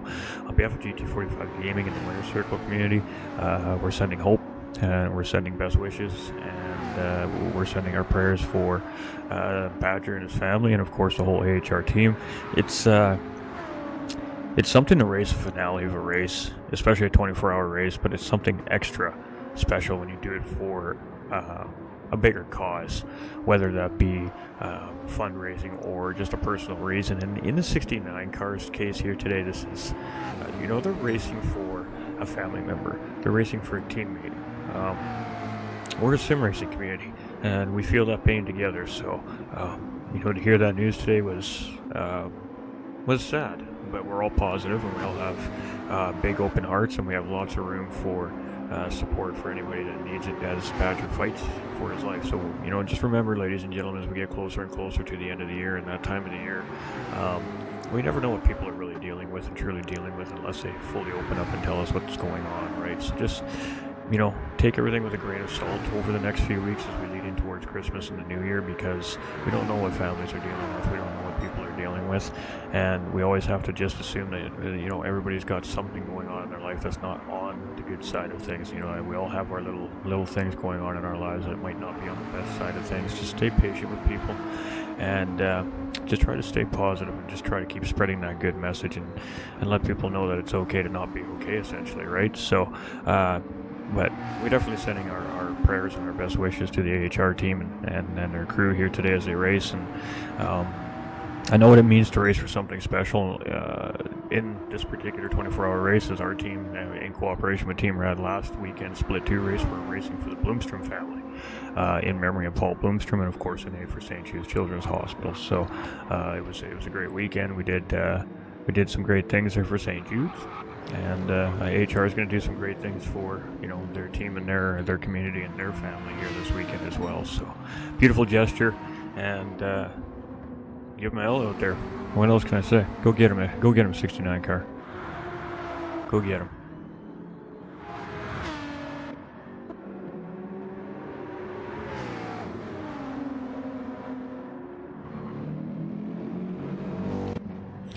I'm an emotional guy, if you haven't noticed. I wear my heart on my sleeve. That's just who I am.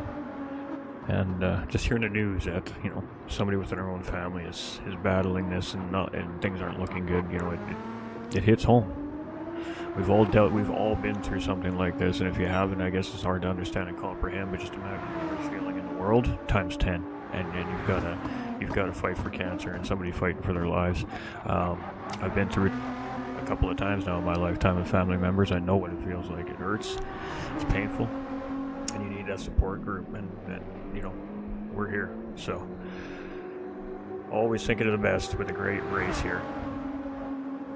But it is Evo, 29.3 seconds. We're getting a little bit of time here on our number 5 car pole sitter currently. He's given up about 4 seconds to the number 3 team, with Italia behind the wheel here currently from P1R. And just staying cool, calm, and collected. I've been fortunate enough to be able to be side by side with pole sitter in a charity event earlier this season, put on by Race Asylum, and he jumped in with the crew, and a couple of the other guys from the Sector 7 team jumped in with our 1010's crew, and we went and raced the 24-hour Nürburgring charity event. And cool, calm, collected customer in his pole sitter. He never panics, he doesn't stress, he just enjoys the sport, he loves to race cars fast, and he does it quite well. So watching him race is quite fun, and you know, being in a chat with him and talking to him, you know, super humble gentleman. So you know, we'll see what he's got here today. So I'd love to see him on track. Definitely love to see him on track.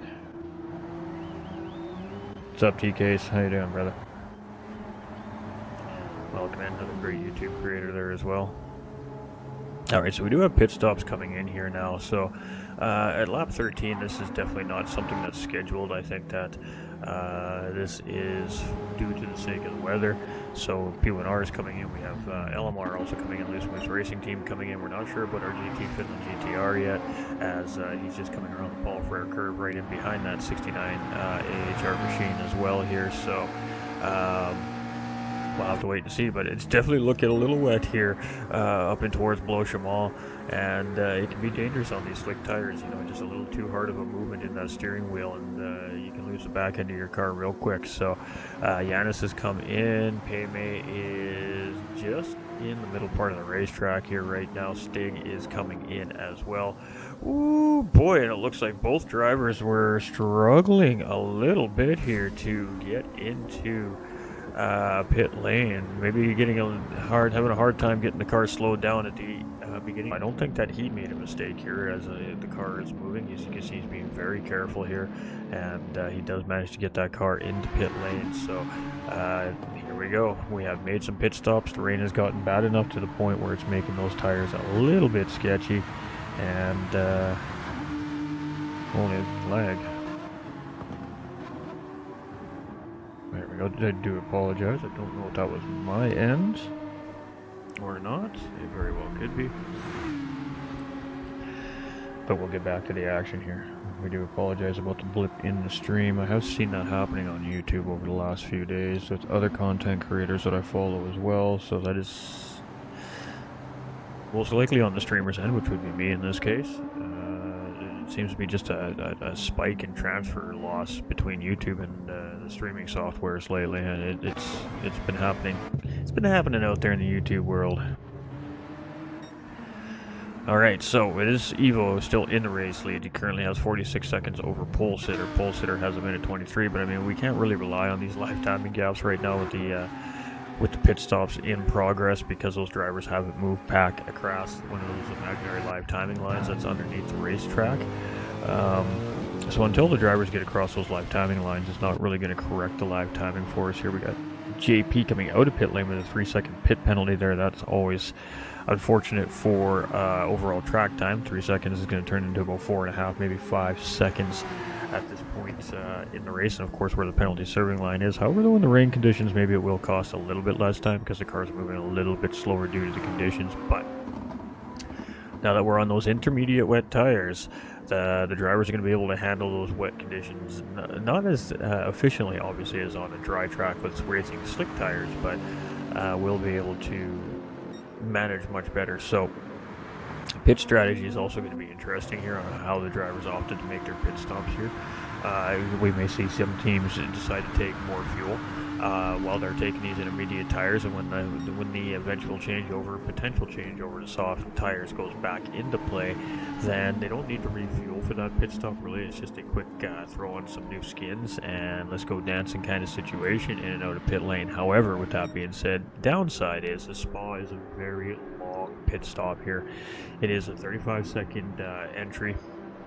I believe it's a 25 or 28 second exit, and then you have your pit stop on top of. So it is a good minute and 15 seconds for a full service stop here. So if you have the opportunity to break that up due to weather, like the case is here in stint number 7 right now, or hour number 13 and a bit, it is a potential to change the strategy up and save yourself a little bit of pit time, at least in that next pit stop, maybe compared to one of your competitors in behind that just maybe bobbed in and took a set of tires. You'll gain that time back. So it's hard to say how all this is going to play out. So the gaps obviously could be a little bit fluctuated. The gap was only 29 seconds between Evo and Pole Sitter before that pit stop sequence. Now that gap's a minute. So that tells me that there was definitely a difference in pit strategy there, and that explains such a large chunk of lost time, unless there was an incident that we didn't see. But I see no damage on Pole Sitter's car, and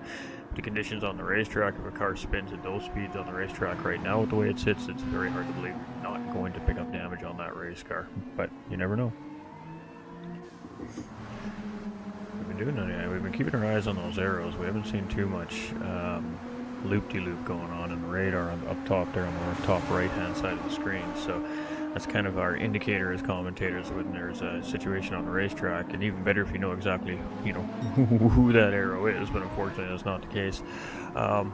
With the most recent update or DLCs coming from Gran Turismo 7, one being an update and one being a DLC, I suppose. That some of that could change, I suppose, which will be great.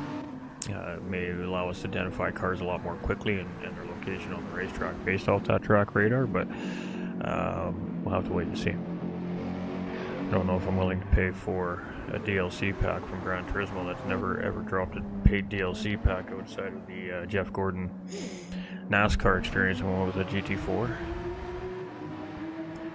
So, yeah, we'll have to play that one out.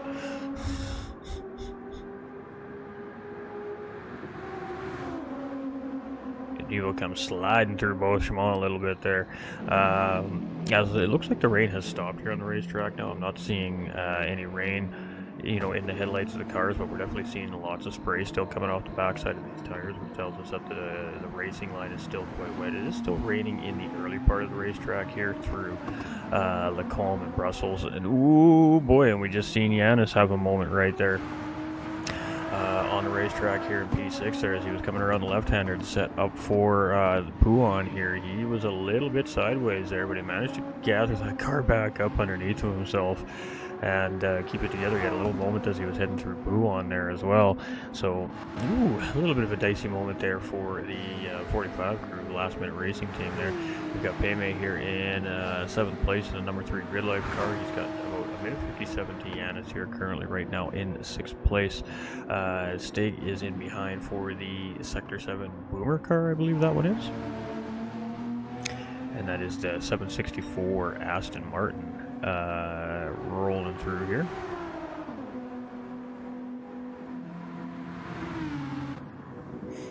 All right, DJ Brohawk, one of our commentators here as well, on track right now for the 69 crew, the Apex Hunter Racing team, and they are 1 minute 49 seconds in behind that Sector 7 Racing team here right now, but they do have a blue flag waving at them here, as it is looks like it's a grid like Porsche right now. Catching up to the 69 car here, so it would be a little bit of a blue flag situation, and in wet conditions that can be a little bit extra sinister, so you definitely want to make sure that both parties are playing nice and on board with the blue flag situation in these conditions, because one wrong move can definitely be catastrophic for one or both racers involved.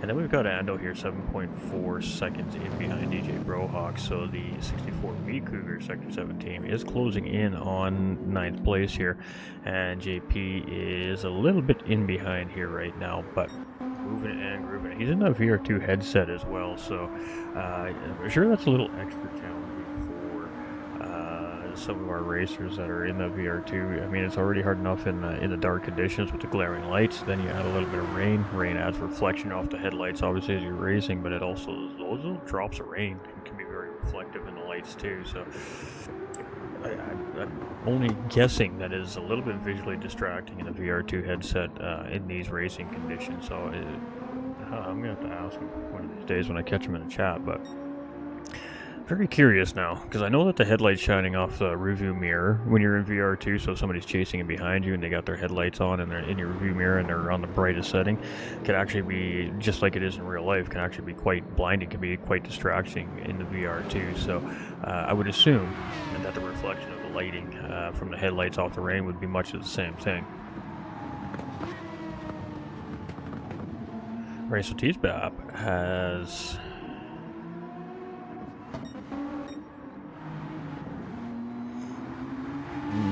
maybe lost a couple seconds to the Project 1 Aston Martin, but Project 1 Aston Martin has closed in, obviously, on its number 5 car. With that lengthy pit stop there from the number 5 car, that has allowed the Project 1 car to get almost within 10 seconds of 2nd place there, so that's interesting. That might be a little bit extra motivation here for the number 20 team as well, as they try to propel themselves further up into the podium positions here. And I mean, that is dropping a little bit by little bit here as they get up into the chicane, the final 2 corners of the race here. So we started the race on a 24-hour layout, so you actually see the drivers go around the first corner and start the race off in between pit lane exit and Rouge and already on entry. But at the end of the race, it will finish up right where they just cross that line right back there.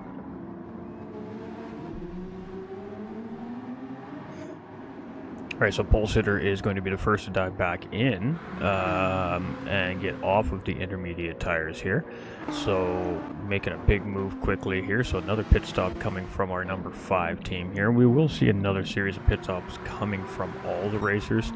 It's just when does that racer decide that the track is dry enough for them to get off of those intermediate wet tires. From what I can see, it's not a very it is a defined dry line going on there where the racing line is now on the racetrack. I'm not sure if you guys can see it or not as well with the way the stream is, but there is a drying line there. Now, is it 100% dry? Definitely not, but it is definitely, I think, doable for the skill level of our racers here in Split 1 this weekend.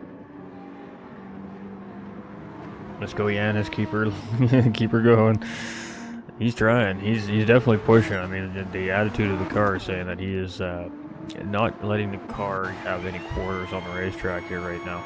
So you can see that the crew's got another set of those intermediate wet tires there. You can see the treading in those tires, but that will not be the case here. We're going to see these racers coming in and taking another set of racing soft tires at this point. So it is T-Spap here in 4th position, and he is 1.2 seconds in behind Pole Sitter after that pit stop. But as I said, the drivers are going to start to sequence through a series of pit stops now to go from the intermediate wet tire to that soft tire.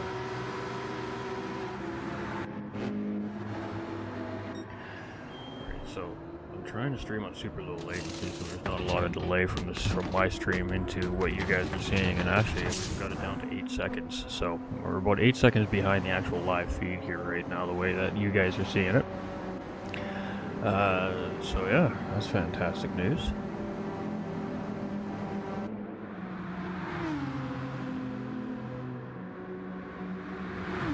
So we're using some different forms of devices and technology to keep up with the chat and everything here today as well. So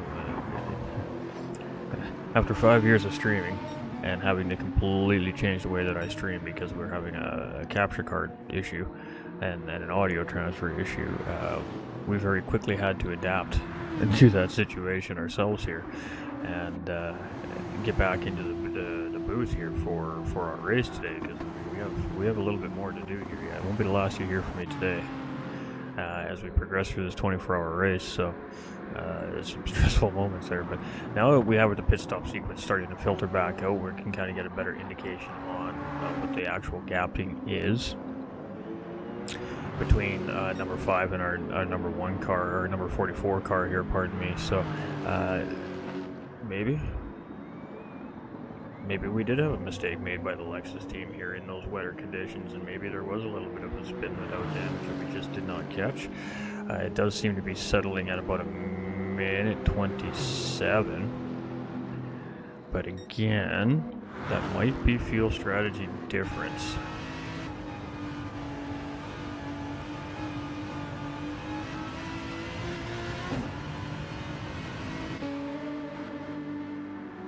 So we're just waiting to see what the gap between pole sitter and the number 20 project P1R car is. So can't remember what that stands for. Performance One Racing. I think that's what it means.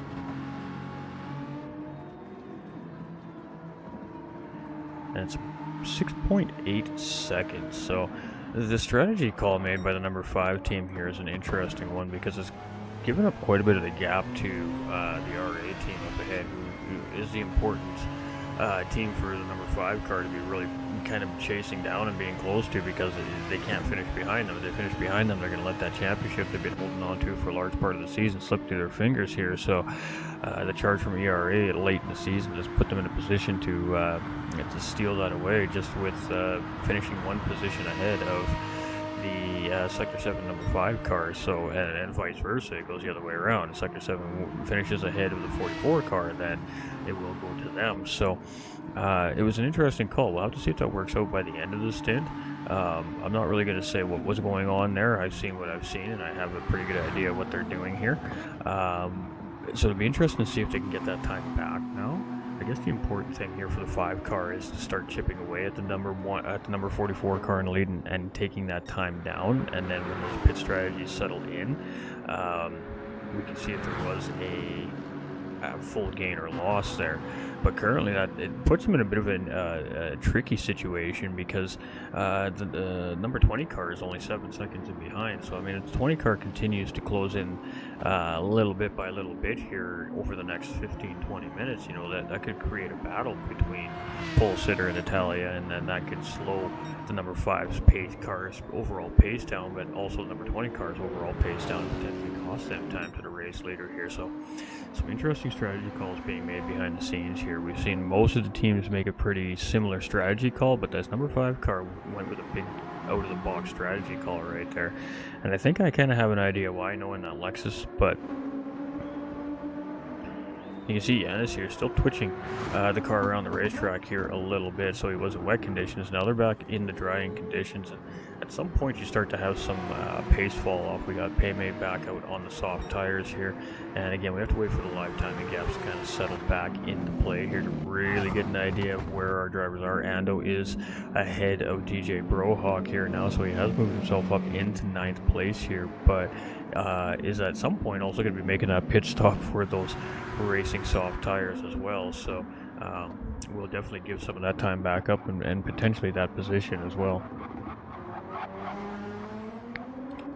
We'll hit that 6th place car here, since we had the last comment in the chat rooting for Yanis in behind the wheel here. So we'll go give a little bit of love to Yanis here. There's a little bit of lag there, so you guys can hear it on the stream most likely. I can see it on the screen, so A little bit of side-to-side motion here coming from Yanis, but there's also a little bit coming from our race leader here in the stint as well. So par for the course here this weekend in the server so far, from what I could tell anyways.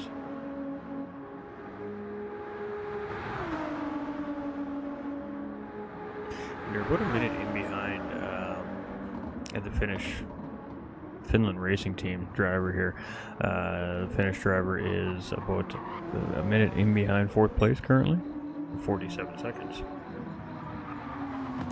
8.5 seconds. Oh, there's potential battle brewing there as well. Interesting. Where is our 5 car? 5 car will need to make a pit still. Alright.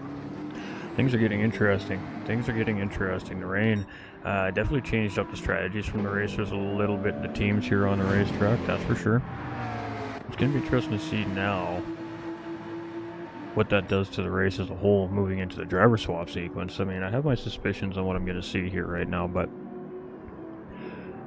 we'll let it play out.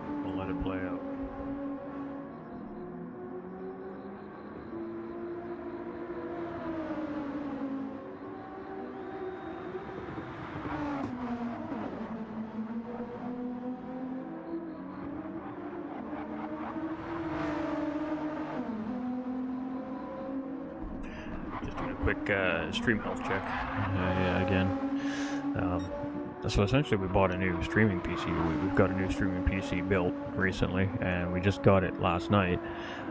So this morning I essentially went to go take the stream and set it up on the new PC, but we had a couple of complications with it, and I wasn't sure what was going on. So after a few hours of trying to get it to work and it wasn't working, we came to the realization we had to get back into the old PC just so we can get our content out for IRO here this weekend, and then we couldn't get the old PC to work anymore.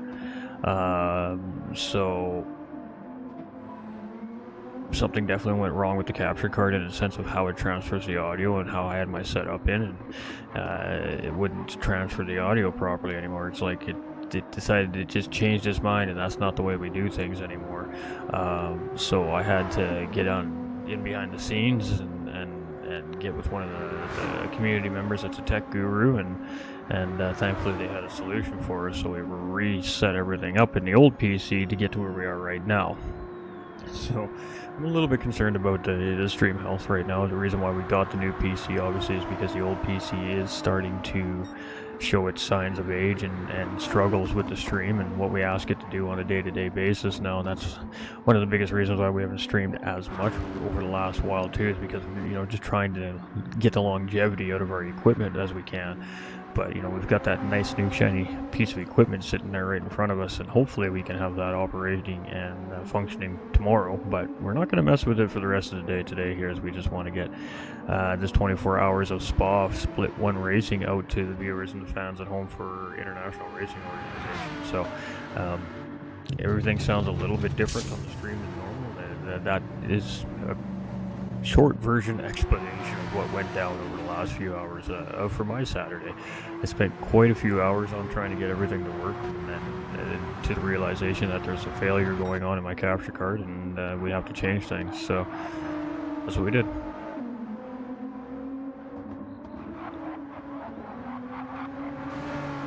What's up, Cupcake? Yeah, I know, right? It's way better. It's so much crisper. That's what I said. My tech guy just basically called me a moron in a very nice way, because I haven't been set up this way for the last 5 years. I've been doing it apparently the hard way for the last 5 years, and it may have been causing some of the issues with the stream too as well. But we want the new PC running. It's fast. It moves so quickly. We were testing out the stream software on it last night. And the transitions and scene to scene, and flipping a pick on and off, or changing the music to on or off, or turning media files on for an advertisement or a video, it just runs so flawlessly. It's so smooth, it's so crisp, and it's easily 10 times the machine that we're streaming off of right now. So I mean, we're definitely excited to get it running and get the content out from there. I would imagine it's going to sound and look even better. So. But everything is definitely crisper this way. It's just almost essentially having to relearn how to do what I've been doing for 5 years now. There's a few extra things I got to worry about when I hit the go live button now. If we haven't shut something off or we have too many things turned on, there's double audio kicking in, and things will get a little bit crazy here at times, I think. But we're definitely excited to get out some high quality content again, as opposed to just some great commentary, which we've always done and the computer's done well at. But we have definitely been missing out on audio and video quality with the shape of the equipment over the last couple of years for sure. So we're excited. I'd be excited for a battle right now. Come on, boys, let's get it together here. Let's close up these gaps. Let's make this a race.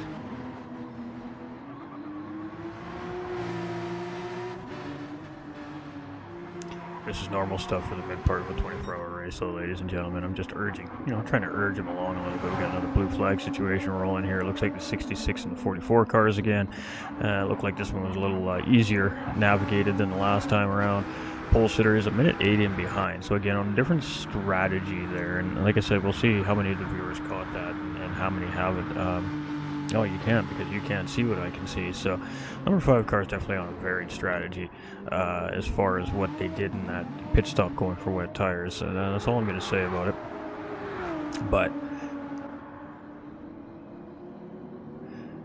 it's been a pretty cut and dry race here so far. When it's dry, these racers seem to be using soft tires to the full extent. We're usually seeing the 2 stops go. We are seeing some, probably some 1-stop attempts, I'm sure. I'm not really sure. Like I said, I haven't been fully in the loop today as I've been dealing with the technical malfunctions. But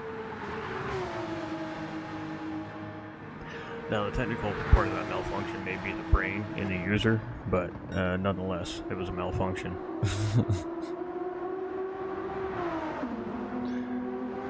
A deep fried margarita sounds good right about now. Yes, you can see loose moose. Ding.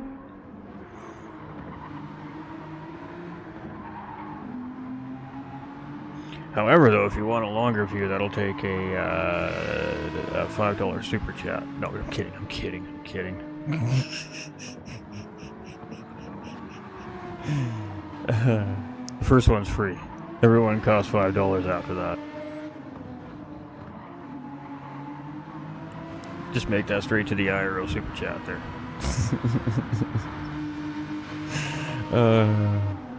Alright. All joking aside.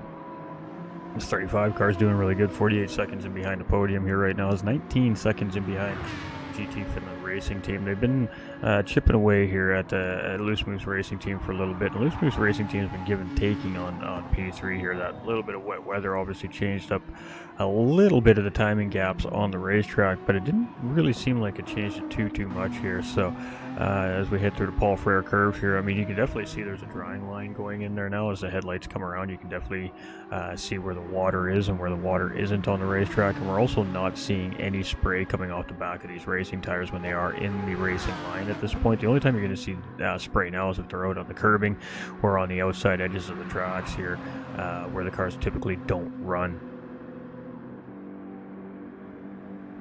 A deep fried margarita does sound pretty good, and I don't even drink anymore, Cupcake, but the way today's been going, I don't, well, you just never know what could have happened if I didn't keep my head about me here. Alright, so this is interesting here. I'm trying to get to this. This is to get to lap back here from the 44 car here with the number 3 car Payme right now. So we're going to sit with this for a moment. Now, the ruling on blue flag cars is you are allowed to get the lap back from a lead lap car, but you have to do it obviously in a safe manner, and you also have to do it then you have 3 seconds or 3 laps after you make that pass to open up the gap past the blue flag zone requirement, which is 1 second here in the championship. Now we see the blue flags being waved in the game 2 seconds in advance. That's just to give advance warning to the car. That's the blue flag card that the blue flag car is closing in on you within that range. It doesn't mean that that's exactly the moment that they got to give the position up. So again, both drivers are trying to stay in the dry line as much as possible here. Obviously, they're still on racing slick tires, and they're still a very wet portion of the racetrack, so they were very carefully trying to navigate that situation. You could actually see Yanis just give the position up to Payme here. So Payme is obviously slightly faster than Yanis, and Yanis must realize that, and does actually allow Payme to get the lap back there on Yanis. But again, when you're a team in that position, and that's a positional car in a sense, and you just give them a free pass to get back on the same lap you're on, that still does mean that here at Spa, in dry conditions and optimal racing conditions, you're still 2 minutes and 16 seconds away from actually taking that position away from that driver. So I think that was a driver's decision right there by Yanis to allow the number 3 Porsche through there safely in wet conditions, and just not have an incident between the two of them by accident, or have to battle and lose a whole bunch of extra time due to the still semi-wet conditions on the racetrack. Sometimes smart decisions really pay the dividends at the end of the race, and we talked about it again earlier, and when we got in the booth here, you know, stint number 7 is all about consistency, trying to close up the gap to the driver in front, trying to open the gap up to the driver in front, in behind, pardon me, a little bit, and keeping the car safe, right? So I mean, that's exactly what that decision was about right there. It's better to just let him go, keep the car safe, and continue on with your race and not worry about it right now, because it didn't hurt him. Alright, so Stig is 35 seconds in behind Payme here, and closing slowly but surely. They are chipping away at that gap. Brohawk is... Apparently the game doesn't want to tell us, but I think it's because he's being waited for the blue flag here right now. The lead lap car is closing in on him. It is our number 3 team, the P1R 20 Aston Martin here. Oh boy, and we got somebody way in trouble in the background there, and we're not even sure who that is. Who is that? Oh, it's Pole Sitter. Oh no, Pole Sitter off. Heading through Pujon there, and oh boy, our number 2 car here not looking good after that. Let's go take another look at what happened there. Did he just... Oh, we just missed the tail end of it, but that was a lick into the wall there on the edge of Pujon. And if I had to guess, he just got a little bit deep on the entry into Pujon. He probably went a little bit wide, got into that wet curbing, and it just pulled him right off the racetrack and probably just yanked the rear end of his car around. So that is going to be most likely an unscheduled pit stop right there for the number 5 Sector 7 racing team. And boy, things not going Pole Sitter's way here so far in stint number 7. But great news here for the number 20 car, as he was only just a few seconds in behind the Sector 7 number 5 car when all that went down, and was able to grab P2 without really having to fight for it there. Just a mistake by the driver in front, and now a minute and 16 in behind Evo. So very interesting change in events here in the race, and that puts T-Spap less than a minute in behind the podium here now, and no pit coming from Pole Sitter here. So this is a decision maybe to try and take a lap or two to see how bad the damage really is to the car, and see how much time it really is costing them. They're probably going to sit down and do the math on that and decide whether or not it's worth an unscheduled pit stop for time loss here. But at the end of the day, that is definitely going to hurt the performance of the car, most certainly into right-hand corners to bear based off left-hand corners based off the damage. It's most certainly going to hurt the car in exit performance and top-end speed. Alright, so GT Finland Racing here, only 10 seconds in behind Loose Moose Racing now, so it's most certainly chipping away here, and chipping away on intermediate racing tires nonetheless as well, so that's interesting. We've got Yanis coming out of pit lane here, and I think that's a scheduled pit stop right there, coming from Yanis by the looks of the lap count here right now. We got Payme coming around. He's currently sitting in 7th position. We got Stig in 8th place, maintaining that 35-second gap here right now. 6:28.15. That's a minute, a little less than 2 minutes behind Stig right now, and then Ando closing in here in 10th place, now 14.2 seconds in behind. So Ando again slowly closing back in on the 69 AHR car here, currently being piloted by DJ Brohawk as well, and we'll go hang out with our 69 car here for a minute. We kind of just been popping off the car here as we've been rolling through, and that's not cool. Got to give them some love here, give them their camera time.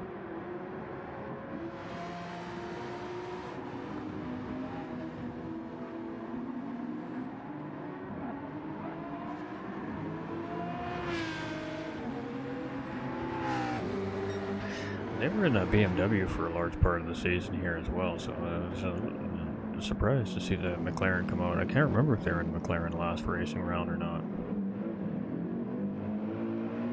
They may have been, I just don't remember. Alright, JP 19 minutes 13 seconds in behind the race leader. One last pit stop perhaps. Sorry, I hit my mic there. From JP over the race leader there, because that was like 19 and a half minutes when they got released out of pit lane from driver swap. So he's actually chewed about 20 some seconds off the overall race leader here so far down there in P11. So that's a pretty good gain. That's a pretty good gain there from JP.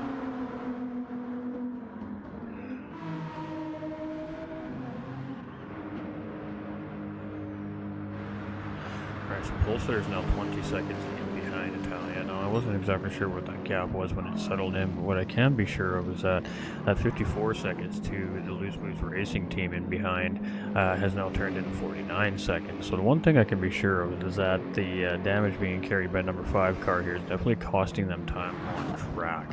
How much time on track is really the bigger question at this point. Alright, our GT Finland racing car, the number 66 car, is finally coming in to remove those intermediate wet tires. So some of these teams have opted to drag those wet tires right out to their pit window, their scheduled pit stop, to get back onto those soft tires. We'll have to see if that pays off for them or not, because I should minimize the pit stops. Some of these teams are going to have to stop potentially one more time for another set of tires yet before the end of the stint, which means there should be at least a minute gained on those teams if you don't have to make the additional pit stop. Again, pace of the race in comparison to those drivers that you're chasing, etc., all factor into how much time you're truly going to gain or lose in that situation. But if you eliminate a full minute pit stop out of your stint compared to the remainder of the field, that should most certainly gain you a little bit of track time, maybe even position by the end of the stint. So we'll have to wait and see how that plays out. But it does seem like some of our teams have stretched those intermediate racing tires right out to that soft tire window to avoid an extra soft tire pit stop. So in theory, that should pay off for them quite well and at least time gain back on track.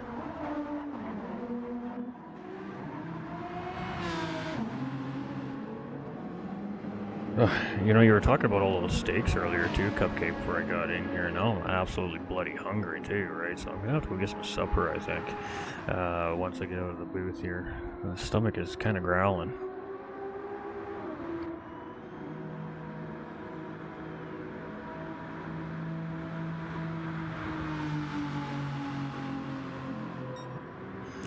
Ooh, we've got a yellow flag, and we do have a driver in trouble here. Oh, and it's Payme in the number 3 car. There's a P1R car there coming through, and we'll see if we can catch what happened there. But it looked like he probably just caught the edge coming into braking. Oh, we did. That's exactly what it is. And oof, he is going to get the front end of that Porsche up into the wall there as well.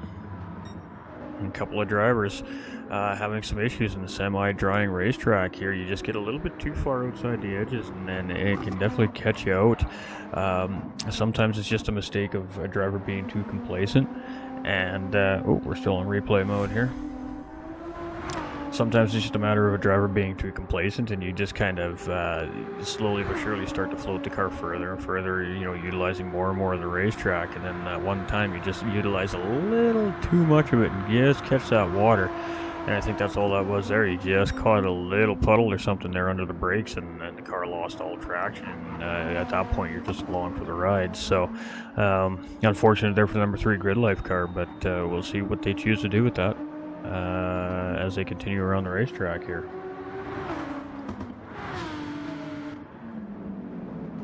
All right, so pole sitter's giving up about 3 seconds a lap right now to both the 20 car and the 35 cars here, both Aston Martins actually, currently here on the racetrack. So it is costing him time, but I guess we'll see if it's too much time here, or if he's going to eventually decide that he's going to have to pull that thing in.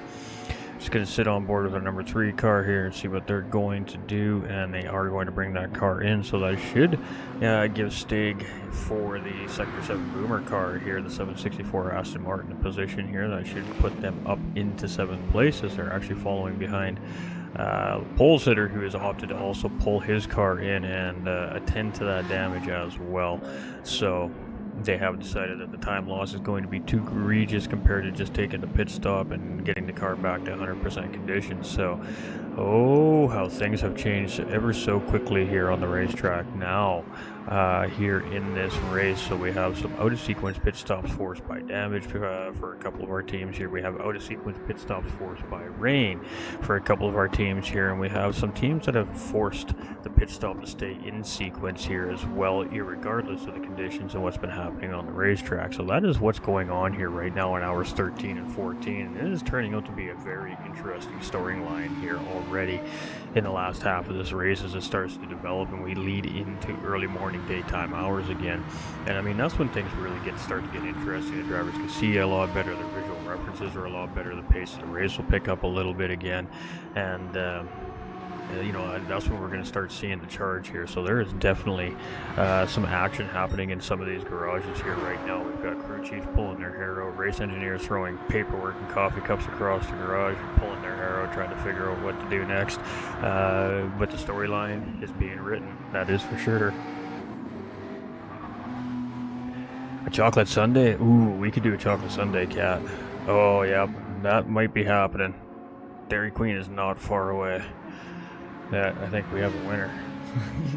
The steak sounds great and all, but I mean, I'm not going to eat a steak unless I'm grilling that thing myself, or you know, or somebody that knows how to master a barbecue. You know, I ain't just eating a steak from anybody. You know, that's got to be done just right. But a chocolate sundae, you can't go wrong with a chocolate sundae. I mean, how do you get it wrong? How do you get that wrong?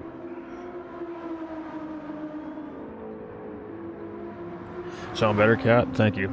The damn cat in the chat right now is the man, the myth, the legend behind the stream working again, so thank you, my dude. It's going to take some getting used to on my end to do it this way, but we're back live, and that's all that matters. So. Hope you're not busy tomorrow, because when I go to transition it from the old PC to the new PC, your DM box is probably going to blow up at some point. Fair warning.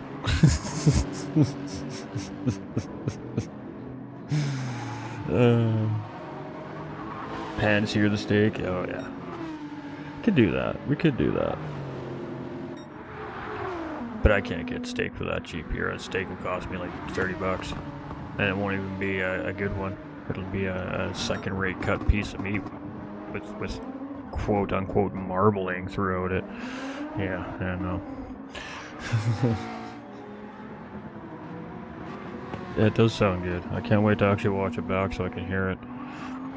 I did a couple of stream health checks just to listen to the audio on my phone in the background with the mic muted. It does seem to sound quite a bit better.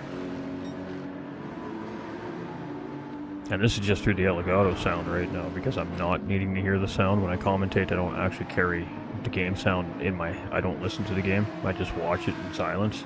So, mainly because it's so loud in the headset that I'm going to yell in the mic when I'm commentating and never have a proper audio balance. So I don't actually use the audio in game when I'm doing this anyways. So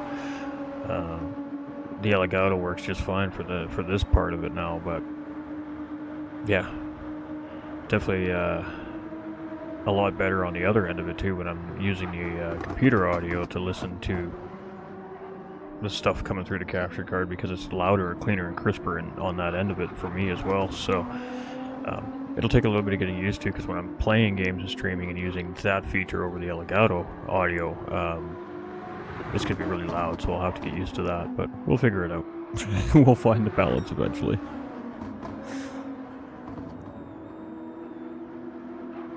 Marbling equals gristle. I mean, not everybody's, you know, I'm not a big a big fan of gristle and animal fat, right? I mean, just small amounts of it is fine, but not, you know, yeah, not my thing. I agree. So yeah, I definitely like just a good solid piece of meat. Marbling is not important. Less marbling, the better. Alright, so payment comes up 41 seconds in behind the Sector 7 car here. They got a minute 16 to the 69 AHR car here in 9th place. They got 16 seconds to the 64 car of Ando currently in that Mercedes from Sector 7 Mini Cougar. And then we've got JP in the RA 77 car. Zipush in 11th place, and it looks like he's pulled back pretty close to 20 seconds since he started the stint, if I'm not mistaken. I could be wrong. Yeah, I agree, Cupcake. I mean, you know, it's just not my deal. Not my thing. I mean, some people love it and get on them. There's lots of, surprisingly enough, there's lots of nutrients and stuff in there, but not my cup of tea. And yes, I like bacon. Don't even start with me. Yes, I like bacon. And yes, bacon is literally half fat and half meat. I get it, but bacon's special. It has exemptions.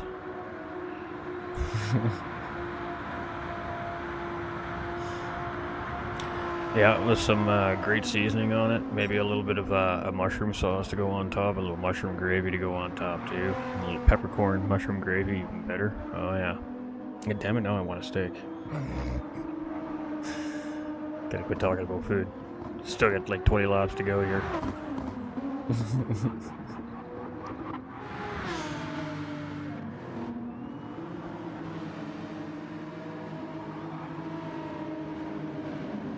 Oh, pole sitter is all over last minute racing here. Hey, we wanted a battle. Battle time. Number 5 car.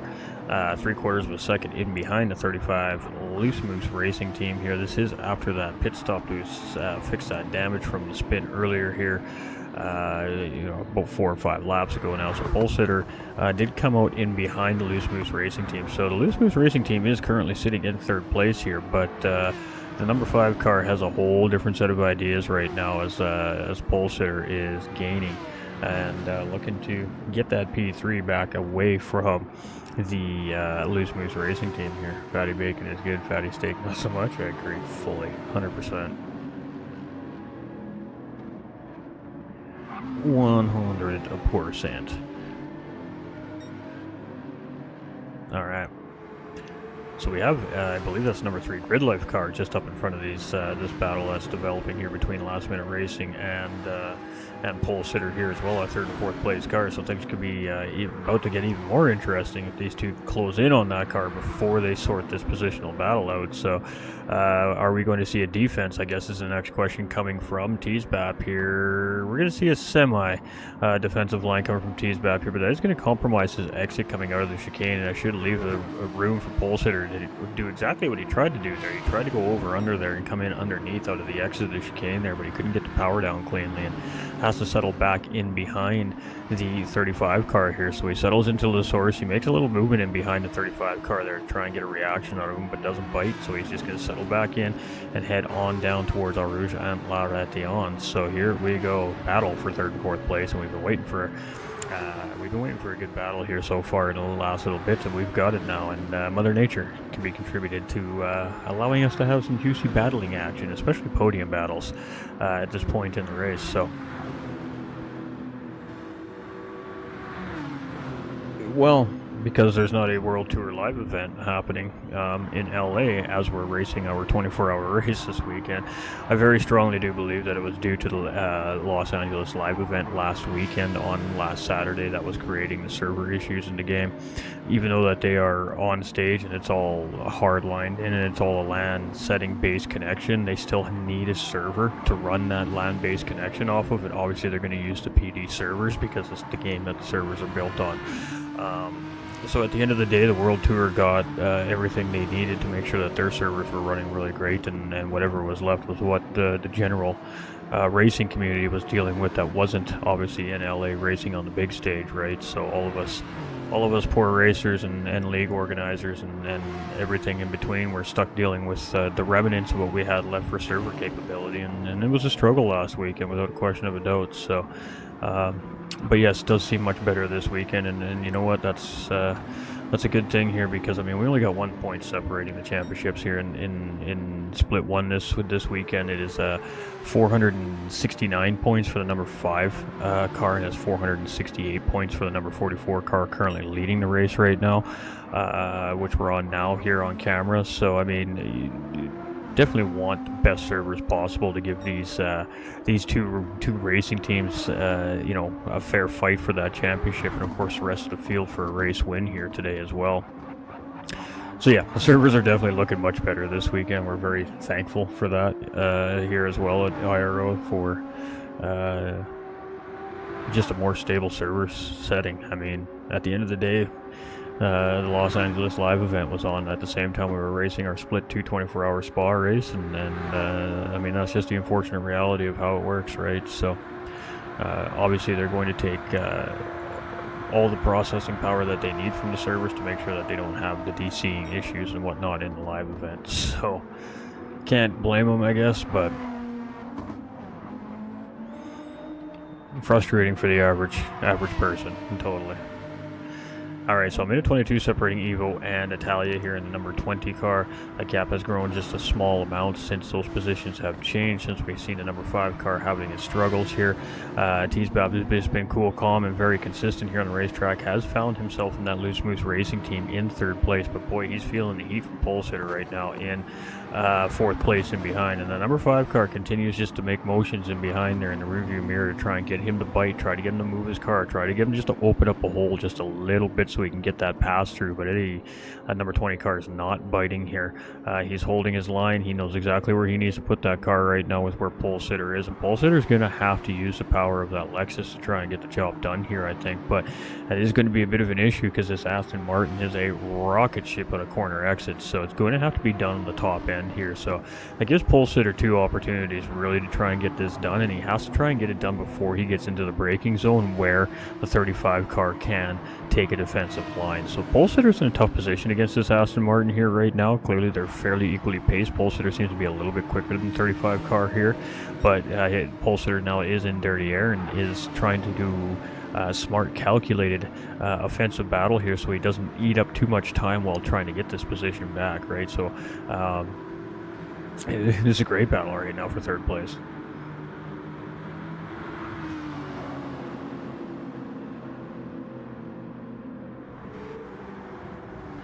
And there we go. Pole Sitter's going to have to try and stick it on the outside here. He knows if he can hold it on the outside here, that gives him the inside line to the second part of the chicane, giving him the better line out. And we're side by side as we come out of the chicane here. Pole Sitter knew what he had to do there, and he could not get the job done. That Aston Martin, again on corner exit, just obliterates that Lexus. And Pole Sitter sees a hole there. He tries to get his nose in there, but a little bit of a squeeze coming from the number 20 car there, and that forces him to back out of that attempt and move into the source there and just settle back right in behind that number 20 car again. So as we head up La Rouge and Laurentian here for the 33rd time in this stint, I mean, we are in a active, feisty battle here for 3rd place right now. You can see the urgency in Pole Sitter in that 5 car to try and work his way around the 35 car here, but he just cannot get the job done right now. That Aston Martin is very competitive here in this series when you're able to tune the aerodynamic downforce in it, and it's showing that here right now. This number 5 car has been super strong all year long. And that Aston Martin's proven to be a very formidable opponent as well. So you can see a little flash of the lights there from Pole Sitter. He's doing everything he can here right now just to break that concentration, that lapse of judgment from the 35 car in front here right now. And there's just no biting. There's just no biting. We did see a signal light flick from the 35 car there, so Teasbap has opted to let pole sitter go around there on the inside. And again, you know, racing is about making decisions. That's an on-the-fly decision, and it's the same thing for Loose Moose Racing Team as it is number 5 car. The number 5's car urgency is trying to get back up to as close as he can to that 44 car right now, so they can put themselves in a position to fight for that championship and the race win here today. But it's also important for the 35 car not to wear the car out completely battling for this position when you still got 10 more hours of racing left to go in this race yet. Stay close, stick in behind, and let them pull you closer to the next podium position. And I think that's... Pole sitter was definitely getting a little bit feisty for sure, 100%, trying to do everything he could there to open up a hole. But at the end of the day, we've seen the 35 car finally decide that, you know what, this is probably better just to let him through here, avoid any potential non-incidental contact, and not lose any extra time. I mean, all that defending, all that jumping off of line to not allow that car to go through. That's costing you time on the racetrack while you're setting up offline corners and whatnot as well. You're compromising entries, you're compromising exits, and that also can slow you down. So I mean, I guess at some point as a racer and a crew chief and behind the scenes, you got to decide how much battling is worth risking the time that you're giving up at the same time as well, right? I mean, he's right there. He's 1.2 seconds in behind. He's been chasing the podium all day long. He had a taste for it. Now this team's been there. They've seen it. Now let's see what they can do.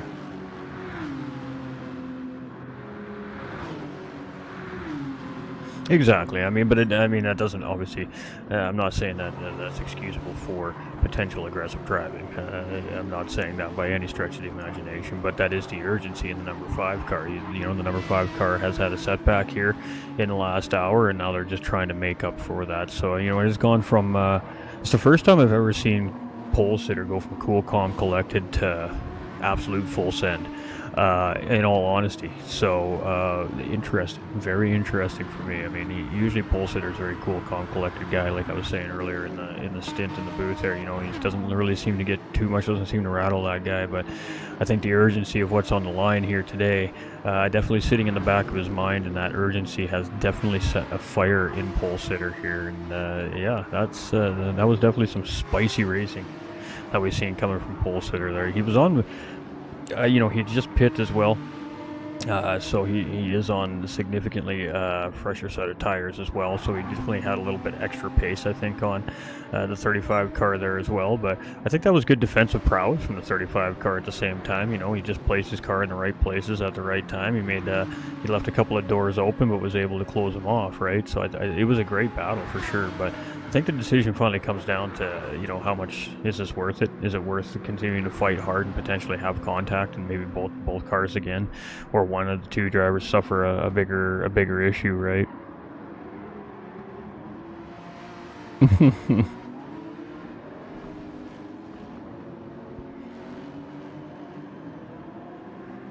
Sure. It's been a fairly quiet stint for the most part, but we'll jump. Actually, perfect time to break the stint down as we got a pit stop sequence coming in. ERA Evo, they came out in first place, have been in first place, and really haven't had too much wrongdoing here so far in this stint. It's just been smooth sailing as a race leaders. Italia started off in third place. They were roughly about 25 seconds in behind pole sitter and the number 5 Esports Lexus. We had some rain start at about lap 10-11. It was mild rain, but it stayed consistent enough and long enough on the racetrack to force the drivers to come in for some intermediate wet tires. At that point, the drivers ran their intermediate wet tires for 5-6 laps most of the field. Some of the field took them a lot longer and come back in for the soft tires. Now, for the most part, we haven't seen too many struggles with the racing field on those soft tires in drying conditions, but we did have 2 teams have a little bit of issue, and one of those teams was that number 5 Sector 7 Esports Lexus. They did have an incident in the Pouon that caused them to go off track, hit the wall, pick up damage. They did run 2 or 3 laps with that damage, realizing it was slowing them down too much, took a pit stop, and that's where we seen that battle just recently kind of develop from, was that extra pit stop there to take tires and fuel and fix that damage, and just on a fresher set of tires than TSBAP was at the time being.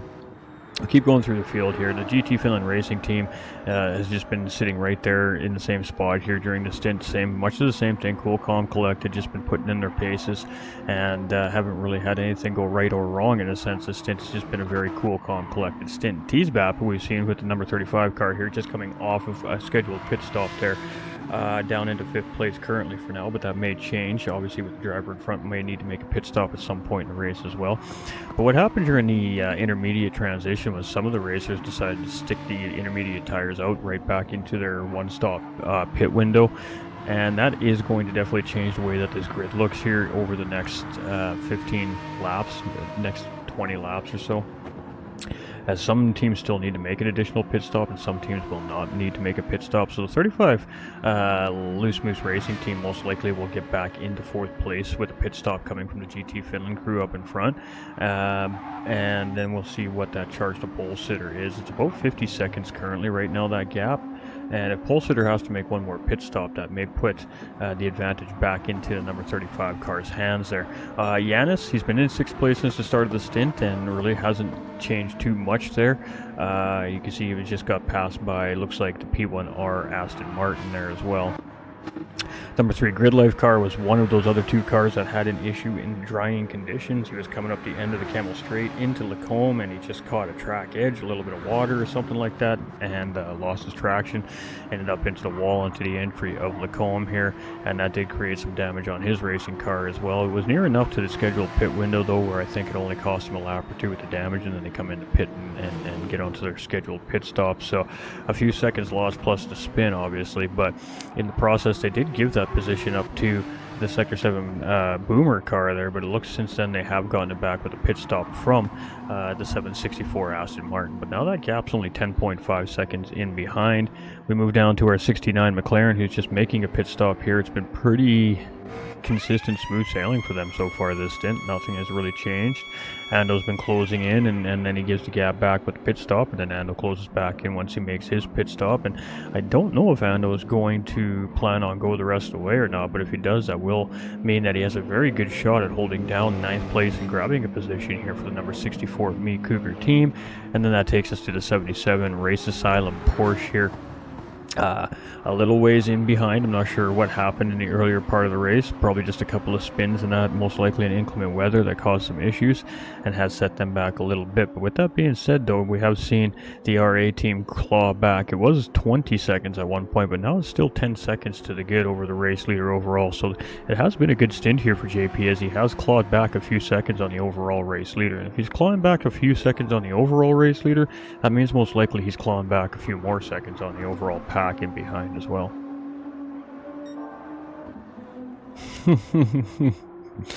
Yeah, pretty good. Hey, not bad. I mean, I really strive in trying to have the information for the viewers when they ask, and to the best of my ability. Anyways, I haven't been following the whole race today. With that being said, so I don't really know what's happened throughout the first 12 hours of the race, with the exception of the last maybe couple hours I had on in the background while we were finally getting the PC tech difficulty sorted out and we're calming down a little bit. But yeah, the memory's starting to slip as we get older, but when I find I'm interested in something, it's as sharp as a tack still. So we love our commentary, we love our sim racing community here. I mean, what can I say? You know, the commentary was a blessing in disguise a few years ago when we discovered that it was something that I was able to do, and it's kind of just taken off ever since. So I appreciate it, the community and the response that I get from the community all the time with the live commentary. But yeah, I mean, you know, ask me in real life while I'm at work what I did 2 hours ago, and I probably couldn't recap it even close to that good. So it just goes to show you what I'm interested in and what I'm not. You know, work, yeah, we have to do it because we got to pay the bills. Streaming, that's what we're at.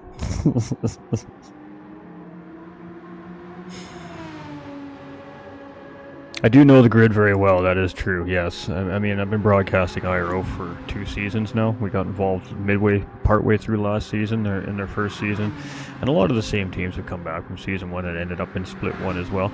You might not say that when you go and watch the Split 2 broadcast on my page from last weekend during the St. Jude's charity fundraising event. We took on the stream for the Split 2 IRO and tried to raise a little bit of money for St. Jude's, and I can tell you, even though I race in that split with our own team in that split, I couldn't have nowhere near that kind of definitive information about the teams, their car numbers, any of that for you in Split 2. So mainly because I've just been, this is 16 or 17 rounds for Split 1 now in IRO that I've been a part of, and we're a large part of it. We do a lot of the commentary throughout the races, especially the bigger races throughout the season. So a lot of it is just muscle memory. It's kind of like the racetrack when you get on one of your favorite tracks and you don't need to, it doesn't matter what car you're in, you just know the braking point and you know the corner and you know what you need to do. It's kind of the same thing, I guess. Kind of the same thing. It hasn't been a crazy packed-filled stint either. Like, there hasn't been a lot of crazy things that have been happening in the stint, so it's a lot easier to remember when it's just a few subtle things and a couple major things than it is, say 10, 15 good battles going on at the same time. It's a lot harder to keep track of all that, but yeah. We just love what we do, and if I could sim race, commentate, and just stream full time and make a proper living at it, I would, and I would love every minute of it. I really would. The possibilities would be endless for us. But now that we've got the new PC, that does open up our range a little bit, right? That takes us out of the PlayStation world and then now puts us into a PC world too. We have 2 PCs here, so we have 2 PCs that are more than capable of streaming as well, right? So with that being said, we may start seeing some content from other platforms here for commentary. We may go back into iRacing a little bit and do some more iRacing commentary again. We may even go into ACC a little bit again and do some more there. But yeah, we're definitely going to be branching out. There's new sim titles coming. One just got released with Rensport, obviously, just a couple days ago. I'm still, much like a lot of the sim racers out there, I think, right now when it comes to Rensport, we know that the PC game is absolutely fantastic. Rensport is very good on PC, but we also know as gamers that when a PC game comes to console, it's not coming with the full package you get on PC, and that is definitely the case with Rensport right now. I mean, it looks great. To me, it looks very close to ACC. But I'm just waiting for, all the big content creators and the racers out there to kind of give their 2 cents on what they think about Rensport before I pull the trigger on buying Rensport. I spent a lot of money in the last 45 days. I moved, which, cost like $4,500, and then I got the new PC built. That's another G note, right? I mean, where do you stop spending money? Plus I pre-ordered Project Motor Racing, plus I bought NASCAR iRacing 2025, right? So it's been an expensive month. 2.5 or a month and a half. I can't afford to buy any more games right now, so we had a tough decision to make between Rensport and Project Motorsports Racing, but we did ultimately decide to pre-order Project Motorsports Racing. I think they just have more to offer upon release currently than Rensport does. I could be completely wrong, and the game could be a complete disaster, and it could flop really bad, but I don't know. I just got a feeling about PMR. So I mean, at some point we have to we have to branch out and get off the GT7 platform and start doing commentary in other platforms, because I mean, our sim racing community is going to grow here with all these great sim racing titles coming out on top of GT7 now. We have choice, we have option, and I mean, the unfortunate reality of that is it is going to split up the sim racing community a little bit. Racers are going to go to certain platforms. We've been seeing that for the last couple of years now with the GT7 community slowly moving over to iRacing. Especially, we're really seeing a large part of the community moving over to iRacing right now, right? So to see great console titles coming in that are going to be, I'm not going to say comparable to PC, because that's not fair to say, but a good option for console sim racing without having to buy a PC is exciting times for the sim racing community, right? So we're definitely going to have to branch out here a little bit once we get everything functioning and running nice and efficiently on the new PC here. We do, like I said, have the option of the second PC to still stream content from as well, and we can game from the new PC in that situation, right? So We have options. We definitely have options. I know, ACC was fun to commentate on when I was doing the ACC PS5 and PS4 stuff for a community that I work with. The spectator mode isn't that great, unfortunately, on the console, and that's always my concern, I guess, as a content creator. Is my first question is how big are the online lobbies, and then my second question is how good is spectator mode, right? Because obviously I can't commentate on something that doesn't have a spectator mode. Finding a time to play it might be tricky, right? Yeah, exactly. I mean, there's Endurance Motorsport series coming out too sometime in the next few months as well. Plus, we got ACC Evo coming out sometime next year. I mean, it's a good time to be a sim racer. No question about it. That's for sure. But I mean, where do you put your time and where do you put your love, right? So, we'll definitely be out there searching out all the avenues and taking a look at everything. But we'll be bringing everybody along for the ride with us, obviously through the page and the content. So. NASCAR is a great game. Fun factors through the roof. I mean, the new iRacing NASCAR game is absolutely, in comparison to the last 5 or 10 years of NASCAR games that they've been making at EA Sports, it's absolutely beautiful. But championship ready? Not there yet. I mean, can you do championships on it? Absolutely. You can definitely host championships on NASCAR for sure. I mean, everybody's still learning the game, and there's a lot of contact still in the game. Even within an organized event, there's still a lot of NASCAR. So but the problem is you don't have a spectator mode in NASCAR, right? So I can't sit there and watch 39 NASCAR or 40 NASCARs go around the track and boogity, and do the commentary on it, unfortunately. So, in that sense, it's tough, right? So that's always my question with sim racing games is, what does spectator mode look like? We will eventually pick up Rensport and get Rensport in the library, but I had to make a decision. I only have so much money I could spend on games right now, and then we had to pull the trigger on PMR. There's just more available content and more, when you look into it, when you compare the two games on console against each other.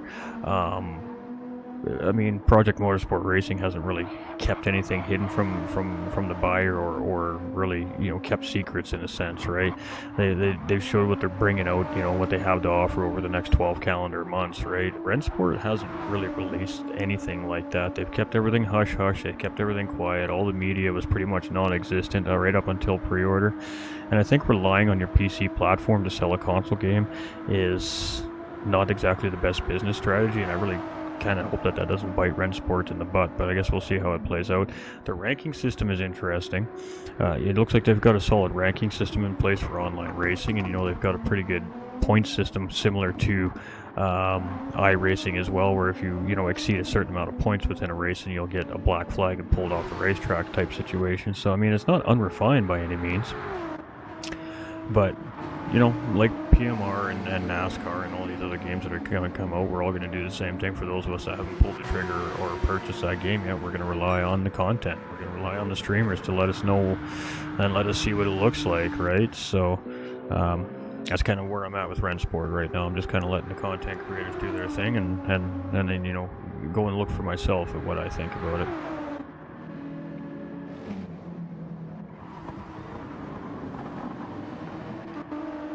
It's so hard nowadays when you're video gaming to buy video games, because you can't really predict what's going to flop and what's not, man.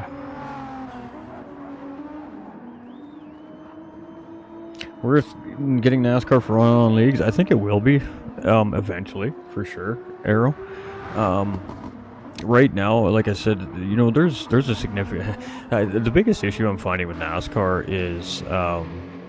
wheel users versus controller users, right? I mean, that seems to always be the same old discussion in these games, but it's a lot harder to keep the car in a groove around the racetrack on NASCAR on a controller than it is on the wheel.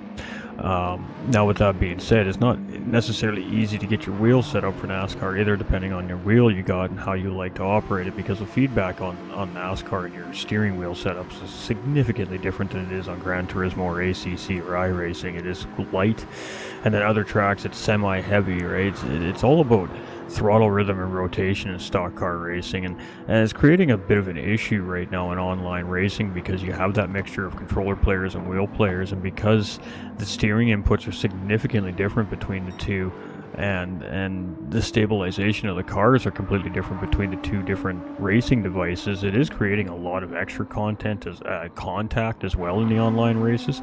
I mean, honestly, if you guys want a better look at NASCAR, just give me a few more, hopefully not a few more days, give me till Monday essentially, and I'll be jumping into a organized NASCAR event that's going on through one of the community members here right now. They've run a couple already this week, and they're trying to do something with it themselves right now and see how it's going. So we will have some content out for the community about that over the coming days or next couple of weeks. We just got to get the new PC up and running on the stream and everything working before we get back to our full-time streaming again. So just bear with. I will have that content out there for everybody else on my own page, but we also, like I said, just take a look out there. Go take a look for yourself. Super GT's been dabbling a little bit into NASCAR. He's got a couple of online videos out there, but really that's all you got to do is just go onto YouTube and search NASCAR 2025 and just go through some of the bigger content creators and just watch some of their content and really see for yourself if you haven't bought the game yet.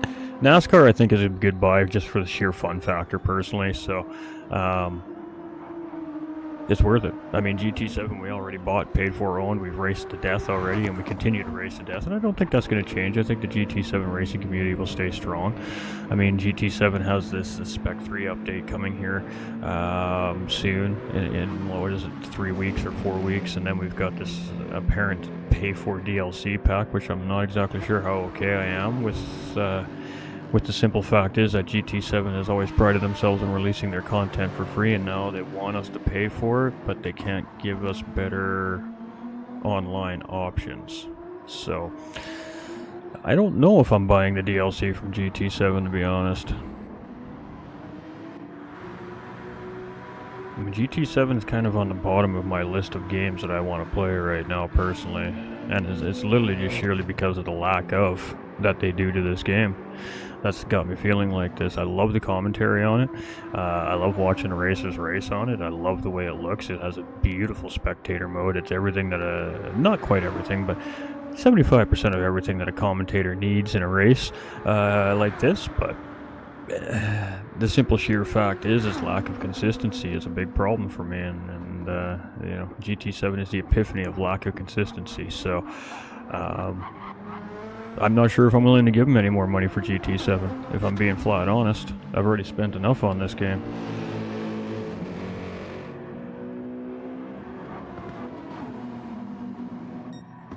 And after 3 years, I'm disliking it more than I'm liking it. So, I mean, they're not really winning my favor right now, personally. That's just a personal opinion. Don't let it muddy your own opinion. But they're not getting any, they're not winning any pluses with me right now. And I mean, when I look into their DLC pack, I mean, again, it's pretty vague on what they're actually giving for paid DLC. So right now, it just looks like we're getting a bunch of new single-player racing events and a slightly modified trajectory system. I mean, that's what it looks like we're getting for paid DLC. They say new cars and new tracks. I mean, the Ferrari we're getting with the Spec 3 updates. So I don't think you can call the new Ferrari 296 that we're getting for free in the paid DLC worth the money. You know what I mean? So there's a few problems I actually have with this paid DLC that Gran Turismo is apparently dropping.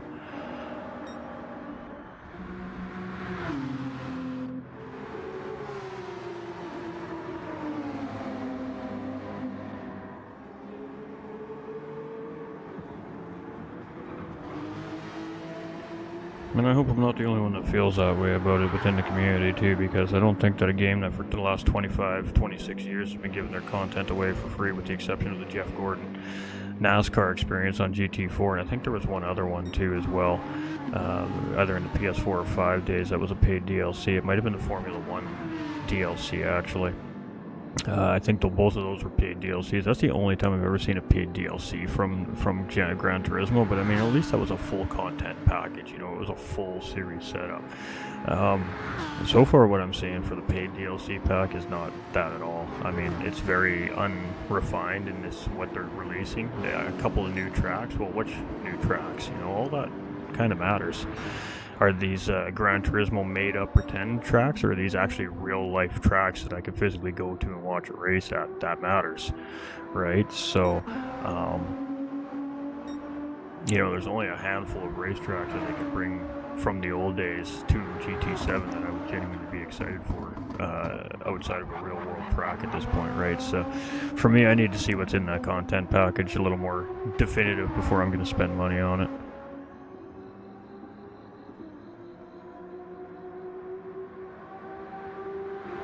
Yeah, it was the Lewis Hamilton arrow. You're 100% right. It just took me a little while to clue in. We are getting near driver swaps here. I've been so busy rambling on, but I mean, everything's settled down here in Stint 7. That's pretty normal. Like again, I said, in the mid part of these races, it's not about full sending your race car necessarily. It's more about conserving the race car and still trying to gain track position.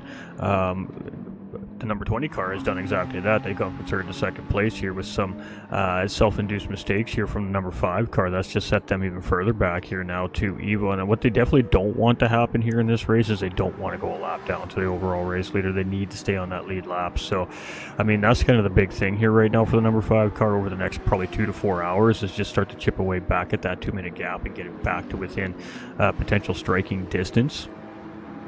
But as the stint wears on, that means, you know, the tire conditions is starting to wear on, and these guys' and gals' cars here too. Some are in better condition than others, but we'll have to wait and see how all that plays out over the next few laps here. Pime is up a position here overall in the stint as well, and I'm not sure how exactly that came about, but it definitely came about as the 77 Porsche just got passed by the AHR. No, the 77 Porsche is passing the AHR 69 McLaren here, so getting a lap back from that 69 McLaren, or attempting to here, is JP on DJ Brohawk right now. And as they go around the source, Brohawk does manage to keep ahead of the 77 car, so not a battle for position, quote unquote. In a sense, it is, yes, the 10th and 11th place cars, but unfortunately for the 77 RA car, they are about 3 or 4 laps down from the 69 car here right now. So this is just to get a lap back from this car right now. It's not for overall position. So it is important, obviously. It's great for the team to get that lap back from that car. That means they're making forward progress here in the race. And like I said, they have gained time back overall in the race here, but JP did just make a pit stop there, and that unfortunately did set them a little bit further back than where they started here in racing conditions. But that's the way she goes sometimes, especially when you factor in rain mid-stint. You just never know what that's going to play into the racer strategy for. So, or maybe Road America, Charlotte, Road Sonoma, Madrid, for real, right? For real. Yeah, I mean, obviously being a content creator, I have a pretty decent idea on what my community and my neck of the woods in the sim racing community at least feels about some of these things, right? I mean, we have these discussions behind the scenes all the time when we're gaming offline together, right? So, and I'm not saying GT7 is a bad game. GT7 is a fantastic game. Please don't take it the wrong way. I love GT7. I've been playing Gran Turismo since its inception, and I'm probably never going to stop playing Gran Turismo. But right now, on a competitive level, I am definitely I'm going to take a hold on GT7 right now and see what else there is out there to offer, because I just feel like there's better options coming, and I think it's time for a little competitive breakaway from GT7 for my own personal racing anyways. The commentary will always be here. The commentary is the bread and butter of what I do here at GT45 Gaming. Is what's helped build the community to where it is, and is what's going to continue to help to build the community to a bigger, bolder community. So that's never going to change. We'll always be on GT7 doing our GT7 commentaries, but like I said, that doesn't mean that we're not going to be branching out in the future here now as well. You know, we're definitely going to be planning on being back with IRO next season if this is the platform they choose to be on next season. And because, I mean, obviously we're only about 6 weeks away from an official announcement on the 2026 season or less from IRO here. I mean, we don't have a whole lot of time to prepare, so I am going to guess that the 2026 championship season will be most certainly on the GT7 platform. You know, that could potentially change as it goes into the future with them. I don't know what the organization has plans or has even had discussions on that. That's just me talking. But we will see GT7 obviously for the 2026 season here coming from IRO. And I guess with that being said, I guess we may race for the IRO season ourselves if we can get back into the championship season at 10-10s again next season. But yeah. You know, we got a couple things we got to wrap up here. We got a couple of ongoing championships, obviously, that we're not just going to stop racing and we'll finish out our seasons, because that's what we do. You start something, you got to finish it. It's called being an adult. But after that, we're going to be taking a little bit of a competitive racing break on GT7. We'll do some open lobby nights and still have some fun, obviously, with the game. And we have commentary still, obviously, throughout the rest of the year here yet before 2026 comes. So we'll have my championship on GT7, right? We're going to be developing a new championship for the new year as well, so our racers have somewhere to race. That's most likely going to be on the GT7 platform as well, because currently, even with the new sim platforms coming out, I mean, they have a lot to prove, and we have a lot to learn about those platforms. So, I mean, GT7 is still going to be a staple in this community for a while to come yet, but as far as what Gran Turismo is kind of doing moving forward now with these new sim racing titles coming out, I don't know.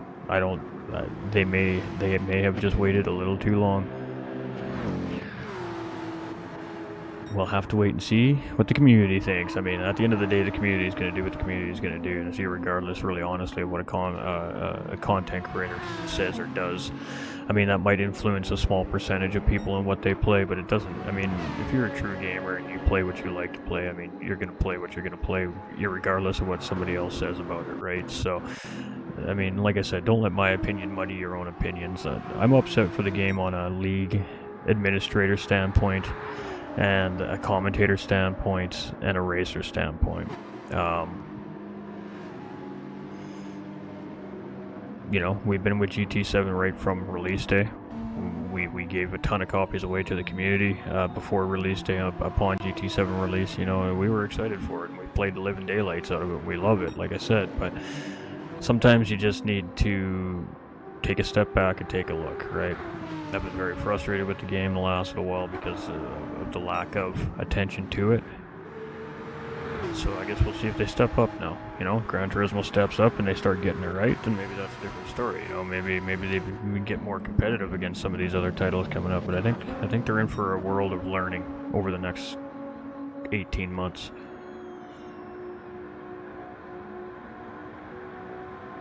Yeah, I would assume so, Jaeger. Maybe without that extra A in your PSN, I fully agree, Cupcake. We're gonna petition for the RA promotion for Cupcake. For sure, I agree, Jaeger. I mean, that's kind of where I'm at as well. I mean, I'm sure that, like I said, IRO and all these guys have started to have these conversations and behind the scenes. Hey, we got these new sim racing titles coming out, you know, what are we going to do about that, right? We've had the same conversation at GT45 Gaming and within our own administration team and our development teams as well. And the answer is exactly that, Jaeger. You're 100% right. You know, we'll go dabble, we'll go take a look at the titles, and we'll go see what they do and don't have to offer and what they aren't capable of doing.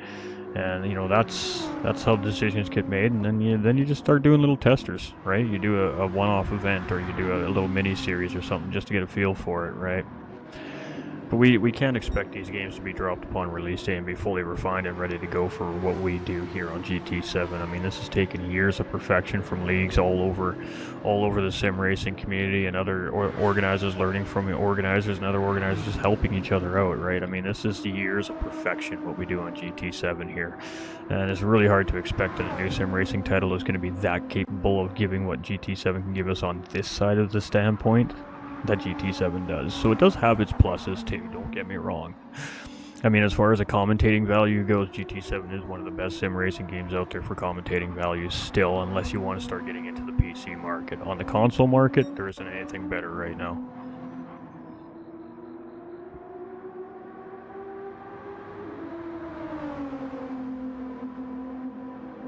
Yeah, that's exactly a Cupcake. You know, Gran Turismo 7 has had zero competition for so many years. so many years. You know, Forza was over on Xbox exclusive, so they weren't really competition. It was a different style of game. You know, when Forza started to get serious about their last motorsports game, the GT7 definitely had something to worry about, but it didn't work out for Forza and Xbox, right? The game went down pretty hard.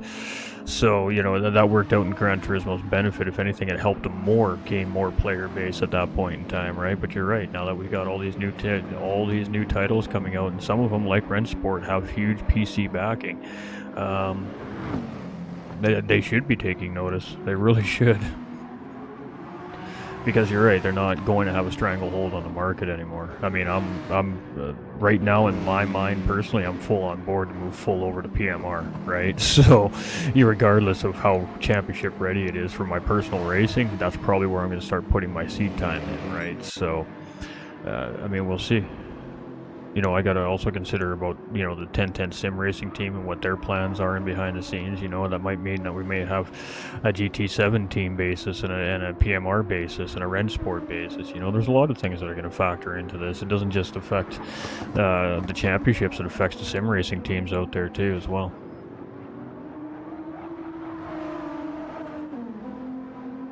Yeah, almost impossible to compete with the spectator mode. That is the key feature for what we do here on GT7 for sure. It's hard to say that right now as it's really dark on the racetrack, and I've actually turned the exposure up quite a bit just to allow you guys to even see what color the cars are. But we're just going to go through the field here real quick for race control here. So it's a minute 25 from first to second place. So the 44 Race Asylum car, who's actually just coming in for pit driver swap right now, is 1 minute 26 ahead of the number 20 P1R Aston Martin. They are 47 seconds ahead of the number 5 Sector 7 Esports Racing Team, which is 2 minutes and 13 seconds behind the overall race leader as Evo comes in to start driver swap for stint number 8. That takes us to GT Finland 66 GTR here. They are 2 minutes and 52 seconds behind the overall race leader, but are feeling some pressure in behind from our number 35 Loose Moose Racing Aston Martin here. The two LMR teams that get me mixed up all the time. 4.7 seconds, so T-Spap closing back in on that fourth place battle here, and just may run out of time, but that means that Cupcake should have a nice juicy potential battle happening for him there right in between 4th and 5th place. That moves us down to the 45 Last Minute Racing GTR here, driven by Yanis. Currently they are 4 minutes and 14 seconds behind the overall race leader. That moves us to the 764 Aston Martin of the Sector 7 Boomer Squad, and they are 6 minutes and 45 seconds in behind the overall race leader, and feeling some heat here from Scorpio Peme in the number 3 Grid Life car, and ooh, a nice juicy 1 second penalty will squash that potential battle here between these two, but 1.7 seconds separating them, 6 minutes and 47 seconds separating Peme from the overall race leader. That takes us to the 69 Apex Hunting Racing McLaren. They are 8 minutes and 39 seconds behind the overall race leaders, and feeling the pressure from our number 64 Mercedes, the Sector 7 Me Cougar team, here just 10 seconds in behind as well, but they are 8 minutes and 49 seconds behind our overall race leaders, and that takes us to the 77 Porsche of the Race Asylum car here, and they are 20 minutes and 7 seconds currently behind the race leader. So Evo is in. Project 1 Racing is not Project 1 yeah, Project 1 Racing. Is it Project 1? Yeah, I think it's Project 1. In second place. See, I don't remember everything, guys. Some things I still don't get right. Oh, we're seeing some wet. Alright, so Pole Sitter here is just coming around right now. He's actually got the Grid Life car up and beside him here, and Peme is just going to give him the inside line there, as he knows that Pole Sitter is going to be coming in for that driver swap. Or does he know that? Ooh, almost a little bit of contact between the two of them there as they navigated, the one going in for driver swap and one still has a lap or two to go here. So that takes us now to our 66 car, our GT Finland Racing team here, and they are about 2 minutes out from coming in. Not even, they're like 30 seconds out from coming in here. Now, you can't beat the spectator mode in GT7. That you definitely can't question. They get a 10 out of 10 for that. I mean, there could be some better information available to us as commentators, but I mean, that's just being picky at this point, so... I mean, let's be real. They do an amazing job with what they do give us, so...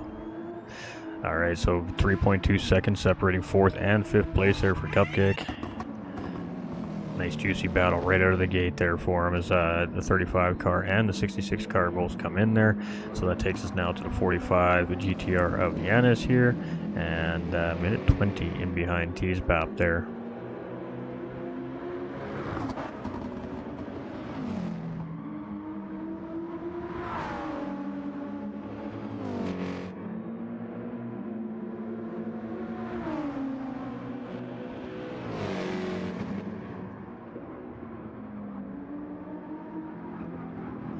Yeah, like I said, I'm not trying to rain on the GT7 parade. I'm just giving an honest opinion about how I feel about the game currently, as it sits, especially with upcoming titles coming. Does that mean that those are going to be better titles? Maybe.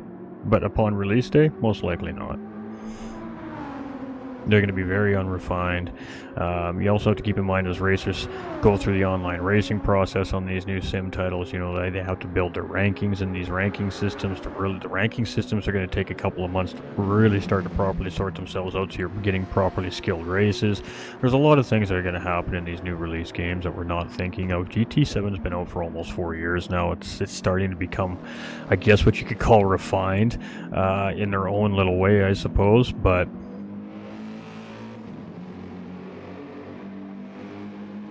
at the end of the day, it has provided me 5 years of great content between GT Sport and GT7 on the page, and it's done very well for my page, and I love the game and will always love the game. You know, I'm just excited to see some new titles coming out and see some potential opportunities for branching out as a content creator. I mean, at the end of the day, I'm excited to try and branch out as a content creator. So it's exciting news for me to have different titles to go and mess around with and help build the community and within different sim racing communities, right? We have NASCAR that could bring in a whole different type of, you know, a whole different part of the community. Now we have, you know, Rennsport and PMR coming out, again, could bring in new potential parts of the community, right? So all we're really trying to do is branch out, grow the page, grow the community bigger and stronger at the end of the day, and that just means we've got a plethora of sim racing content available to us. Nothing wrong with having a variety, that's for sure.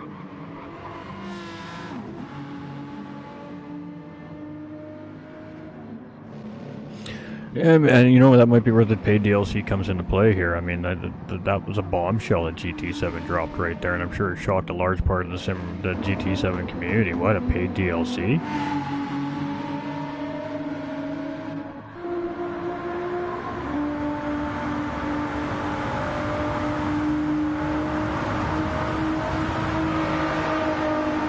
Alright, good morning, good afternoon, good evening, folks. It is your boy Cupcake, and we're coming at you live for stint 8 of the 24 Hours of Spa. So we're taking a look at the battle for P4, which huge thanks to Ghost for kind of pointing that out to me. Was what was supposed to be a battle really didn't turn out to be as such. Looking at the tire strategies, I mean, everybody's coming out on intermediates except for one person, and that is going to be Snowman. Snowman chose to stay on soft tires.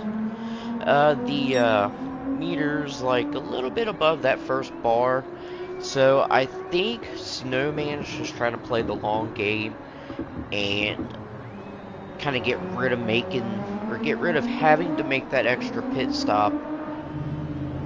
So, quite interested to see how well that's going to pan out. So, we are going to go through the list right now. So, in P1, we do have ERA Adriano, the Bomba Flat.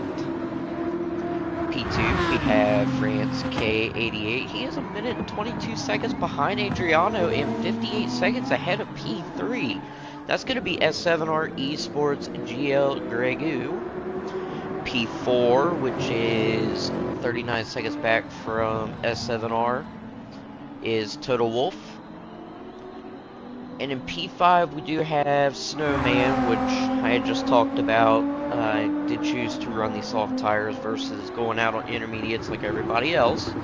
And as you can tell, right now that is costing him big time. He was about 6 seconds ahead of Total Wolf. Now he's 22 seconds back. P6, we have Shred. Shred opted to go on the intermediate tires as well. 51 seconds back from Snowman. That looks to be closing pretty quick. P7, we have Rusty Maggots. P8, we've got ERA Lucas in the Grid Life Porsche. And then just waiting to see who else is going to pop out. But that is who we have so far. So ERA Adriano right behind GL Gregu. And I am sorry if I do not pronounce that dude's name right. I'm not good with that kind of stuff. So, Adriano's getting ready to lap P3. P3, guys. I mean, that is insane. GT45, let's go racing, yes. Huge props to GT45 commentating Stint 7. As usual, did a fantastic job. Adriano is going to get around Gregu. Gregu being nice enough to just let him by.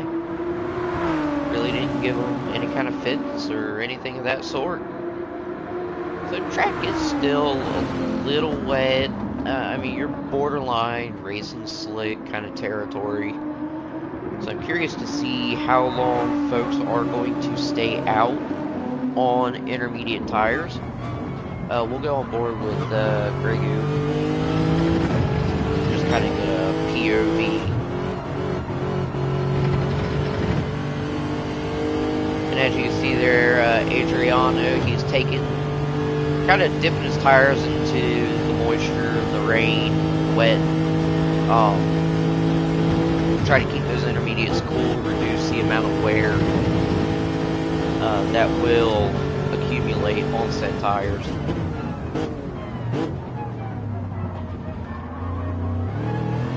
And oh, look at that! Gregu opting to go into the pits. No damage, no nothing, just looks to be a simple tire change.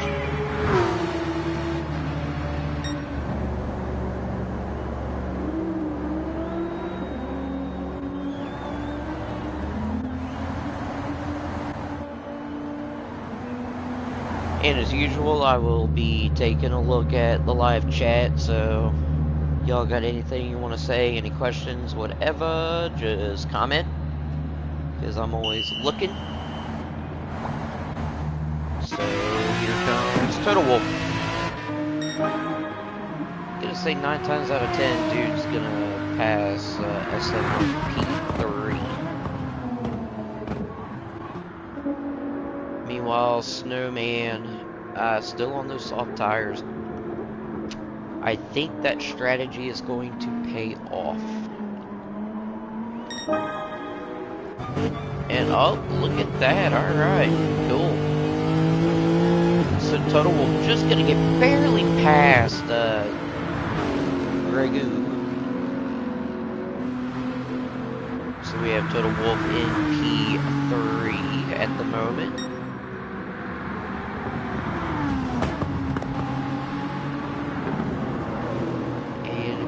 To see, I imagine Mr. Gregu is going to be able to pass, I would say fairly shortly. He's going to gain it pretty quick.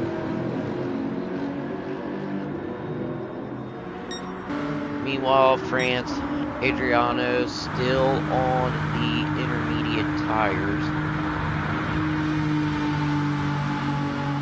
Now I'm curious to know, because we have Addy in first, a minute 23 ahead of P5 of Snowman. So, okay, alright.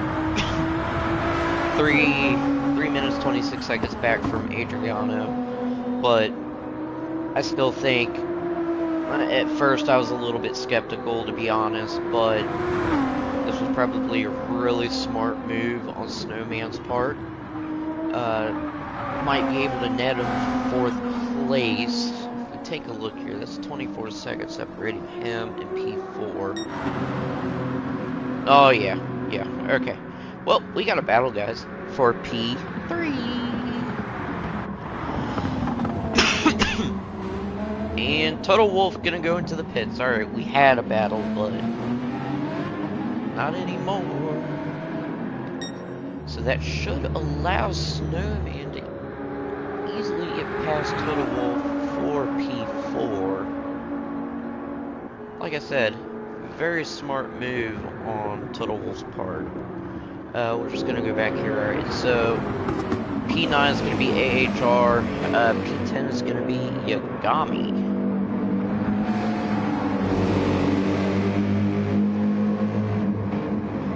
So, correct me if I'm wrong, but I think these two teams have been battling it out since Stint 6.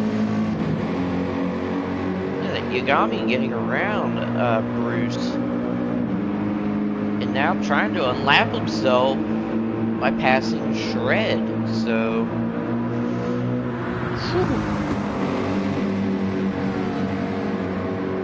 now Yagami's got, I believe, 3 laps to accumulate kind of like a 1 gap in a sense. TDC saying short-lived battle that was, man. That lasted a whole whopping, what, 2 seconds? France is in the pit. Presumably to switch to the soft tires. And just as I predicted, Snowman is going to come out ahead of Total Wolf, 15.3 seconds. So, yeah, Zooks, I'm gonna call you Ert. This look was so freaking risky, but my god, it worked for us. Yeah, genius call. Genius call. 10 out of 10. I mean, that just pretty much gained you guys 40 plus seconds. So, I mean, look, you guys are now only 25 seconds back from P3. So, a wonderful call. GT45 weather does that sometimes. Hey, yeah. I'm just glad to see rain in this stint because I'll be honest, stint 6 was a little boring. Yagami, wow, 5.7 second gap between himself and AHR Bruce. Ah, that's why. Alright, so Yagami went with the soft tires, and as you can clearly tell, it is paying off. Lucas coming out of the pits in P8 is going to be roughly about 2 to 3 seconds back from P7, which is Rusty Maggots. So, both cars on soft tires. So it was a bold strategy. Looks like it worked like a charm. It sure did, Cat. It sure did. So Lucas only 3 seconds back for P7 now. So we're going to have another battle brewing here, hopefully. For the boys at Grid Life, and I believe Rusty Maggots is S7R. Meanwhile, Adriano with a minute 19 lead over P2, which is P1R France. Grey Goose still in P3. And then Snowman just kicking it. It's gonna be hard to keep on saying Snowman. Thinking of that Frozen song. Do you wanna build a snowman? I agree, Ghost. We need action in the booth. Catch up, guys. I want chaos. I don't necessarily want carnage, but I want chaos.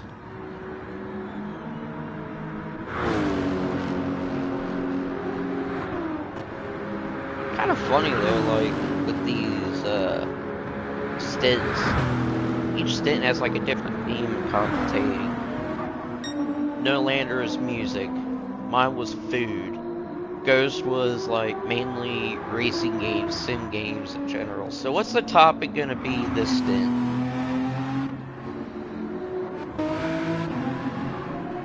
Rusty Maggots 3.5 seconds ahead of P8 Lucas.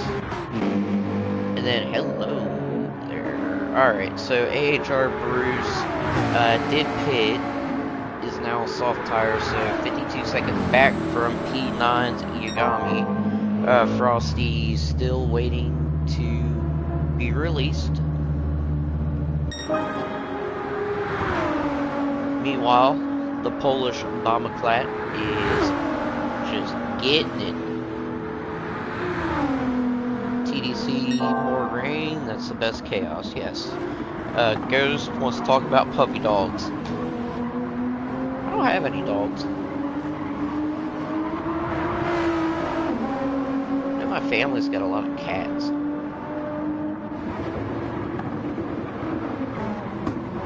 Just as I say that, TDC's ears just perk up. My cats?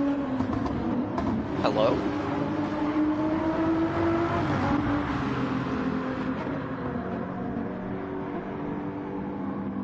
Alright, so take a look at some times here. Addy with a 217.2. That last lap. France running at 218.7. 218.9 for Grego. Stig.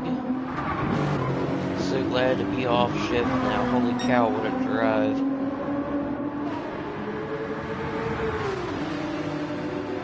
Yeah, dude, you did really good last stint, bro. Props to you. JP 30 seconds away. Alright, so should be changing tires, fueling up shortly. TDC the cat did not do it this time.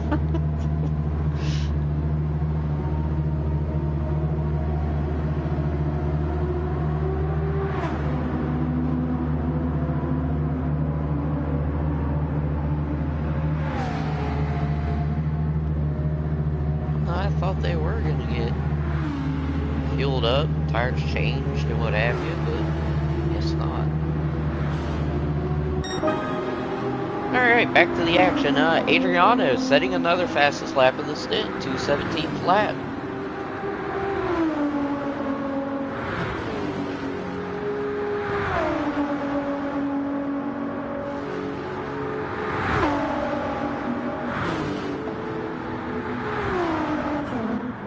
Meanwhile, France setting at 218.7, Gregu 217.4. Excuse me. 2 minutes and 14 seconds back from Adriano.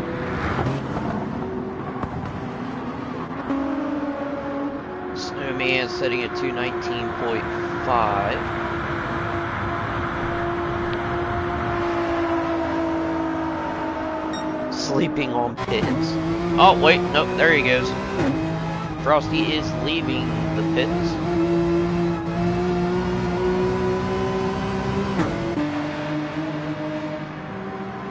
And he is Gandhi.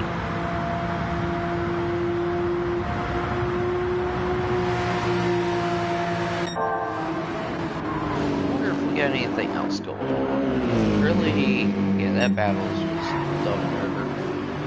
Lucas and Rusty Mag is still 3 seconds separating them two. Really nothing different in terms of tire wear and fuel. I know Rusty Mag is set at 219.2 last lap. Lucas with a 218.6. So let's see what Rusty Mag said. There we go. 17, 18, 18.7. 18.7, alright, so they're, wow, okay. They're dead even on pace. And now they've got P3 to worry about. P3 is coming up on both of them, as well as P1, ERA's Adriano. Let's see. Solid stick. I'm tired. Yeah. I bet you are, man. These 24-hour events, dude, are no joke.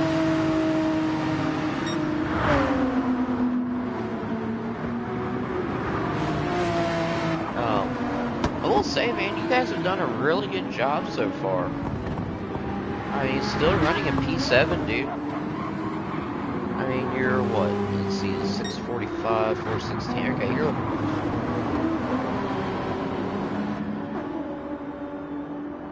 still probably a lap down from Shred, but I mean, you guys are still in a really good spot, dude.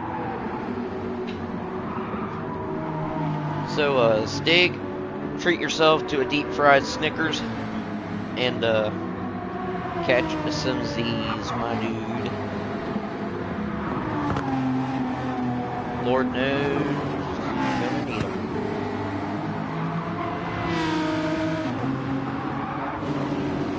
It's now 4.5 seconds. Separates Rusty Maggots and Lucas. Lucas did have to deal with lap traffic. He did let Adriano pass, which is mighty fine of him. SMR Stig, I got dinner waiting for me upstairs. What you eating, homie? What sounds good at 12:23 in the morning?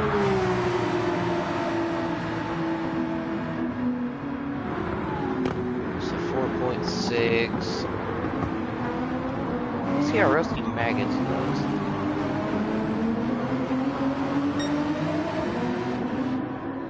Because Rusty Maggots has 2 cars behind him. That's S7R Esports at Grego and ERA's Adriano.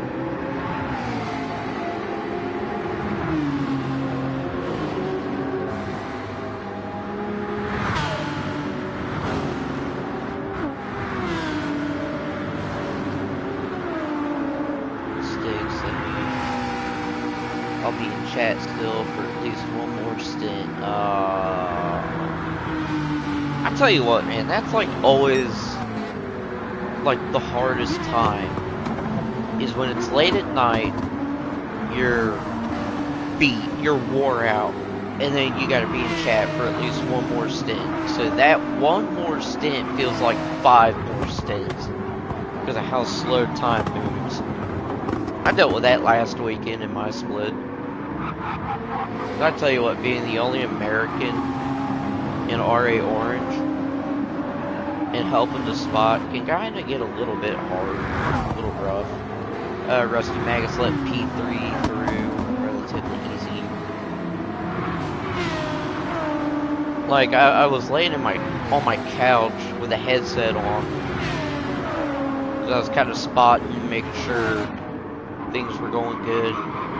Subscribers were up. And I think one of the dude heard me snoring or some crap because I dozed off, and it's kind of embarrassing.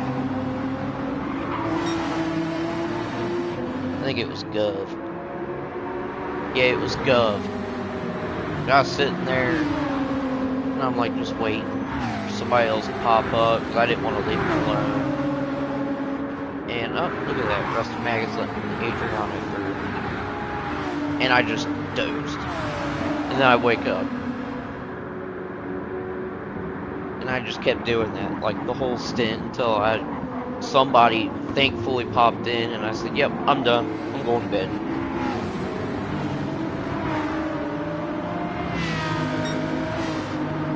Coach saying deep fried Snickers sounds perfect at 12:30 in the morning. Facts. TDC fried ice cream sounds like a nice dinner. Facts. Saying lucky you, I'm just eating my breakfast at 7:20 a.m. after the stint. 1 hour of sleep through the night? Oh, you crazy. mistakes, and at Le Mans I ran 3 stints, one of which was 3 to 5 in the morning. See, now, I don't do that. Like, that's just my personal preference.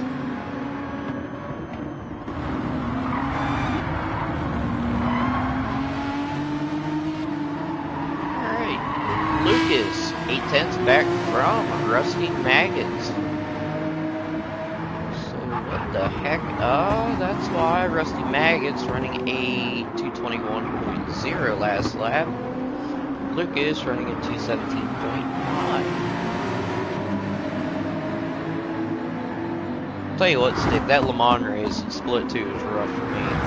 I had just got the Fanatec wheel. And like, first stint went okay, second stint was raining. And I was debating on using the controller or sticking with the wheel, and King Ears said some encouraging things that I cannot say on the stream, and where it made me say, yes sir, I'll use the wheel. And it was sketchy.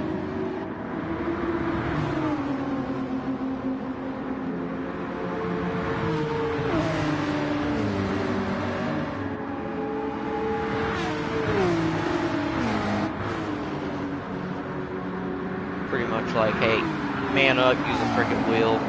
I don't care what happens to you. I was like, yes sir.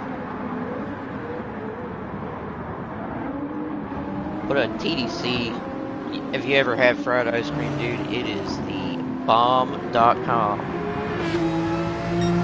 There's a Japanese joint that I go to that serves like tempura ice cream, which is fried ice cream.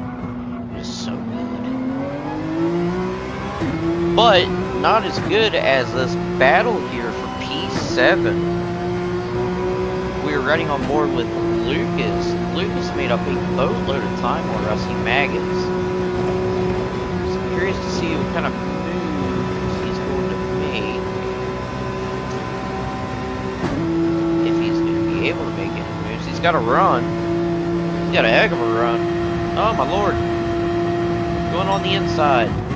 What's going to happen? Is he going to outbrake? Is he going to outbrake Rusty Maggots and take P7?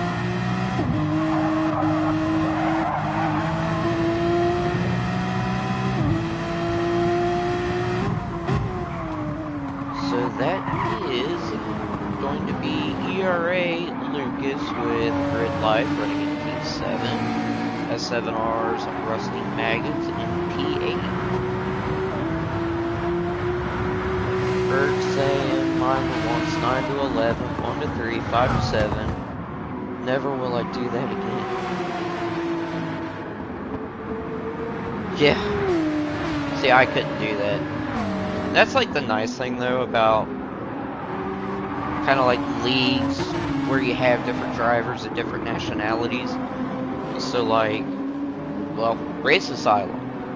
I mean, mainly it's predominantly a UK kind of European league, and then they just started getting some American drivers in there, and it kind of helps balance all of that out to where the folks in Europe, they can do earlier stints or the later stints, and then the guys in the US can do kind of like the middle stints, like what you're seeing here, like stints 6 through 8 or 6 through 9. That way it gives everybody like a chance to get some rest, get some sleep, and I mean it works out that way. I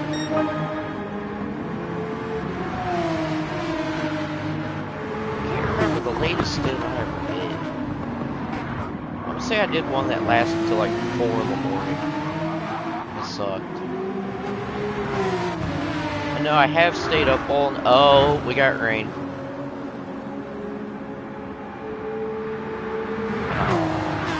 Oh, is it gonna do this again?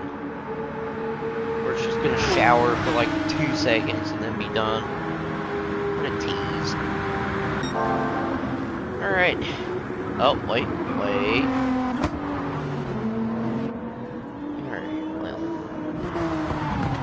ERA Lucas still 7/10 ahead of Rusty Maggots.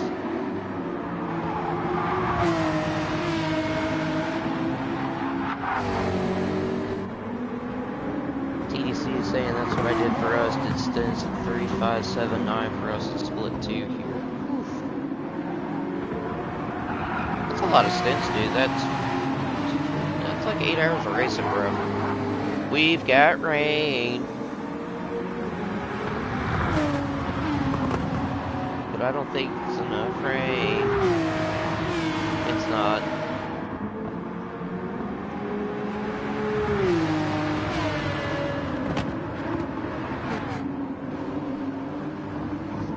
So Lucas now has a 9/10, not 8/10 in a second gap. Rusty Maggot. Yeah, TDC, bring the chaos. I love it. Like I said, I want chaos.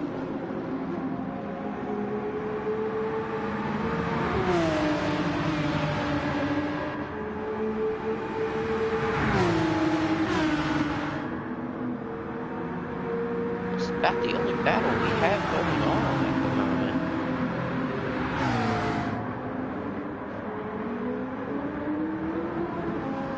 Do a quick check of P5 at Ford. You know that's between Snowman and Total Wolf. Yeah, 6 seconds separates those two. Grey Goo did let Adriano by. So Grey Goo has now been lapped. It's at a 2:16.6, but Addy currently has the fastest lap in the stint at a 2:16.4, so he is just gone and then some.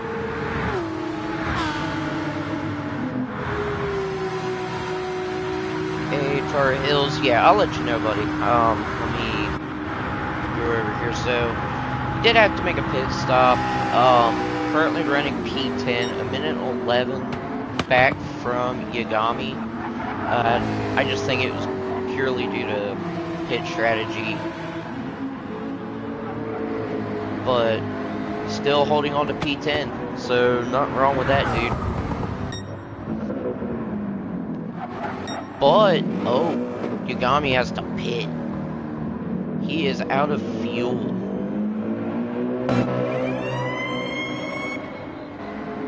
So that's going to put Bruce about 25-30 seconds back from P9's Yagami. Rusty Maggots, meanwhile, has now dropped back to about 1.5 seconds from Lucas. Anytime, Hills. Like I said, guys, you want to know how your driver's doing or whatever, man, comment.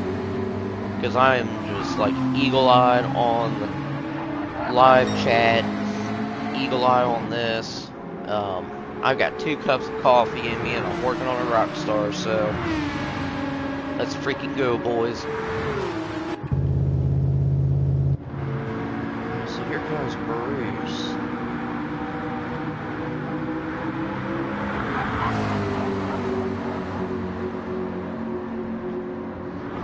Yeah, not going to be able to get past Yagami. But I still think he's going to gain a good 50 seconds. Maybe 45. Somewhere around there.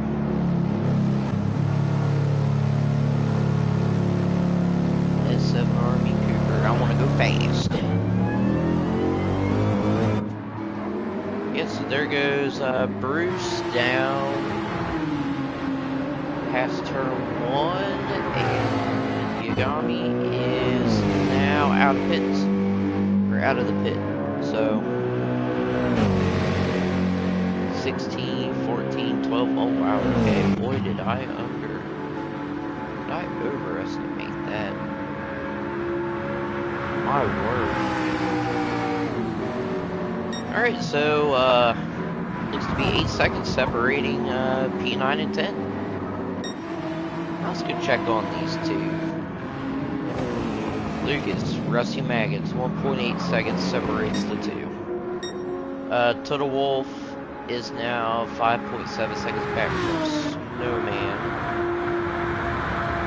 Snowman is now 40 seconds back from P3. That's S7R Sports Grey Goo. P2 is P1R France. P1 still is Adriano. Setting blistering lap times, dude. I mean, 2:16s. Lap 10 all the way up to 16. It's 2:16s.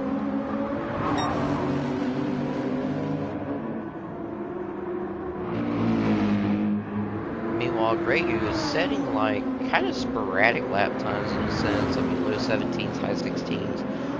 Did have an 18 in there. France setting very consistent, upper 2:16 to low 17s. And the Snowman setting consistent, 2:18s, 2:19s, Total Wolf, 2:17, 2:18s. So Total Wolf is slowly but surely catching up to Snowman.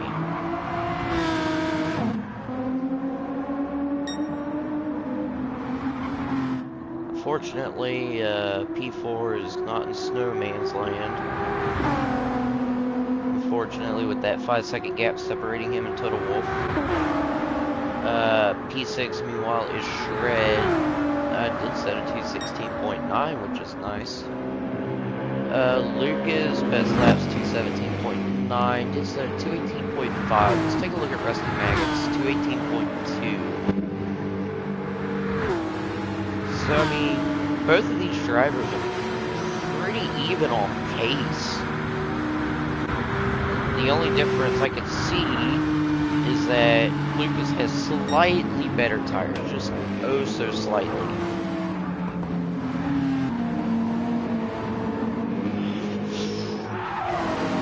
And then Yagami with an 8-second gap to himself and Bruce.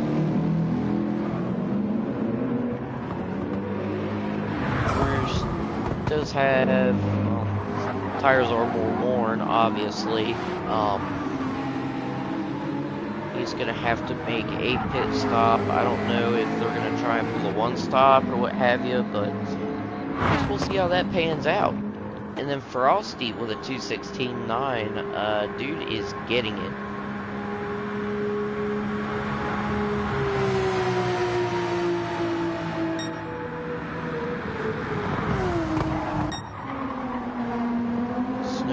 Total Wolf. Gap's now down to 3.8 seconds. Lucas, 2.1 seconds. 2 seconds. Separating himself and Rusty Maggots.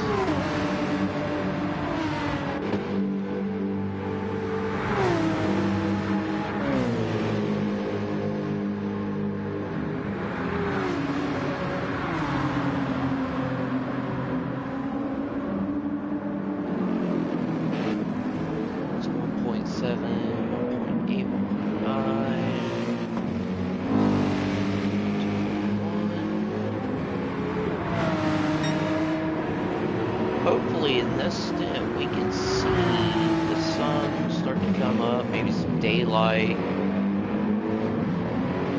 The way this race has been going, we need to shine the light on this whole ordeal, if you know what I mean.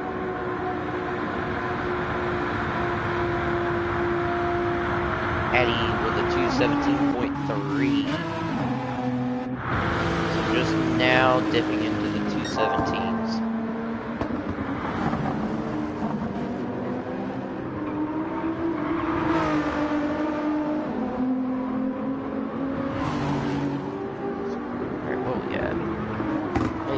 Hills. This is some insane pace set by everyone. Oh, dude, it's insane. It is absolutely insane. I mean, look at your guys, dude. Look at Bruce. I mean, the consistency, man, is, I mean, up there. Everybody's consistency is.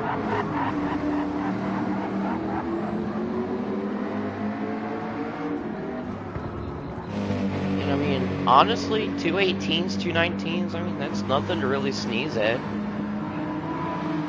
I mean, that's still a really good time to be setting.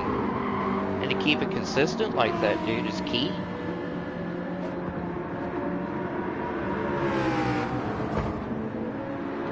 And I mean, in these stints, like right now, I do believe Ghost kind of touched on this. your middle of the night stints, you want to stay consistent. You don't want to lose a whole lot to people in front of you or behind you. I mean, the main priority is keep that car damage free, set it up for the guys in the later stints. That way they can just charge, you know, full send. So, yeah, I mean, everybody is setting really good lap times. And there's nothing wrong with that. Rusty Maggot's now down 3 seconds to Lucas. He set a 2:19.1. Lucas setting a 2:18.1. And then Shred. So, okay. Quite a bit of time separating those two. TDC saying get sun only if it rains first. Yeah.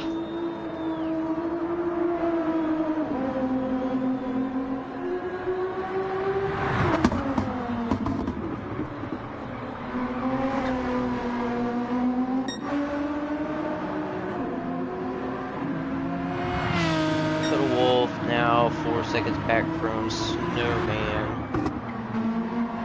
So it did gain about 8/10 last time we checked. Addy's still 1:25 ahead of France.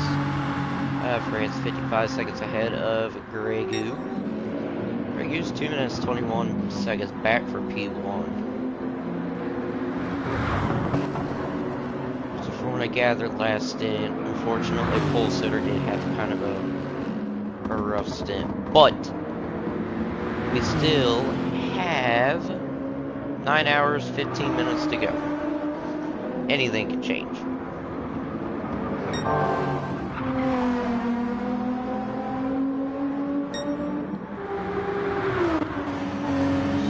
Just gonna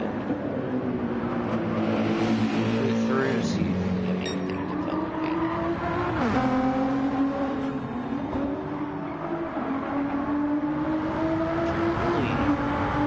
Don't. I mean, Total Wolf is gaining on Snowman.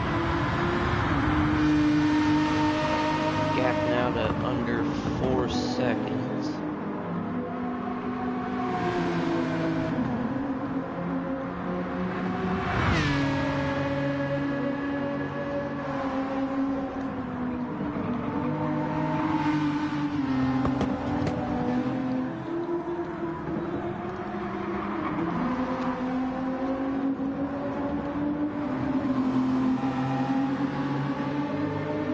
So, yeah. Not a whole lot going on. 3.4 separates Lucas and me. Lucas with a 2:18.8. 3:19.1 for Rusty. Yeah, TDC, I mean, there's definitely a pretty, there's a noticeable difference. I mean, if we compare lap times, Total Wolf ran a 2:18.2, Snowman with a 2:19.0, so every bit 8/10 of a second difference, last lap.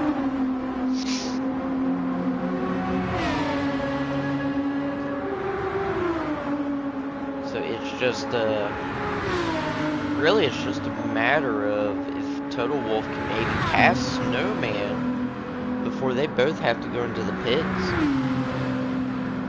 And if Total Wolf can do that, I think he'll be in pretty good shape to kind of hold on to that P4.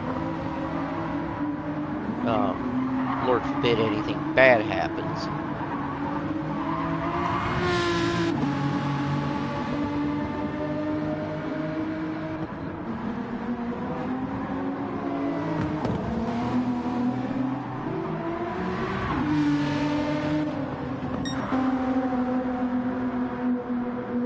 Addy's still setting low 217s, as well as P1Rs, France, and Gregu's setting low, mid, and upper 217s. Interesting. Interesting.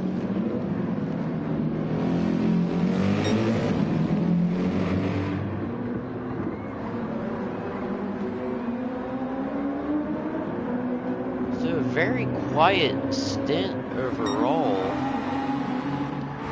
Thought we were going to see a bunch of action, but it does not seem to be the case.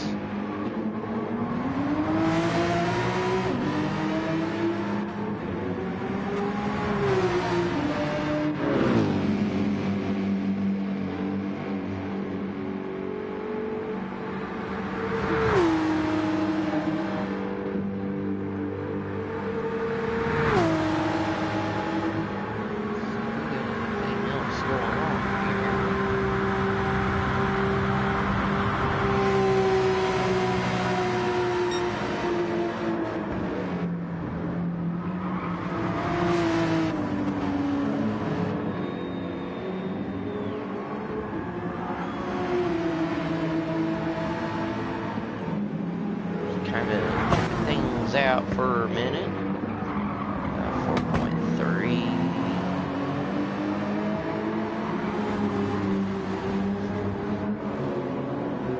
And then let's go to P5.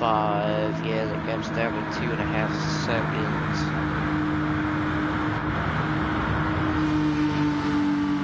Hey JP, how are you doing, buddy? You're in a really good stint, man. Fantastic stint, I must say. But we're just kind of chilling here, watching the racing. I mean, really don't have a lot of battles going on, to be quite honest. Raymond Richardson saying, go, go, go, P1R, Fred's K88 Shag. Bro, you guys at P1R. Like, kicking it, dude.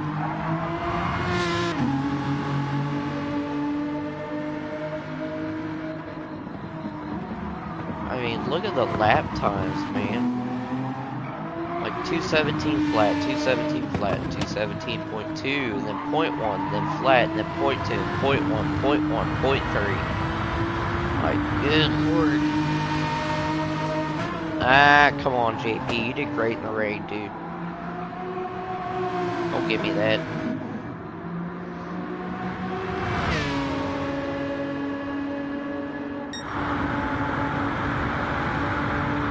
Addy just ran a 218.3 tire wear is definitely starting to affect him. JP too scared to go fast because of the curves. Curves are sketchy, but yeah.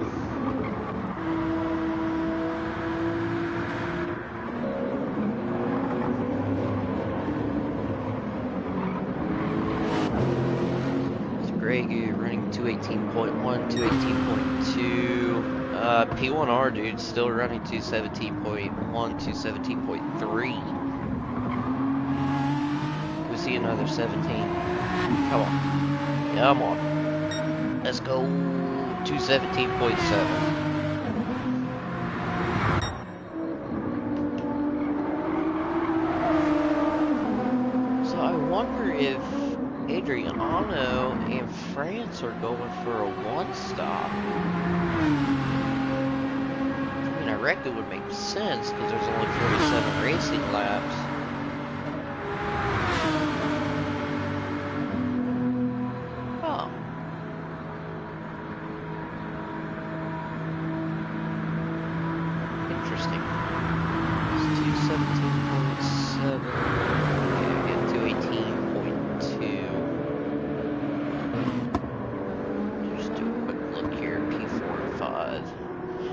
Whoa, hello. I wonder what happened to Wolf there. Ooh, bit of rear damage.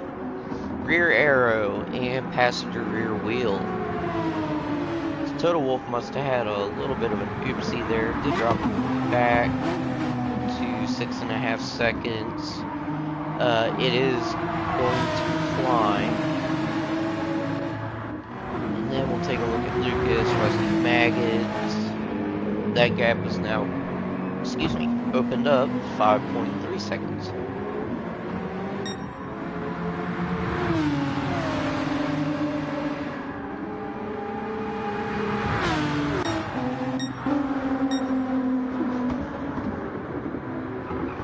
Meanwhile, Addy, pretty much at the halfway point of this stint already. So, should be due to go into the pit at the end of this lap. As well as France. I think France and Ragu should be close.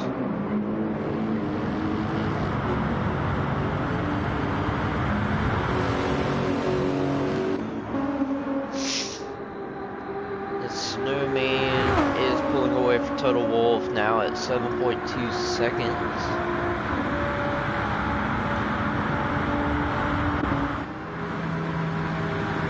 And there is Frosty in front of Total Wolf.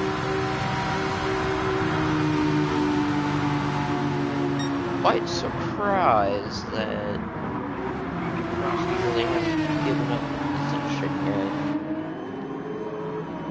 At the same time, Total Wolf ran a 220.8, 219.3 for Frosty.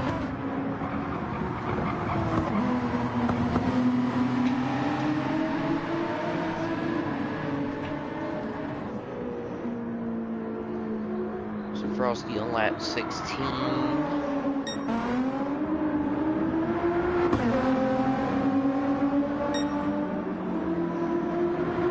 Adriano is going to run for another lap. Let's see what France is going to do. We'll just keep an eye on him in the meantime.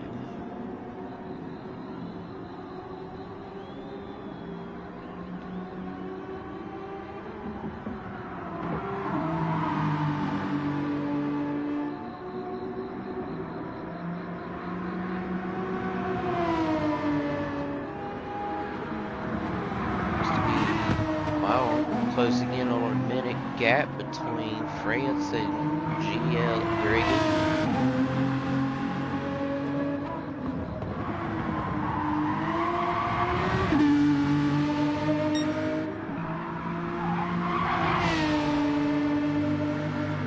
I don't know if it's me, but I think I'm starting to see a little bit of daylight. Cars are getting easier to see.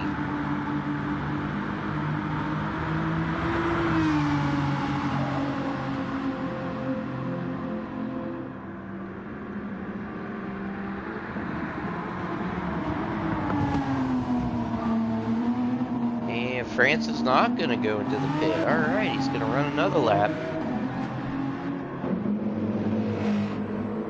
But I do believe P3 here is going to have to pit.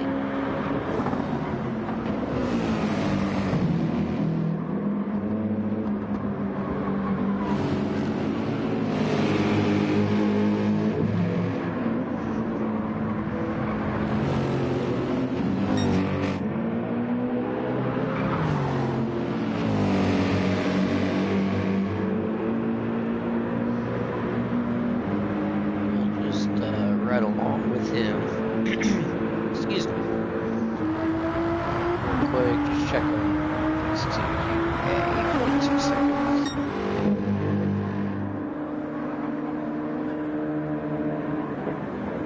And ooh, half-second penalty. Regu is going to stay out, as well as Adriano, and yeah, okay. 10-4.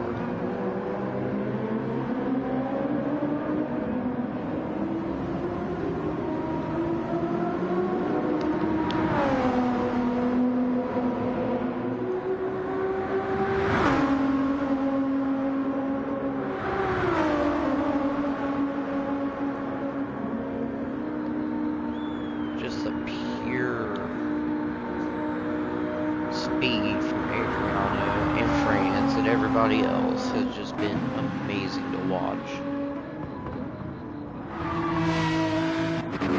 whole lot going on though.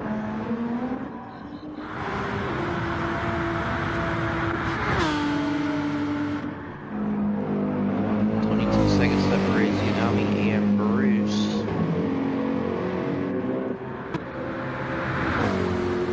Bruce's tires definitely starting to show some wear.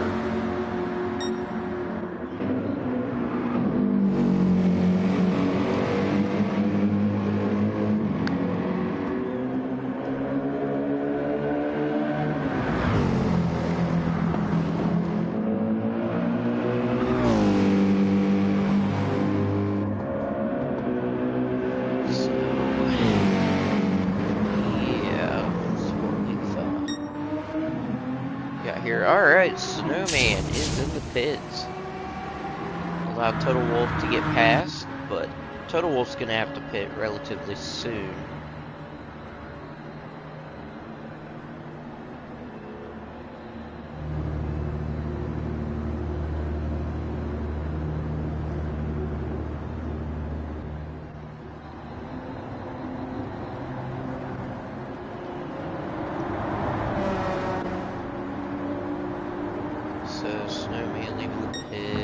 Total Wolf is now in P4, still dealing with that damage.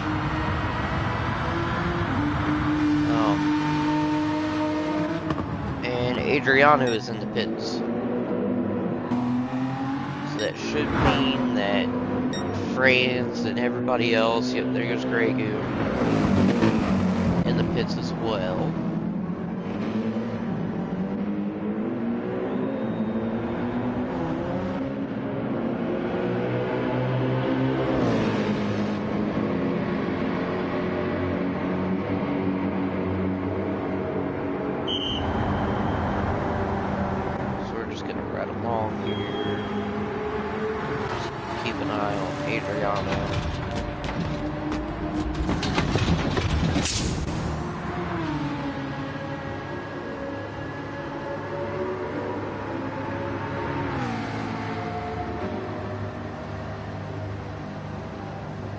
As we look and we see in the background,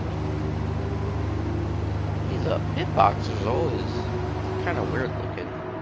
At least with the NPCs back there, characters.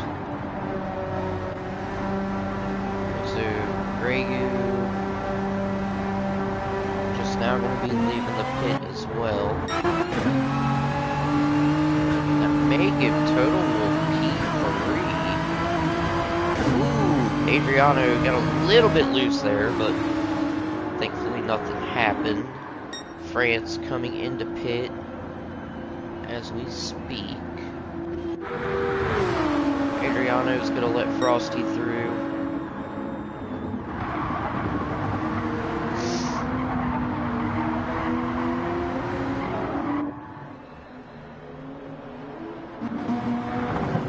So I think Total Wolf went for another lap, okay. Definitely is gonna have to pit at the end of this one. We do have kind of a battle for P3. I'm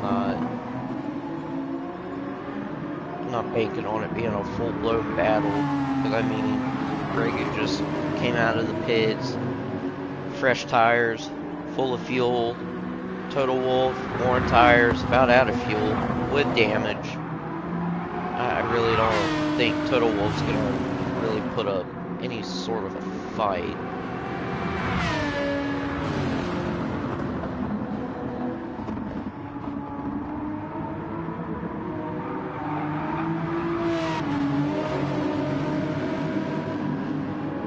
Not a whole lot going on in the chat here.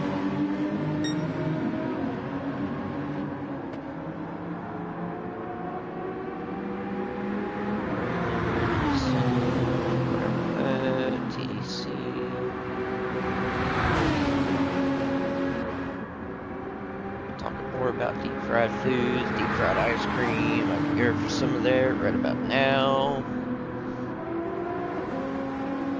Something to kind of perk me up.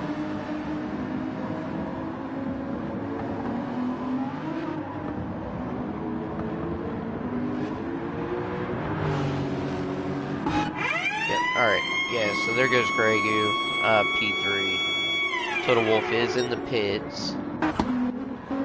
So that's gonna be interesting because, let's see, Snowman was only 46 seconds back from Total Wolf. Shred, Shred still has to pit.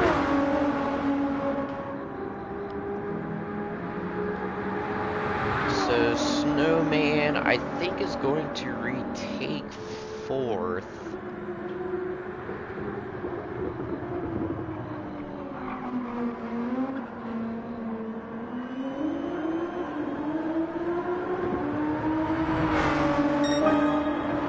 Setting at 2:17.4, his fastest lap of the stint so far. Personal best, I should say. Total Wolf still fueling up. What's gonna happen? Kinda wonder if he ever fueled.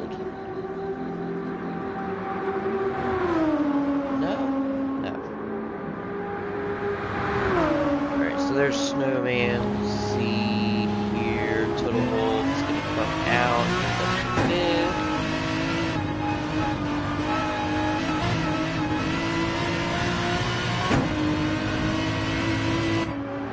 Or actually, no, 6th. But like I said, Shred's just kind of right there on the tires. Should probably hit sooner than later. Rusty Maggots is in the pits. So that's going to allow Lucas a little bit of breathing room, but I do see Lucas pitting at the end of this lap, lap 26 for him. Yagami still looks to be pretty good on fuel and tires. Bruce is in the pit.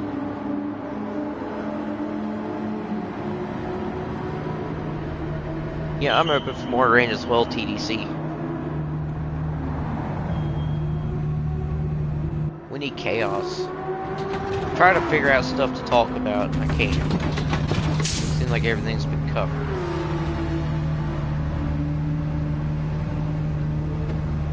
You know, wouldn't it be cool if it, like, just snowed at Spa?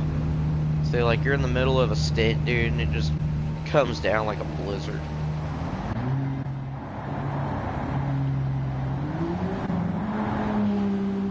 That would be something else.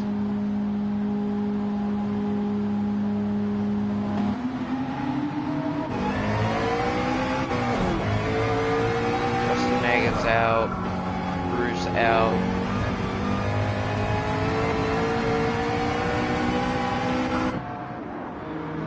So that's going to put Bruce a minute 25 back from Yagami.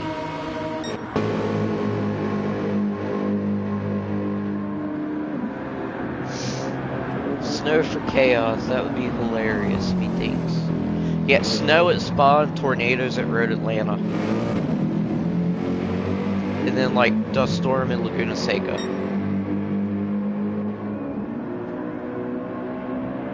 And then like Dragon Trail. Volcanic eruption. Gran Turismo, the real apocalypse simulator. Just saying. Alright, Lucas in the pits. Minute 8 ahead of Rusty Maggots, so not really going to change a whole lot. Lucas is still going to come out in P7. We'll just keep an eye on Lucas just to make sure. But yeah, wouldn't that be something? Friggin' snow here, tornadoes at Red Atlanta, dust storm in Laguna Seca.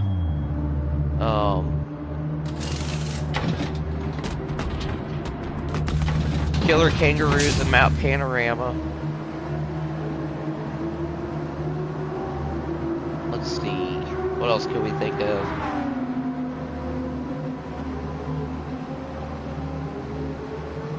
Fuji would have to be another like volcanic eruption.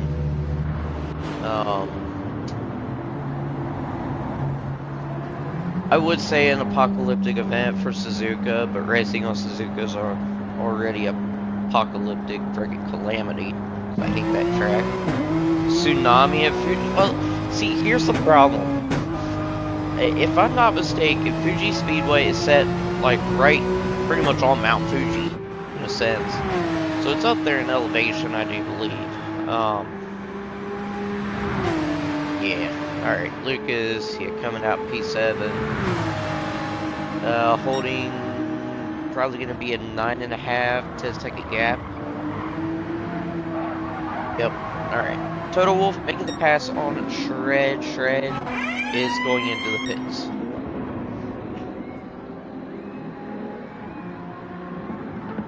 So if we take a look here.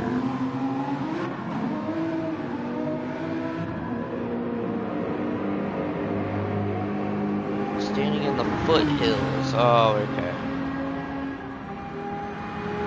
If I was to Google map this, I don't think a tsunami would necessarily occur. Oh, no. So it'd have to be like a volcanic eruption. Arrows say a typhoon instead for Suzuka. I could see that, yeah.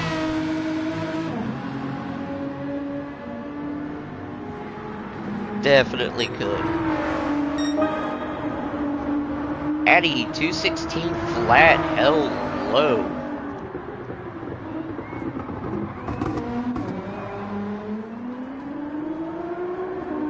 Hurricane at Daytona, yeah. Yeah, you're absolutely right, TDC. Because, like, the track's maybe 10 minutes away from the ocean, if I remember correctly.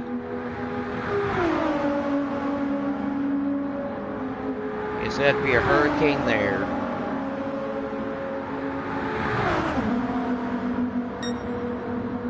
And then an avalanche at Lake Louise.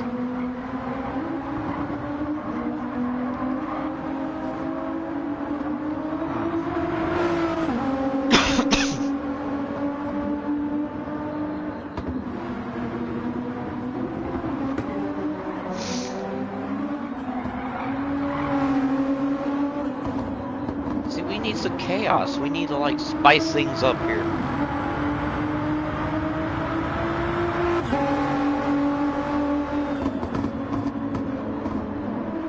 Give me all the chaos.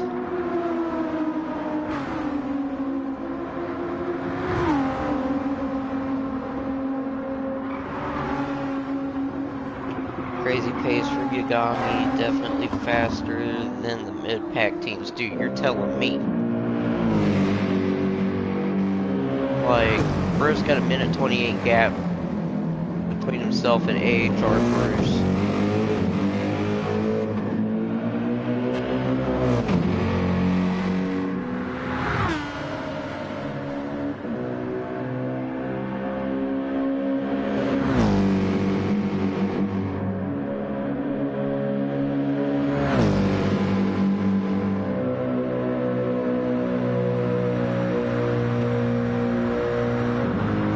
Snowstorm plus tropical storm for Watkins coming in.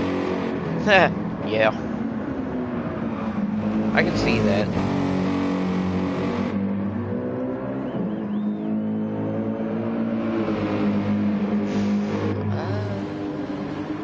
Alright, Frosty running 218s, 220s. Oh, wait, Frosty going into the pits.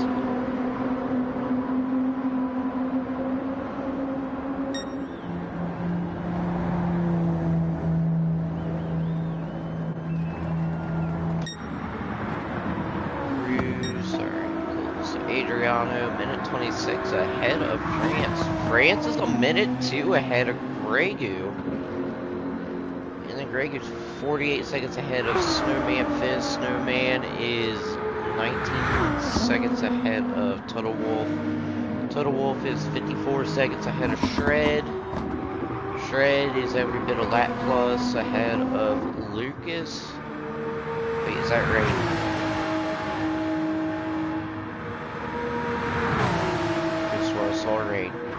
Luke is 10 seconds ahead of Rusty Maggots. Rusty Maggots 52 seconds ahead of Yagami. Yagami is a minute 28 ahead of Bruce, and Bruce is almost 10 minutes ahead of Frosty.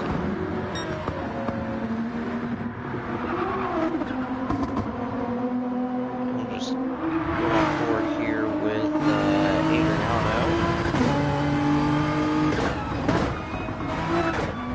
Just unlucky all this season. The main character story of the season. Yeah.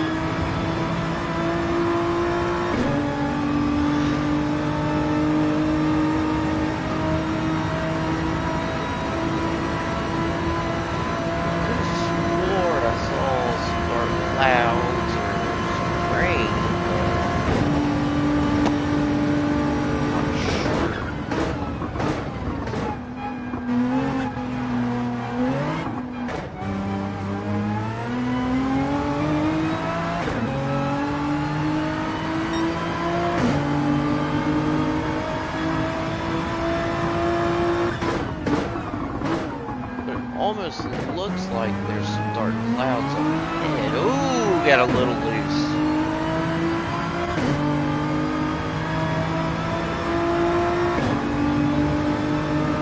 Definitely not seeing anything.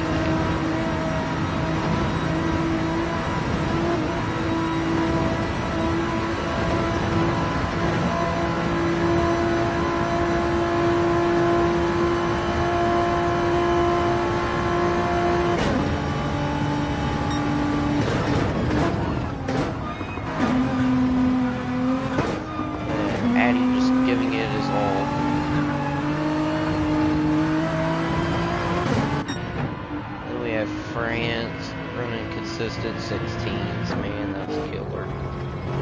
As well as Gregor running 216.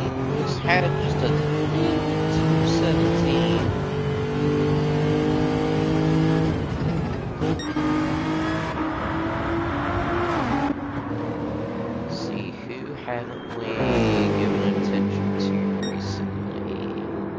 We're gonna shred. Saying let it rain over me.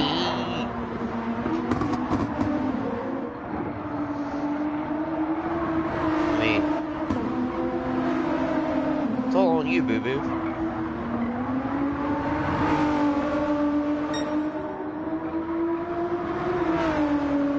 So Shred doing a really good job holding down P6, especially after that disconnect they had earlier in the race.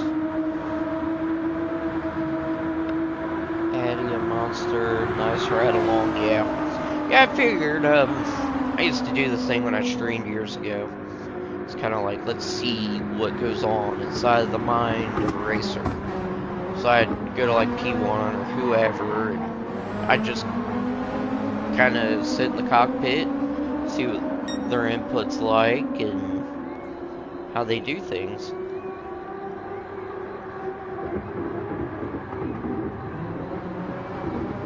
Addy is coming up to Shred. So Shred looking to get lapped.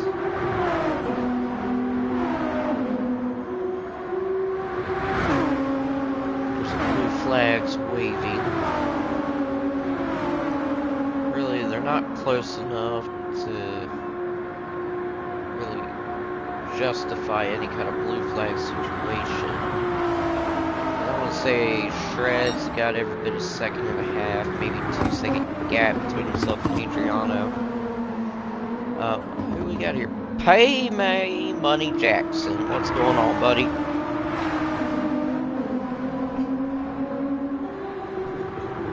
How are you doing in the wee early morning hours?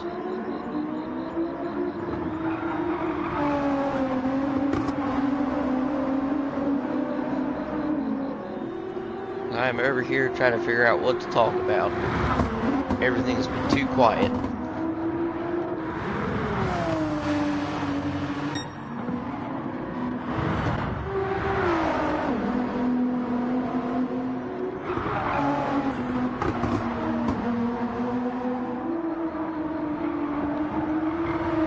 Okay, so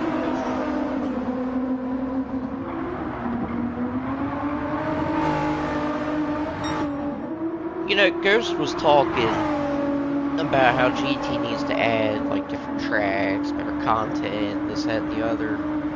I just got to thinking it'd be really cool if they could add kind of the old layouts and circuits. So like the old layout to Spa, from what I remember, was nuts. Kind of like Monza as well. I think another good addition would be like Hockenheimring, new and old.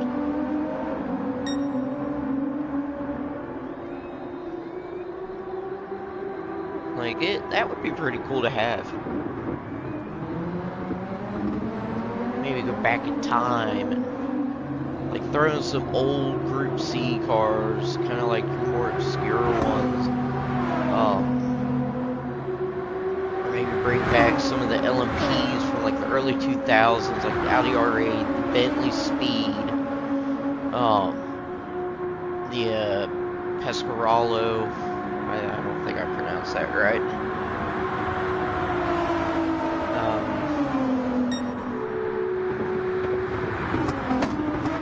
Karaoke time. Stick Kingies on Grid Life as well. King Ears. Jaeger, that's what PMR will offer. Well, I know that, but I mean, I don't know, like, I do like how PMR is looking so far. But I mean, I looked through posts on Facebook by them when they're talking about the different classes, like your LMP1s, your GT1s, your GTOs, and they're only showing like 5 cars a class.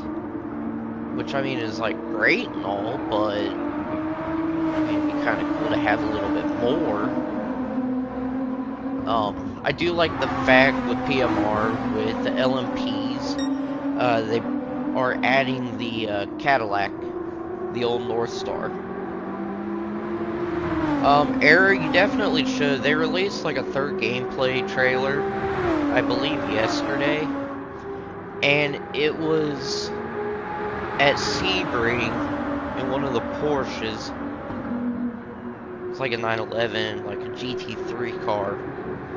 And the dude was racing on a pad, and it looked good. I mean, it wasn't like picking up the controller and playing ACC or iRacing. I mean, this actually looked really smooth. And it looks to be just as accessible for pad players. Kind of like how GT7 is.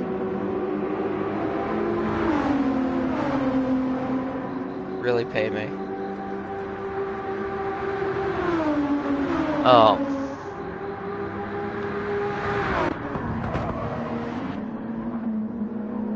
So, I mean, I really want to pre-order it, but at the same time, like, I saw Rensport, and I'm so glad I didn't pre-order Rensport. I mean, that just looked like a mess.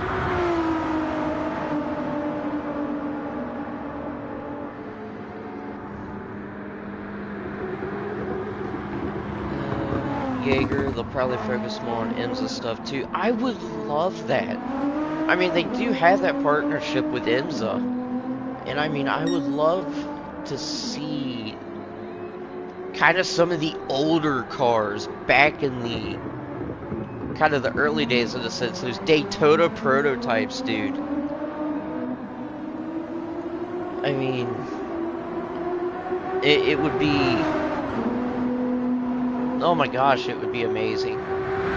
Or maybe like the old like the C5 Corvette.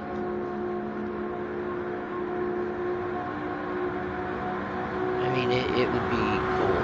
Well, I know they had the IMSA GTO, but I'm kind of talking about kind of like the early 2000s or somewhere around that, when they had those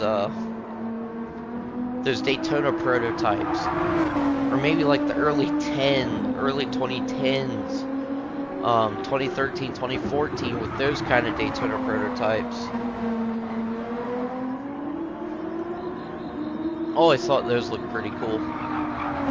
And then go to like around the 2017 to 2019 years, where you had the Cadillac, you had the Acura, you had the Mazda. I was always a huge fan of those Mazdas.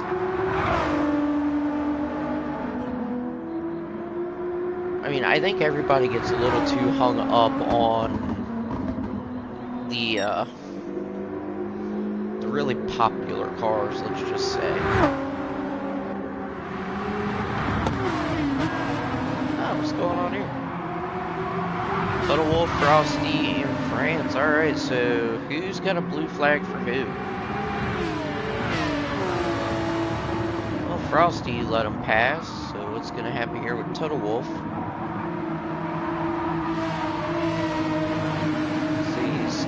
Saying I'm definitely not the driver I was when I started the season from F4 last season, and now I've been putting in the work. Yeah, I'm the same way, dude. Like, when I started the season in Split 2, like, I was on a controller, I was getting angry, frustrated, trying to match times, and then I just kept plugging in the work. And then come like June or July, I got a wheel. Had to get back into the swing of things. I'm now just getting into the groove because it was my first like direct drive wheel. Always had like T150s and Logitechs. I mean, nothing really special. But like the Fanatec, the DD Pro's been a game changer. I love it. I use the wheel it came with for a while, and then JP, being the absolute MVP that he is, sent me his old F1 Carbon. I think it's like the first gen B Formula racing wheel and Club Sport. I love it. Pay me saying the grind always pays off in the end. Results never fail. They don't ever fail. That's one thing I have learned. Just always keep plugging away. I mean, everybody has their own goals. And I mean, honestly, Stig, as long as you met your own personal goals, dude, it was a major success for you, dude. Kind of like me, I set goals, and then we added a couple guys to RA Orange, one of them being another Academy member, and he was like the top guy in Academy, and like that just lit a fire under my rear to put in work, catch up to him. So that's the one thing I will say, like, hopefully by the end of this race everybody has accomplished their own personal goal for the season. It don't matter if you're in P1 or if you're dead last. I mean, as long as you learn something from it, you achieve your goals, that's all that matters. I mean, for real.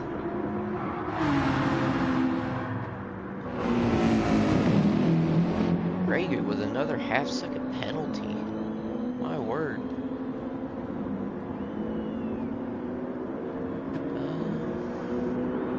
Back again. Hi, Hansa.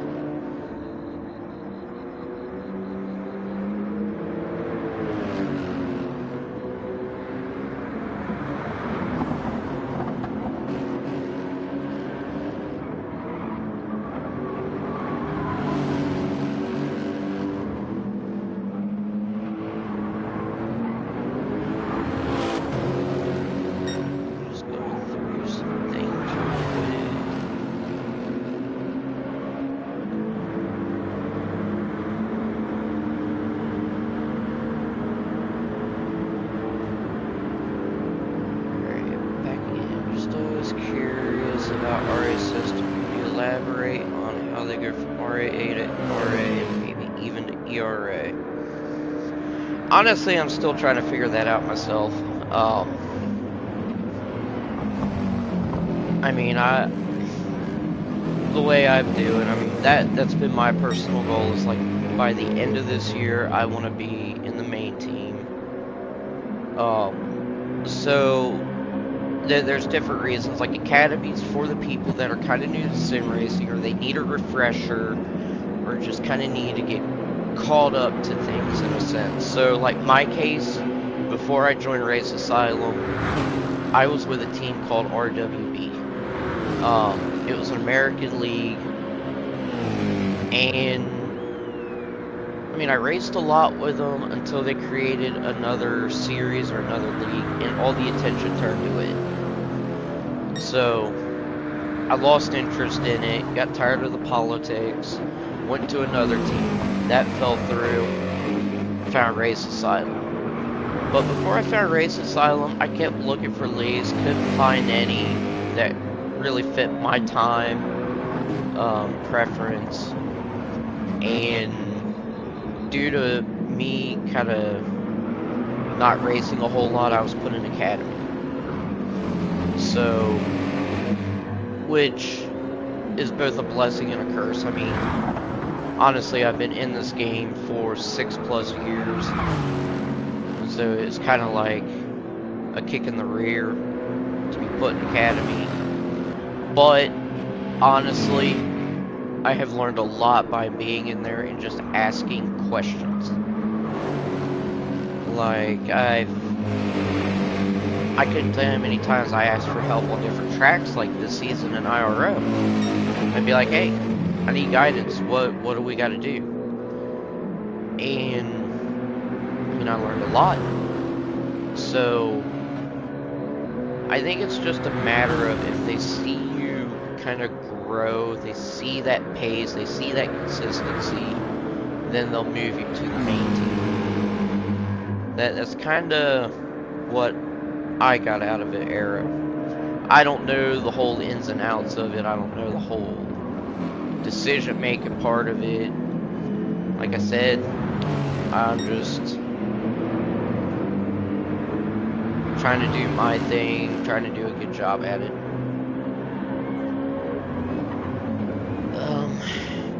So let's see.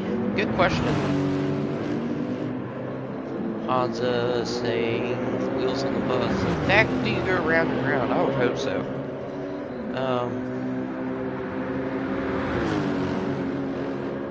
Stig, don't say that, dude. I think you've got it, buddy.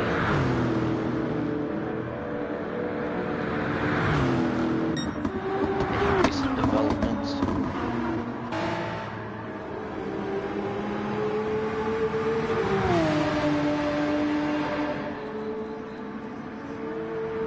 Luke is still 11 seconds ahead. Yagami is 44 seconds ahead of HR Bruce. How the boys in Finland? 24 seconds ahead of Total Wolf. I don't think that's going to change a whole lot.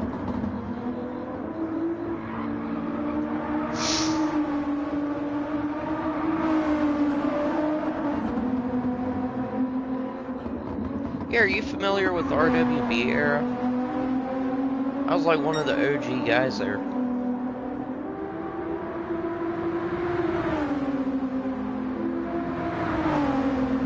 Yeah, and I think I'll make the main team.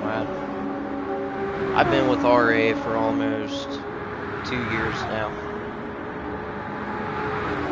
I think January 1st will mark 2 years with Race Asylum. And honestly, I wouldn't have it any other way. Now, that's not me. Okay, I'm gonna back up here. That's not me putting in a plug saying, oh, well, Race Asylum's the best or whatever. They've been the best for me. This is something I've always preached for years, especially streaming and stuff. Whenever it comes to finding a team or a league, you find it based on your personal preference. If it fits your needs, if it fits your schedules, join them, run it. I mean, like I've always been big on that. like people ask me, oh, how do you like this team or how do you like that team? I'll say, hey, it's either good for me or hey, wasn't good for me, but might be good for you, or it might not be good for you.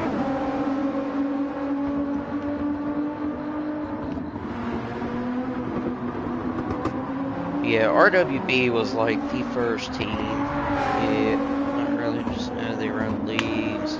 Yeah, see, they started out as like a little group, and I was one of the original guys and helped start the World Cup series. And just, I got tired of the whole admin thing and was like, you know what, I'm just gonna go be a driver and do my own thing. Nothing against them, I still talk to the guys over there, they're good people. Still got love for the homies.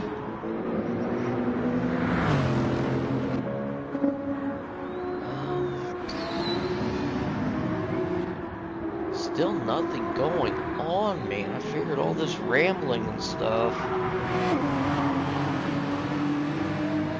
Now that is true, they have taken to iRacing.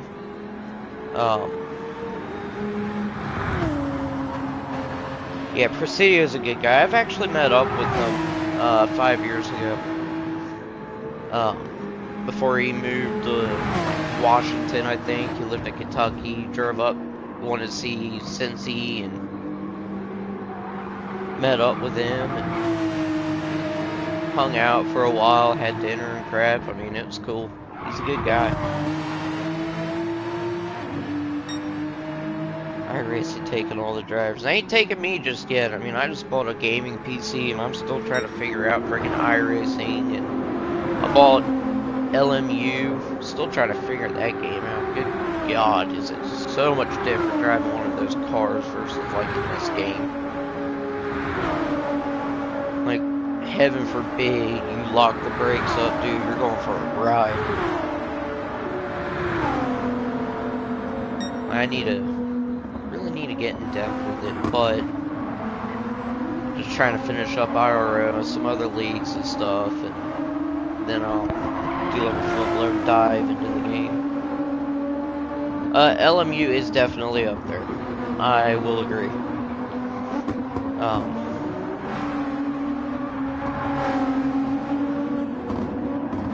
You know, that's a good question. Stig.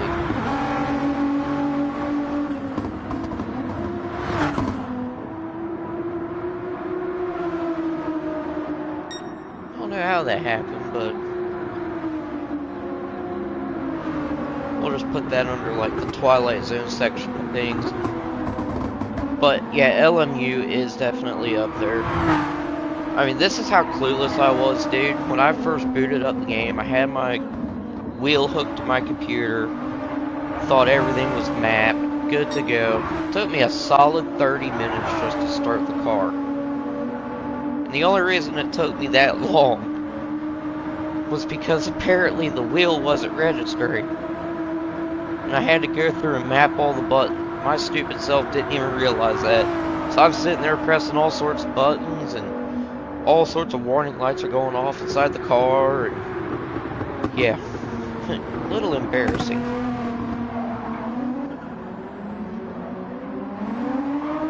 Yeah, Shred's quick. Shred's stupid quick. I'd make another Shred pun, but I already shred all my cards.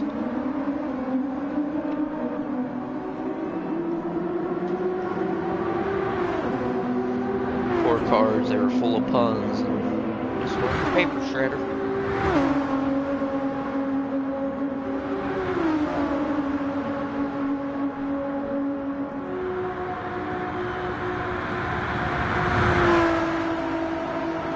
Now, iRacing, I have tried. I do have a subscription to iRacing. I gotta get more in depth with that too. I mean, good lord. Talk about going for GT7 to these more realistic games, man. It's night and day.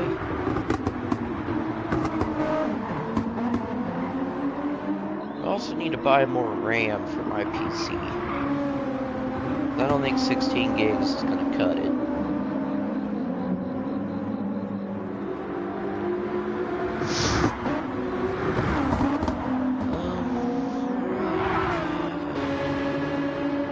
Still 9.8 seconds separating Lucas and Rusty.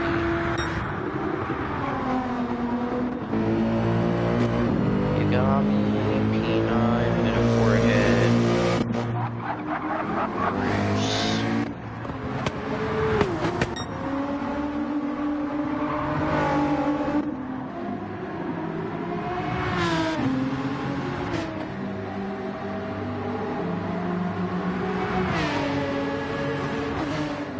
Yeah, JP. So right now, let's see, 10 minutes, 34 seconds, 19 minutes. About 9.5 minutes separating P10 and 11. IRO, my PC is pre-built. I'll be honest with you, I am too stupid to build one myself. I mean, I bought it on sale. I mean, it's got some good specs. I mean, it wasn't bad for the price. I paid like a little over $700 for it. And I mean, it's quick. It is stupid quick. But I mean, it runs everything very well. Like, no lag, no nothing. And it looks good.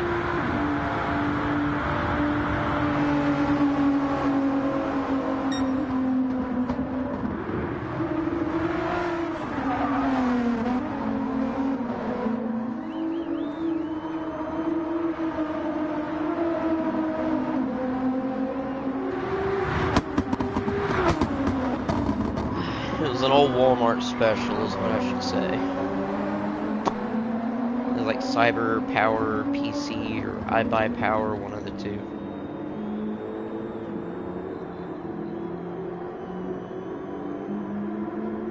And you're welcome, JP.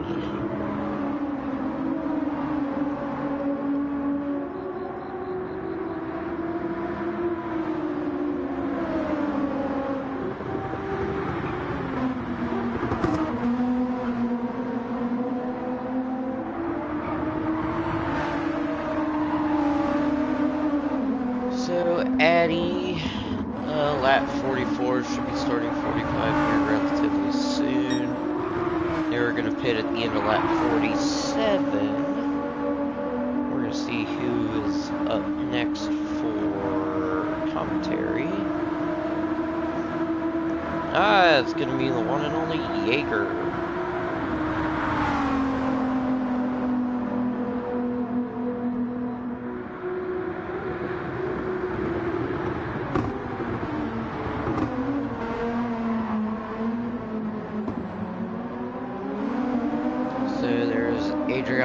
Starting lap 45. Ran a 2:18.1, is a minute 30 ahead of France. Guess nothing really happened. France a minute 5 ahead of Grey Goo. Grey Goo is 59 seconds ahead of Snowman. Snowman is 24 seconds ahead of Total Wolf. Total Wolf is 37 seconds ahead of R.A. Shred. Shred is ahead of Lucas, to be by about a lap and a half. Lucas is 10 seconds ahead of Rusty Maggots. Rusty Maggots is a minute 38 ahead of Yagami, who's in P9. Yagami is a minute 9 ahead of AHR Bruce. Bruce is looking to be every bit about 9.5 minutes ahead of Frosty in P11.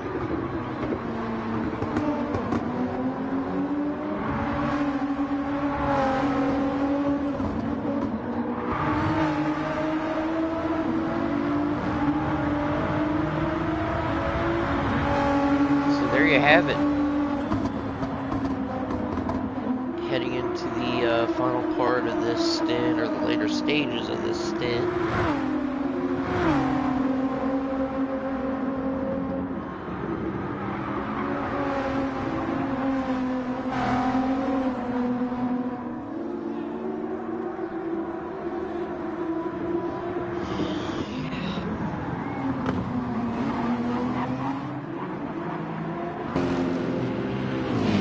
I think it'd be really interesting if iRacing was to bring their platform to PS5 and Xbox.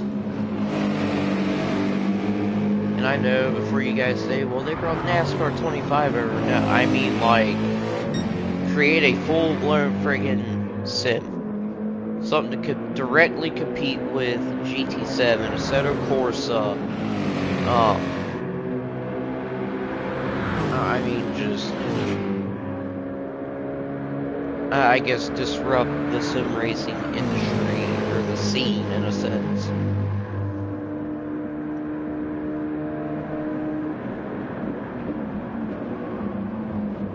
I will admit, they did a heck of a job with NASCAR 25.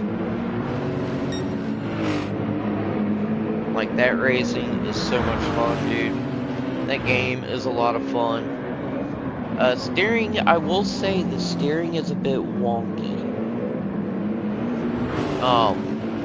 You'll find, at least like on my wheel, the DD Pro, the car tends to kind of wander in either direction, so you really don't have kind of a one-to-one feel of the car with the wheel, which I found kind of like a workaround, making some adjustments on the wheel itself. Other than that, the game is goated. One of the best NASCAR games I have played so far. iRacing is not my cup of tea. Was on it twice, but never really warmed up to it. With it.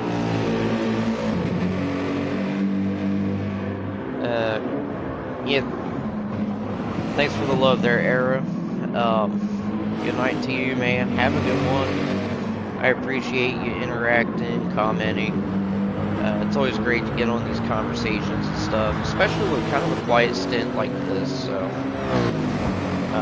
have a good one, buddy. Hansa, I'm trying it. Like, I want to like it, but I think it's just one of those where I need to, like, sit down and just really get into it. I mean, get deep into that gameplay.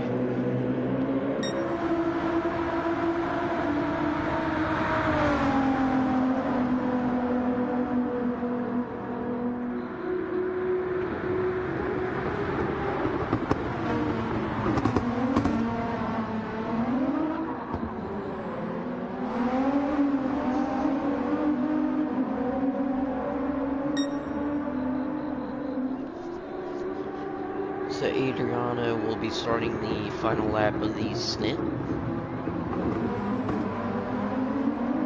Had an absolutely banger of a race, dude. He was just on one on this go around.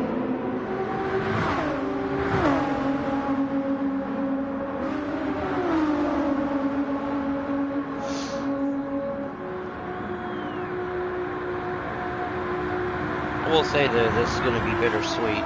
This is my last stint I will be commenting for this season. I'll just kind of say a few words about that.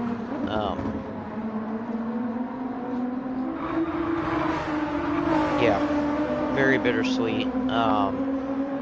It's been a ride. And it's been a pretty fun one. I know it wasn't kind of around like the middle of summer and stuff, but I mean, obviously work, real life comes first before anything. But it has been an absolute honor to be a part of the IRO staff and to be one of the commentators for IRO. It's been so much fun. I mean, I'll be honest, yesterday I was kind of dreading it, but after doing these 2 stints, man, I've had a blast. And all season it's been a blast, so just a huge thank you to Jaeger for bringing me on, Nick, Evo. Huge thanks to my co-commentators, Ghost, Taddy, Stig, Brohawk, I'm probably missing a few, but it's been fun to really kind of work alongside you guys and commentate this season. So it's it low-key got me kind of emotional now. Don't know if I'll be doing it again next year, but we shall see. And also thanks to Ray and everybody at Ray's Asylum and all the viewers that have watched and commented and have just tuned in, liked, subscribed to the channel. I mean, none of this could happen without you guys. And I'm being dead serious. So, truly from the bottom of my heart, thank you guys. Addy is in the pits. So that can only mean one thing. France is right behind him.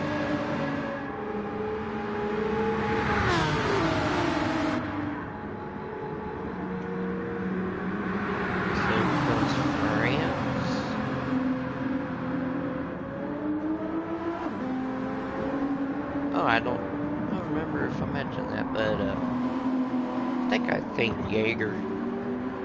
If I didn't, thank you, Jaeger, for having me along and dealing with my different way of commentating. France in the pits.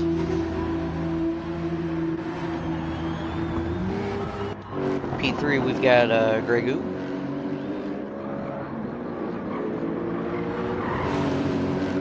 Not too far behind is 2 minutes. Oh my gosh, are you kidding me?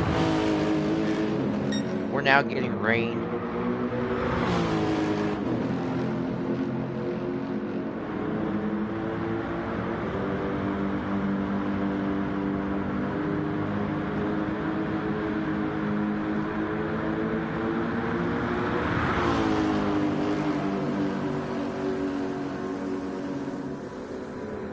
We've got little bits of rain here on the track.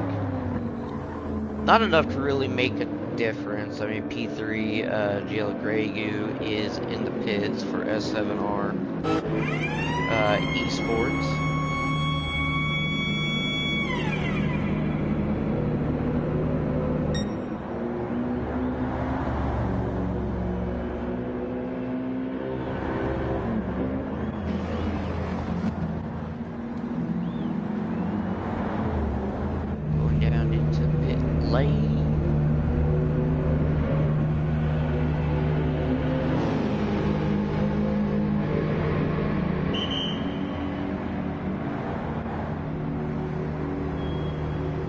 And that's going to leave us with P4. Where is Snowman?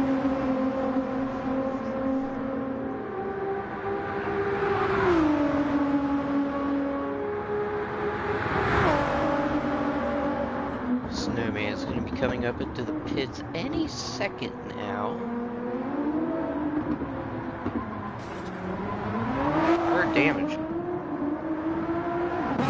Nope. Alright, cool. Yeah, Hans, I mean, rain's so late in the stint. Oh my gosh.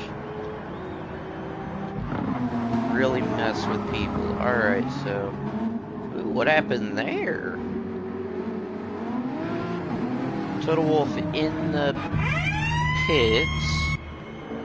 HR, I don't know what happened to him. That's kind of weird. RA Shred. This should be it for him.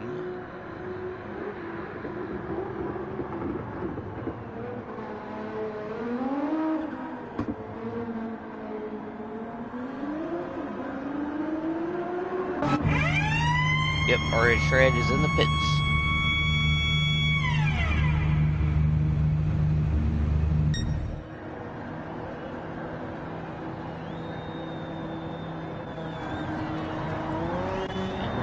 got P7 Lucas, 8 seconds separates him from Rusty Maggots.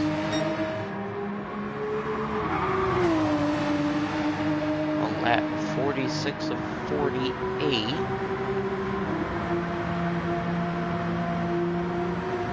So still has one more lap to go.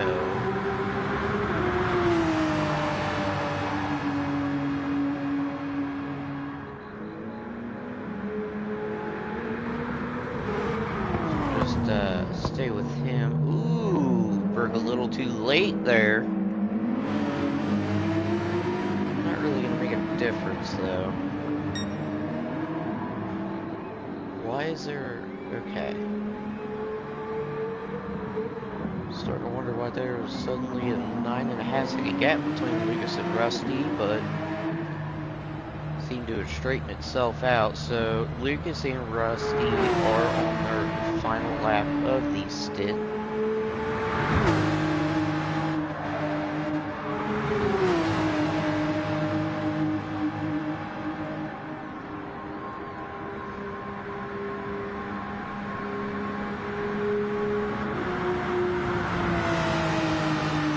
Just taking a look. I wonder what fuel separation is between those two. Really, just there's no difference. Welcome back to stint number 9. Just over 8 hours to go. And thank you, Cupcake, for stint number 8. Also thank you, GT45 Gaming and No Lander during the night shift so far. This should be the last stint where we have darkness, so not long and we see daylight again for the drivers. The race situation, like the 44 in the lead.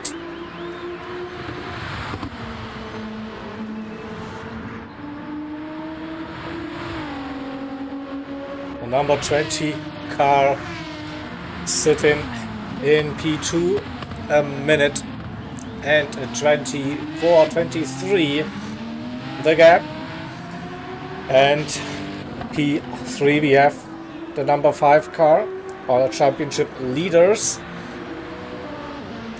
but already a lap down, so the top 2 teams are on the lead lap. You might have spotted it is a little bit wet for the start of this stint number 9.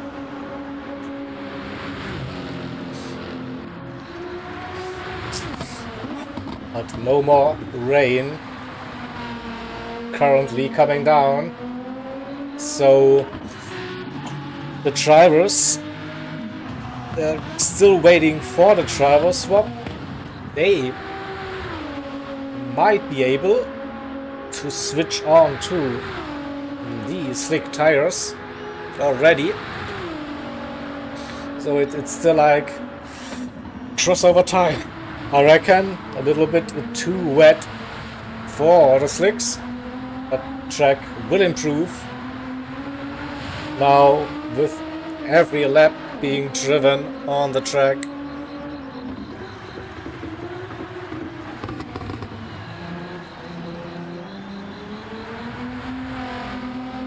Okay, so 6 cars currently on track. We see the number 3 Porsche coming out, and it's Paymay for Grid Life Racing. Will he risk it? Going out on softs? Oh, it's intermediate still. Pit exit still very wet.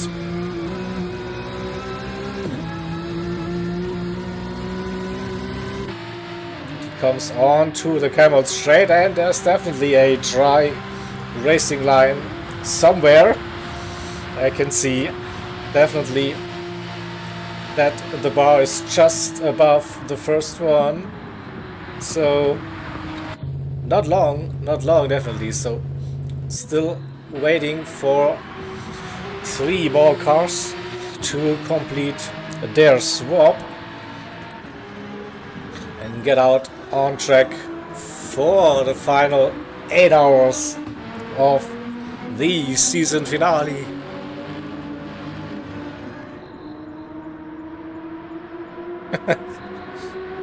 Hansa, you have a history with wet races and being on the wrong tire.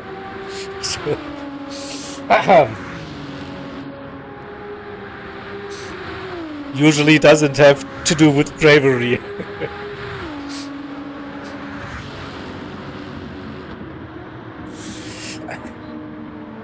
Also probably tricky conditions, so they... Oh! Someone went in pit lane. Who was it? It is Antonio. And he's going for the risky one, the brave one. Hitting, feeling confident that there will be no more rain for the foreseeable future. So he is looking for that slick tire now. He should stay in P3 and probably just a tire change. Is it? A little bit of fuel going in as well.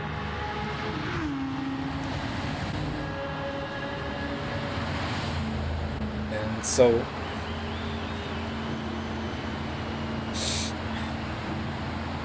soft tires it is for the number 5. No drama on pit exit, and he's on the way. Also, turbo for the boomers out on the soft tire compound. Payme in as well. Changing tire, that was just 1 lap on the intermediates.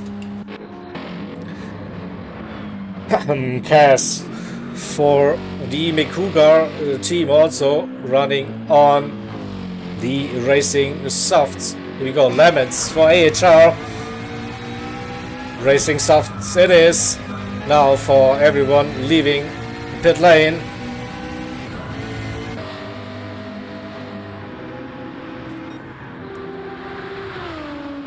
Pretty sure that the leader Kaza will be pitting soon.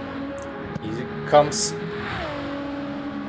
through Blanchimont into the chicane, and will we see him heading into pit lane? Yes, we do.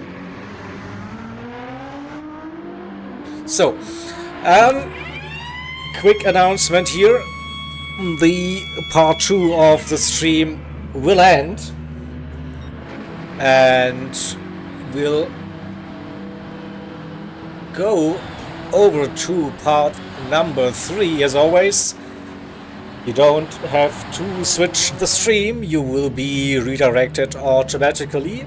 So we'll be back in less than a minute with a part 3 of the broadcast. Stay tuned.